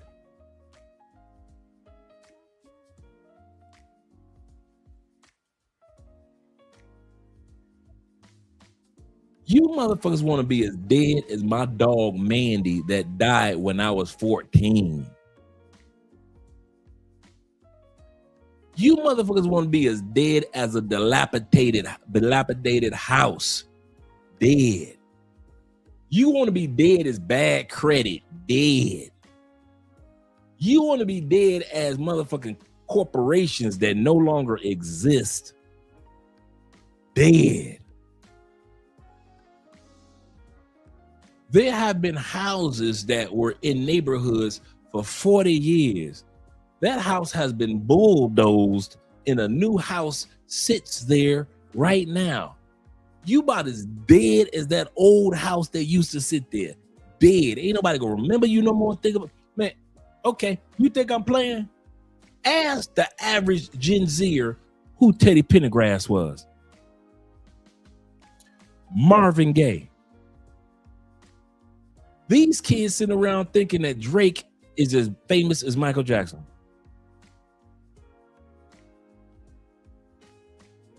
Ask half of these Gen Zers who Prince is.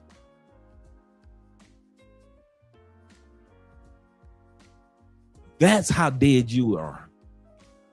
You ain't even as famous as these people that I name. Ain't nobody gonna remember your ass. Ain't nobody gonna remember Dre, except in my family. And then as generations go, ain't nobody gonna remember me then. Tell me who your great-great-grand uncle was. All you gotta do is give me the first name. Some of y'all can't remember who the hell your great-grand uncle, great-great-grand uncle was. We all gonna be forgotten. But guess what? I bet you I ain't gonna be forgotten over no bitch. Bet that. I bet you Andre ain't gonna die. But what did he die of? A bitch. Bet that. You will never. That's one you ain't never. It could be heart failure. He had a stroke. You know his kidneys gave. You know he was old. Andre was old. His kidneys gave out. Liver wasn't what it was all cracked up to be. You know, Andre just it was his time. But I bet you I'll go out like you motherfuckers over a bitch. Bet that. Even if I was single, I wouldn't go out over no bitch. And I love you enough to tell you. Get some fucking standards in your life. Get some boundaries. Stop letting every bitch in every country think they could just walk in. That's the part that makes me not hang out with you dudes. I swear it. I'm not talking about you dudes in the comments. I'm talking about you dudes that's gonna be watching afterwards. And all you bitch motherfuckers that's always criticizing when we're trying to give you good advice. I love you, brothers. I really do. But one of the reasons why I don't fuck with y'all, because you don't have standards. You ain't got no boundaries. Nigga, you gonna get me killed fucking around with you. You gonna get me killed fucking around with you.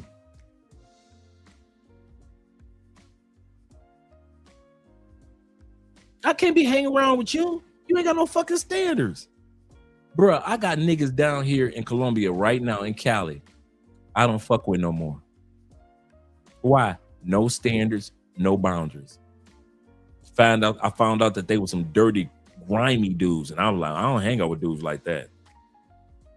And they see me all the time. And I've told them, hey, bro, I can't do it. I can't do it. Oh, Dre, no, ain't no all Dre, man. I can't do it, bruh. Nigga, I got a wife. I can't be fucking with you. You ain't gonna have me caught up in your bullshit. You ain't got no fucking standards. You ain't got no boundaries. You let all type of bullshit come into your life and all type of bullshit leave your life. I don't fuck with people like that.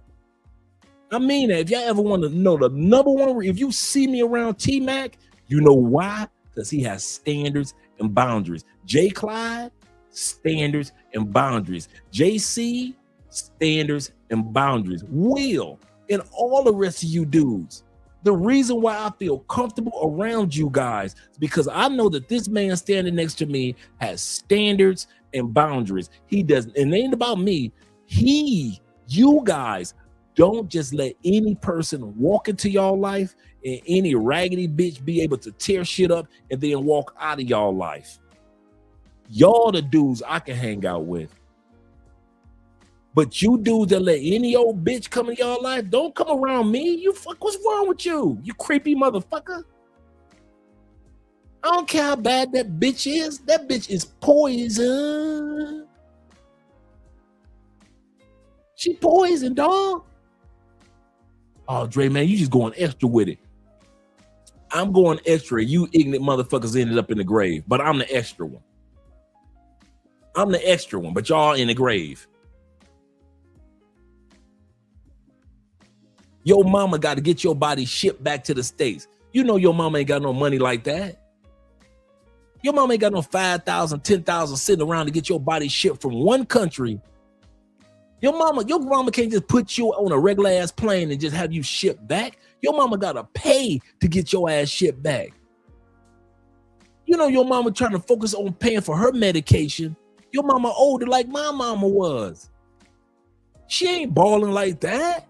She's just a regular woman trying to live out the rest of her days enjoying her grandkids. And here your bitch ass go, you want to get drugged, robbed, mugged, and now you in a fucking coffin in Cartagena. And your mama or your daddy gotta pay for your fucking body to be shipped back over a bitch. What they supposed to put on your obituary? He was a what? A hard worker? Nigga, please. What they supposed to put on your obituary? He was a father of 3. You ain't give a fuck about your kids. So what else? He helped the community. He didn't give a fuck about the community in his last moments. What else? Come on, what the fuck is your mama supposed to put on your obituary that ain't a lie? That she ain't lying to the world. Cause she sure can't put on your obituary, this dumb motherfucker went to Colombia and got drugged by 2 bitches who he thought he was gonna fuck. Now his dumb ass on the other side of Saturn. She can't put that on an obituary, can she? Not about her baby boy. So now you got your mama sit up there, gotta lie to everybody. He had a good job. He used to go to church when he was 13. He left behind 3 kids. You only took care of one of them. And you didn't give a damn about that one when you went out there and put your life in jeopardy. So don't tell me that you love your kids, but you out there putting your fucking life in jeopardy on a fucking app. Y'all full of shit. Every one of y'all, tell this to your boys. You know I don't give a fuck. I'm tired of y'all sitting up there coming to these countries, forgetting you got family back home and responsibilities back home. And when some shit go down, your kids gotta suffer because they daddy need to recoup for a year and a half after getting drugged because that shit stay in your system for so long. So now they daddy's still a fucking half zombie and shit, like he on a Michael Jackson Thriller video, because he was so busy trying to fuck bitches in DR that them bitches done drugged his ass. So don't tell me that you give a fuck about your kids, man. Fuck you, and you all you care about is fuck your kids. Because that's all you care about. Act like you got some sense of fucking boundaries. Let me be a father. I ain't swiping on shit. Let me be a single man, and I mean this, single man. I got kids. Fuck these raggedy bitches. Fuck these apps. If I'm gonna be in another country, I'm fucking with quality bitches because ain't none of these bitches gonna take me away from my fucking kids. I am not gonna end up on the other side of Saturn and my family gotta lie on the obituary because they can't tell the world the truth. My bitch ass was so thirsty for bitches, I ended up dead on the other side of fucking Saturn over a bitch. So you can sell that bullshit to somebody else, and I mean that one for real. I love my kids. Nigga, please. White boy, please. I don't give a fuck. I love my kids. Motherfucker, please. You can't tell me nothing about my kids. I can tell you this. You don't give a fuck about them. Because if you did, your ass wouldn't have got drugged. Bet that. All you fucking fathers that got drugged or damn near got drugged. All you fucking fathers that move recklessly in these countries with no standards, no boundaries. Fucking every bottom feeder that you can find because she's beautiful. Do not sell meat. Sell it to Tom Tucker, that dumb motherfucker. Don't try to sell it to Andre. Off camera. Sell that shit to yourself like you did in your mirror for the last 3-4 years. Don't try to sell that shit to Andre. Just because you sold that shit talking about you care about your kids, but you come bring your ass to Colombia and Brazil and Mexico and DR, countries that you know you can get your dumb ass drug for the stupid way that you move, but you want to tell me you care about your kids? Nigga, please. White boy, please. Please. Y'all talk to the wrong one. I am not Tom Tucker, that dumb motherfucker. That is you. That is your mirror you look into and that you tell yourself that lie. You ain't gonna tell me that lie. Nigga, you can't tell me you don't love my kids. Bruh, you can yell that shit from the mountaintops. I'm watching your actions. I don't give a fuck if you got 5,000 Father's Day cards. I'm here to tell you now, if you come to Colombia and keep moving recklessly, ain't no way you can tell me you love your kids. You don't give a fuck about your kids. You don't even give a damn about the future kids that God even had planned for you. Some of you dudes that got drugged and robbed, you ain't got no kids. God had planned for you to have 2 kids once your ass settled down. Your dumb ass is dead on the other side of Saturn. Those kids ain't gonna never be born, not through you. You don't even give a fuck about your future kids.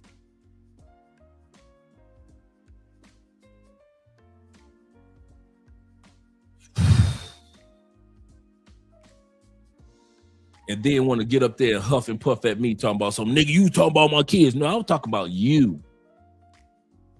Nigga, say it to my face. Nigga, I'm telling you to your face. Y'all know how I am. I talk this exact way in public. Do not tell me you can't give a fuck about your kids, but you don't know how to even swipe on a fucking app like a little ass kid.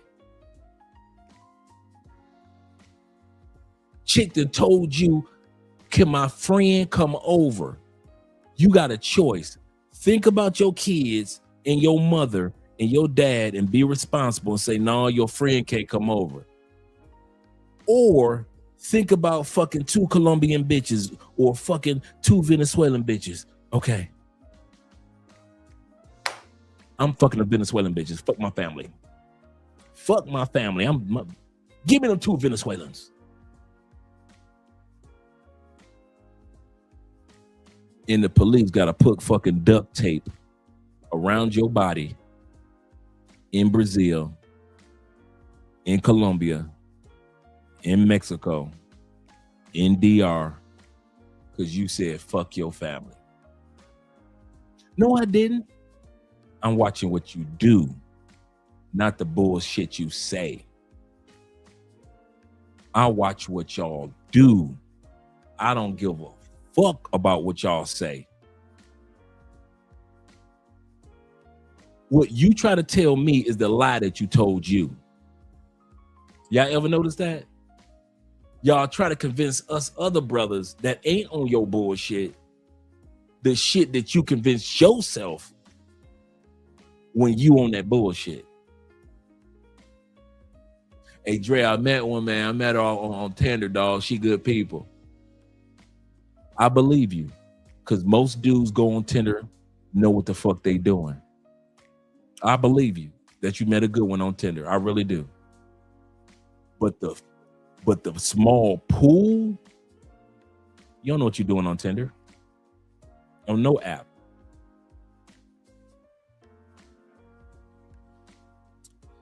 Jay Fleming had a Corvette. Let's talk about the Corvette. I ain't never drove a Vet before. I am not going to get in Jay Fleming's Vet and say, bruh, let me drive it. What's the first thing Jay going to say? Dre, you ever drove a Vet? No, I ain't never drove one. Dre, you my dog, but I can't let you drive my car, dog. Why can't Jay let me drive his car? Because I don't have experience. And the truth is, no matter how much I know how to drive, no matter how much I desire to drive a Corvette, if I don't have the experience and understand how to drive a Corvette, I could tear something up. I could hurt myself, right? And I could hurt Jay if he's in the passenger seat. So for safety purposes, what does Jay say? No, Dre, I don't think that's a good idea, bro. I can't hand you my car keys. I'm sorry. It's the same thing with the apps. Yes, you have a desire to use the apps. Yes. Yes, you're a grown man and have the ability to use the apps. That doesn't mean that you know how to use the apps like other brothers who understand how to use apps properly do. You're not equivalent. Just because you're a grown man and you download an app to your phone does not make you equivalent to those that know how to use it properly in other countries. You're not equivalent. Yes, you might be the same height, same race, same economics, same country, blah, blah, blah, blah. That makes you seem the same. Just like me and Jay Fleming can be both black men, mainly the same height, coming from the same type of communities. That still does not make me a person that knows how to drive a Corvette. I look equivalent. Doesn't make me equivalent. You look equivalent. You might have money in your pocket like the next man. Still doesn't know means you know what the fuck you doing when it comes to these apps. You don't. You don't. Bruh, you don't. And there's nothing wrong with that. That's what my point is. There's nothing wrong if Jay says, Dre, you can't use my car keys. You don't know what you're doing. There's nothing wrong with that. There's no law that says, and I shouldn't be mad at Jay when Jay tells me you don't know what the hell you're doing, Dre. He's not being mean. He's trying to save my life, his car, his responsibility. And maybe if I run into somebody, probably somebody else's life. He's not being mean. He's not being evil. He's actually being a real friend that cares about me, his property, himself, and the person who I could run into by not knowing how to drive a Corvette. I'm not being mean to you dudes. I'm telling you something because I care. Stay off the apps if you don't know how to use them in other countries. And don't assume because you got away with it one time, you're going to always get away with it. Sure, I might can get in Jay's Corvette and may make it half a block. That doesn't mean I can drive from LA to San Francisco. Yeah, I made it half a block smooth with no, the kids are at home, the parents are parked, and no street, the streets that have no cars that don't allow you to park a car on the streets. And so I maybe to drive a Corvette half a block. And Jay said, okay, that's enough, Dre, get out. Right? I might be able to do it. That doesn't mean that I can drive from LA to San Francisco.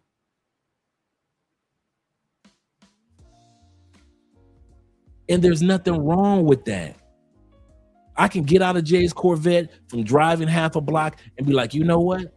That's all I need. That experience to say I drove a Vet one time. And now I understand the power that a Corvette has. I'm not just a passenger anymore. I understand why you have to have enough sense in how this car is used. It's not a regular car.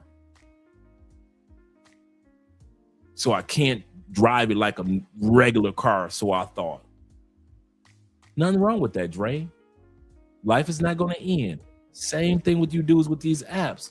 If you know that you're not an app type dude, stay off them fucking apps, man.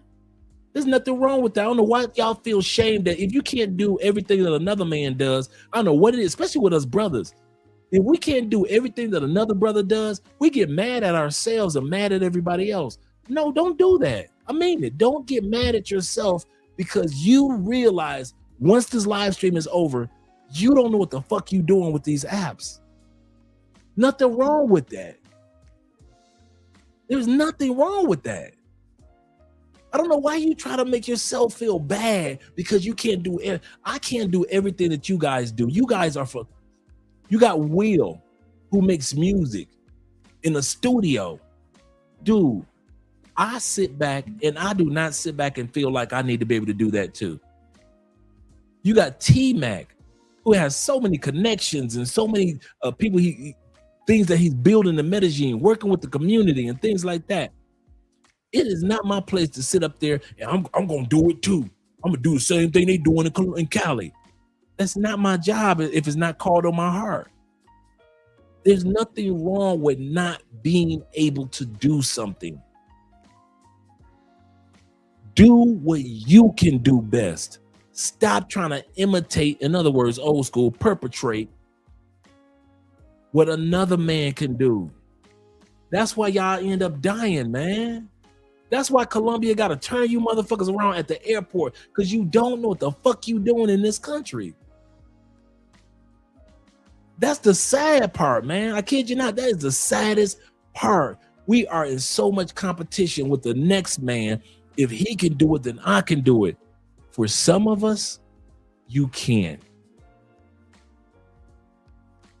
You can't. At home, you the app king. You are the app king at home. But once you leave, it's like driving a Corvette. You do not know what the hell you are doing in any country. You fuck up swiping in Thailand, you fuck up swiping in DR. You fuck up swiping in Philippines, you fucked up swiping in Vietnam. You are not good at that, man. I don't know why you guys get mad.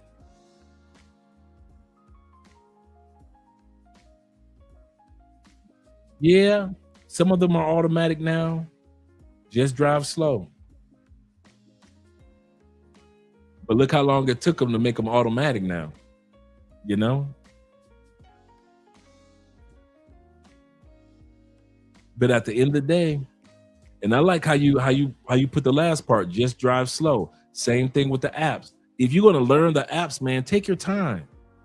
He's absolutely correct. With a Corvette, automatic or stick shift, I still would have to take my time, just drive slow. Same thing with the apps. If you really are serious about the apps, take your time with them. All of this, just swipe. And just assuming that it's all working out for you, it's not, bruh. I don't know what else to say. I'm going to end this live stream. I know it's going on 5 hours. And thank you guys for hanging out with your boy for this long, but I'm tired of giving the same story over and over again, man. You don't know what the fuck you're doing. Act like it, and it's okay. He ain't talking to me. No, I'm talking to you. He can't be talking to me. Yes, I can be talking to you.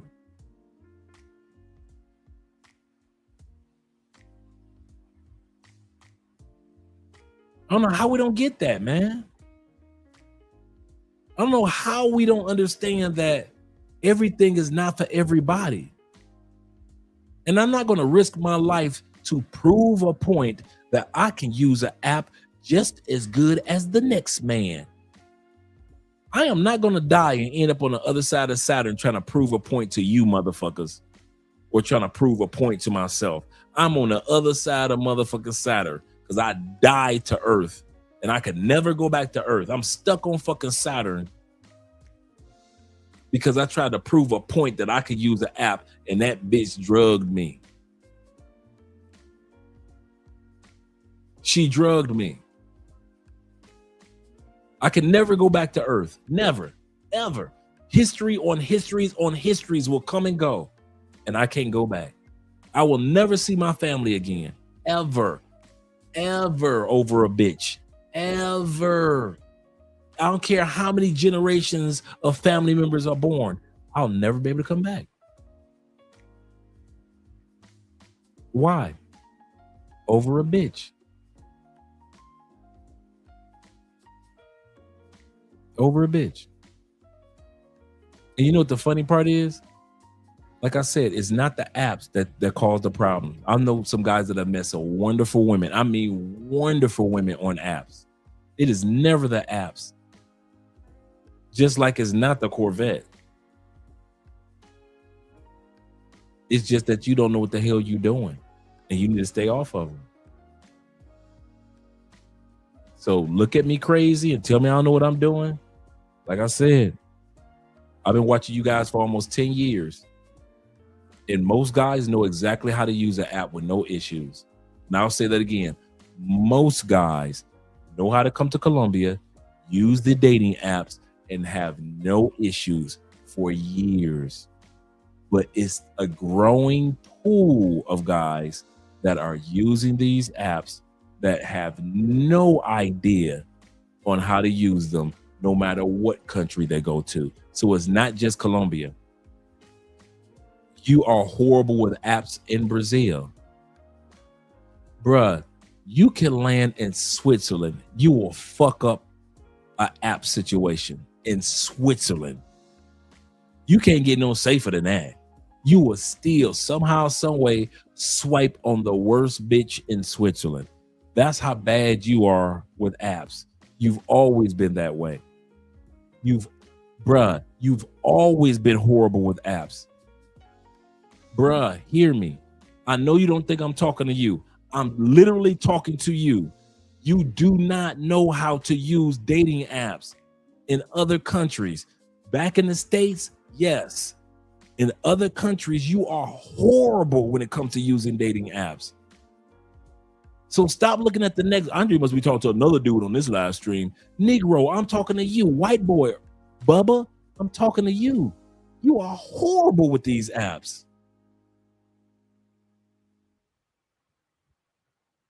Just do us a favor.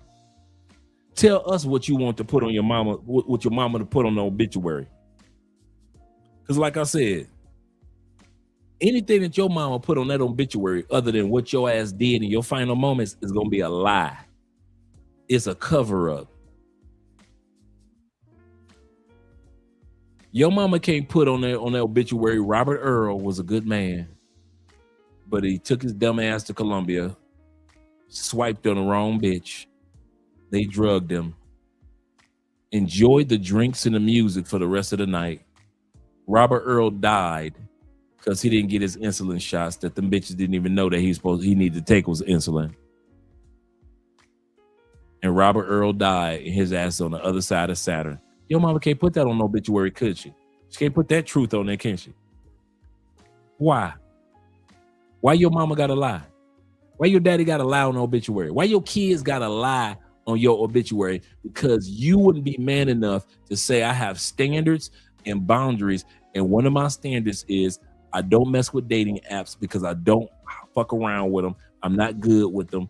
My experiences have not been that great, so I leave them alone. My boundaries don't allow me to do that. My standards don't allow me to do that. And I don't feel bad if I have them boundaries and standards. Another man can do that and it succeeds for him. That's cool. I'm happy with that. But as for me, I don't go on the dating apps because they just don't work well or gel for me. And I'm not going to push the envelope to try to prove that I can do something when I don't need to.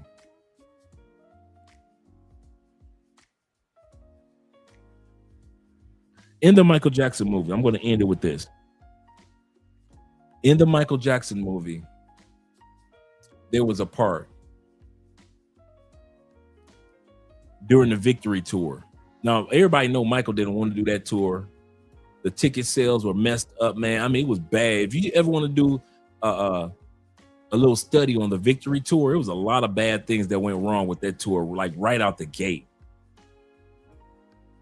Right out the gate, it was bad.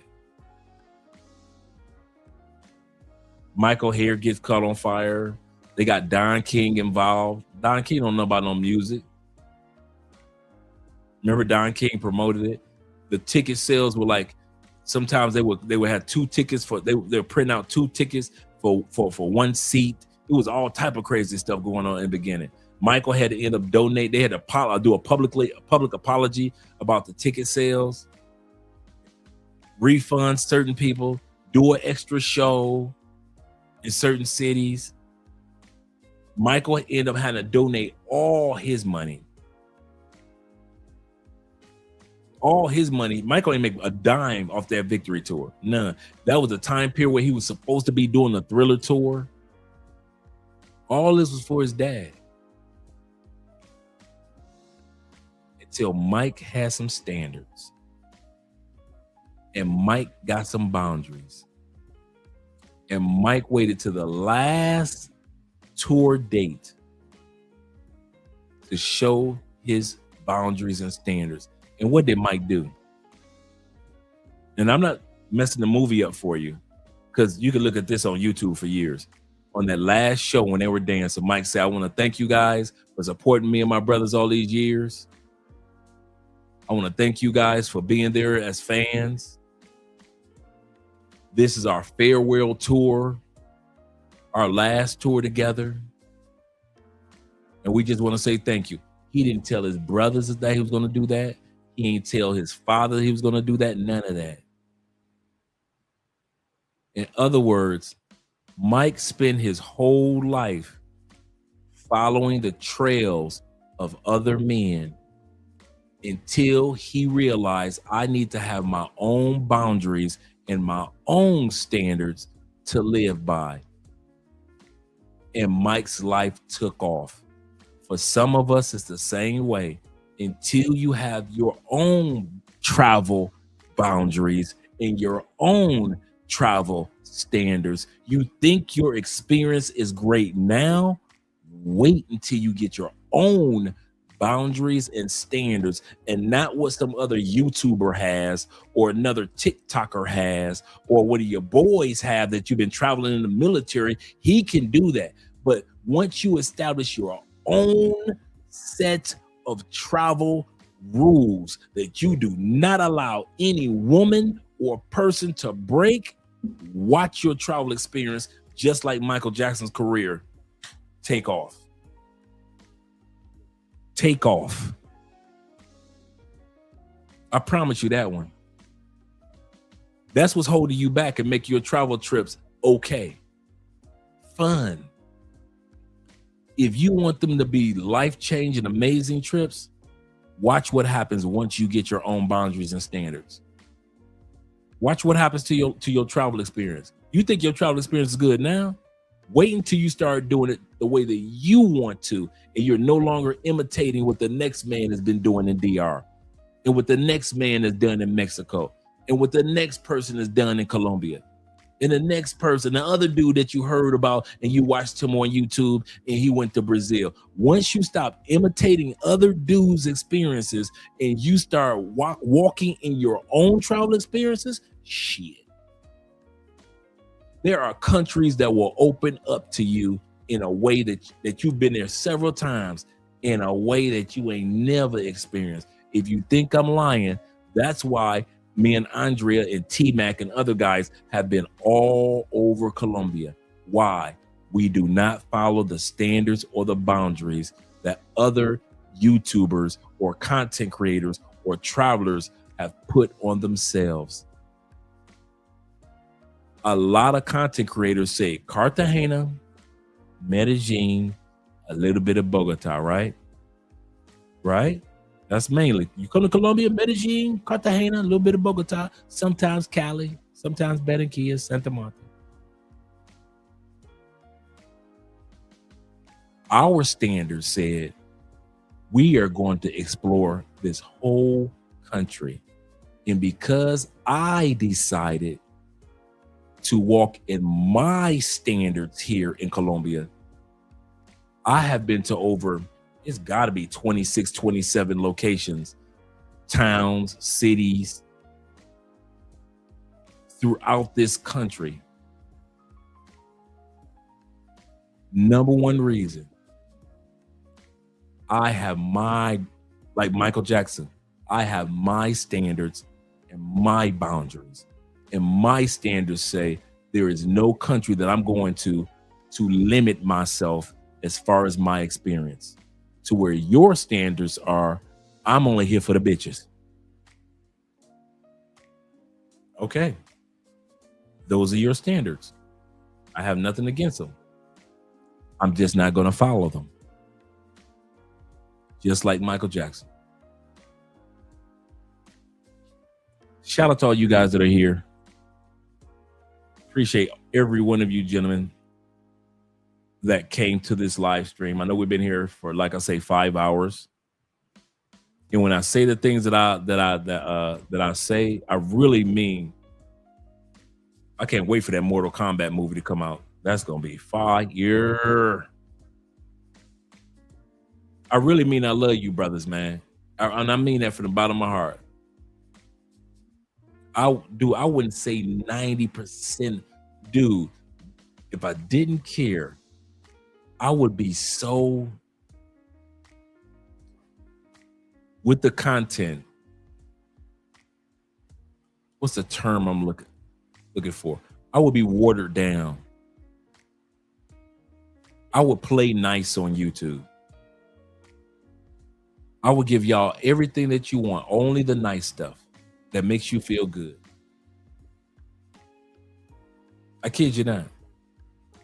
I would give you only the nice stuff. Especially if I was going for the money. If I was going for the money on YouTube, shit. You know the lies I could tell y'all?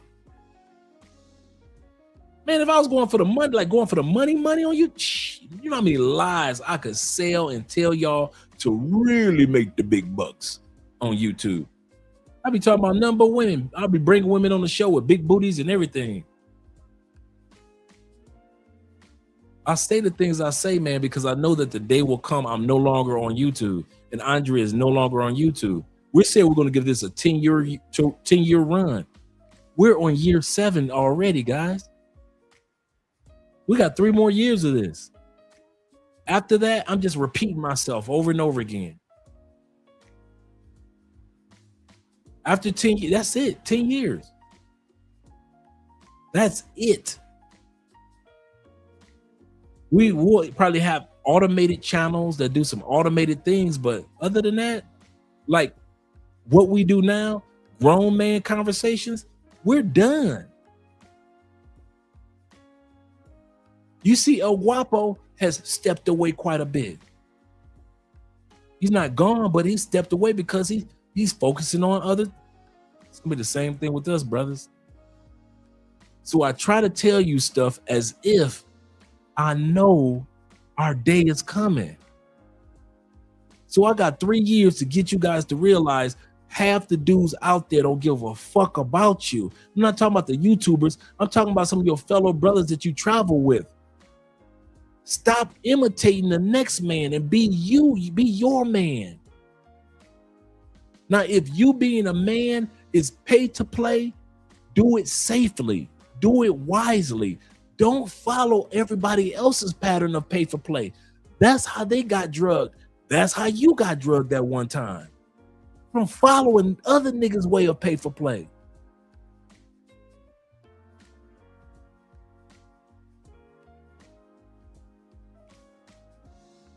I don't know. I don't know what to say. But I love you, brothers, man. I really do. Let me get ready to do this outro. Let me do this outro. Let's catch one of the videos. Oh, let's hit this one. You got me overthinking, yeah, where we could be. Needed some clarity. I'm in too deep now. Gives up a picture, fantasies. Just you and me. Like it's meant to be.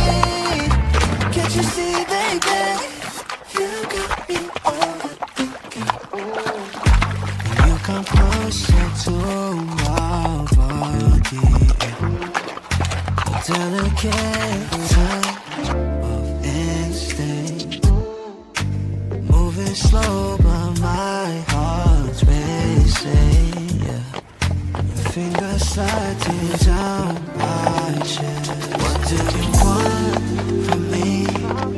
Lately it's been nothing but a mystery. Curiosity has got me wondering if this'll be alright. I put you in my life for more than a night. You got me overthinking. Here, where we could be. Needed some clarity. I'm in too deep now. Into the picture. Fantasies, just you and me. Like it's meant to be. Can't you see, baby? You got me overthinking. Yeah.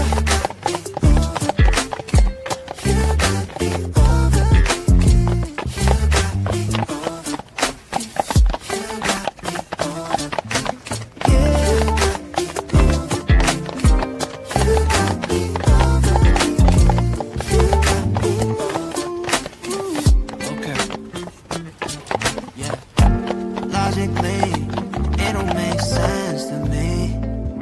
I don't see what you see. For making me wait to call you my lady. Making me contemplate, trying to calculate what your signs state. Tell me why hesitate. Why you keeping me at bay? Don't wanna be in the gray. Baby, I really love your curves, but I need my answer straight. Do you want from me? Lately it's been nothing but a mystery. Curiosity has got me wondering if this'll be alright. I want you in my life for more than just a night. You got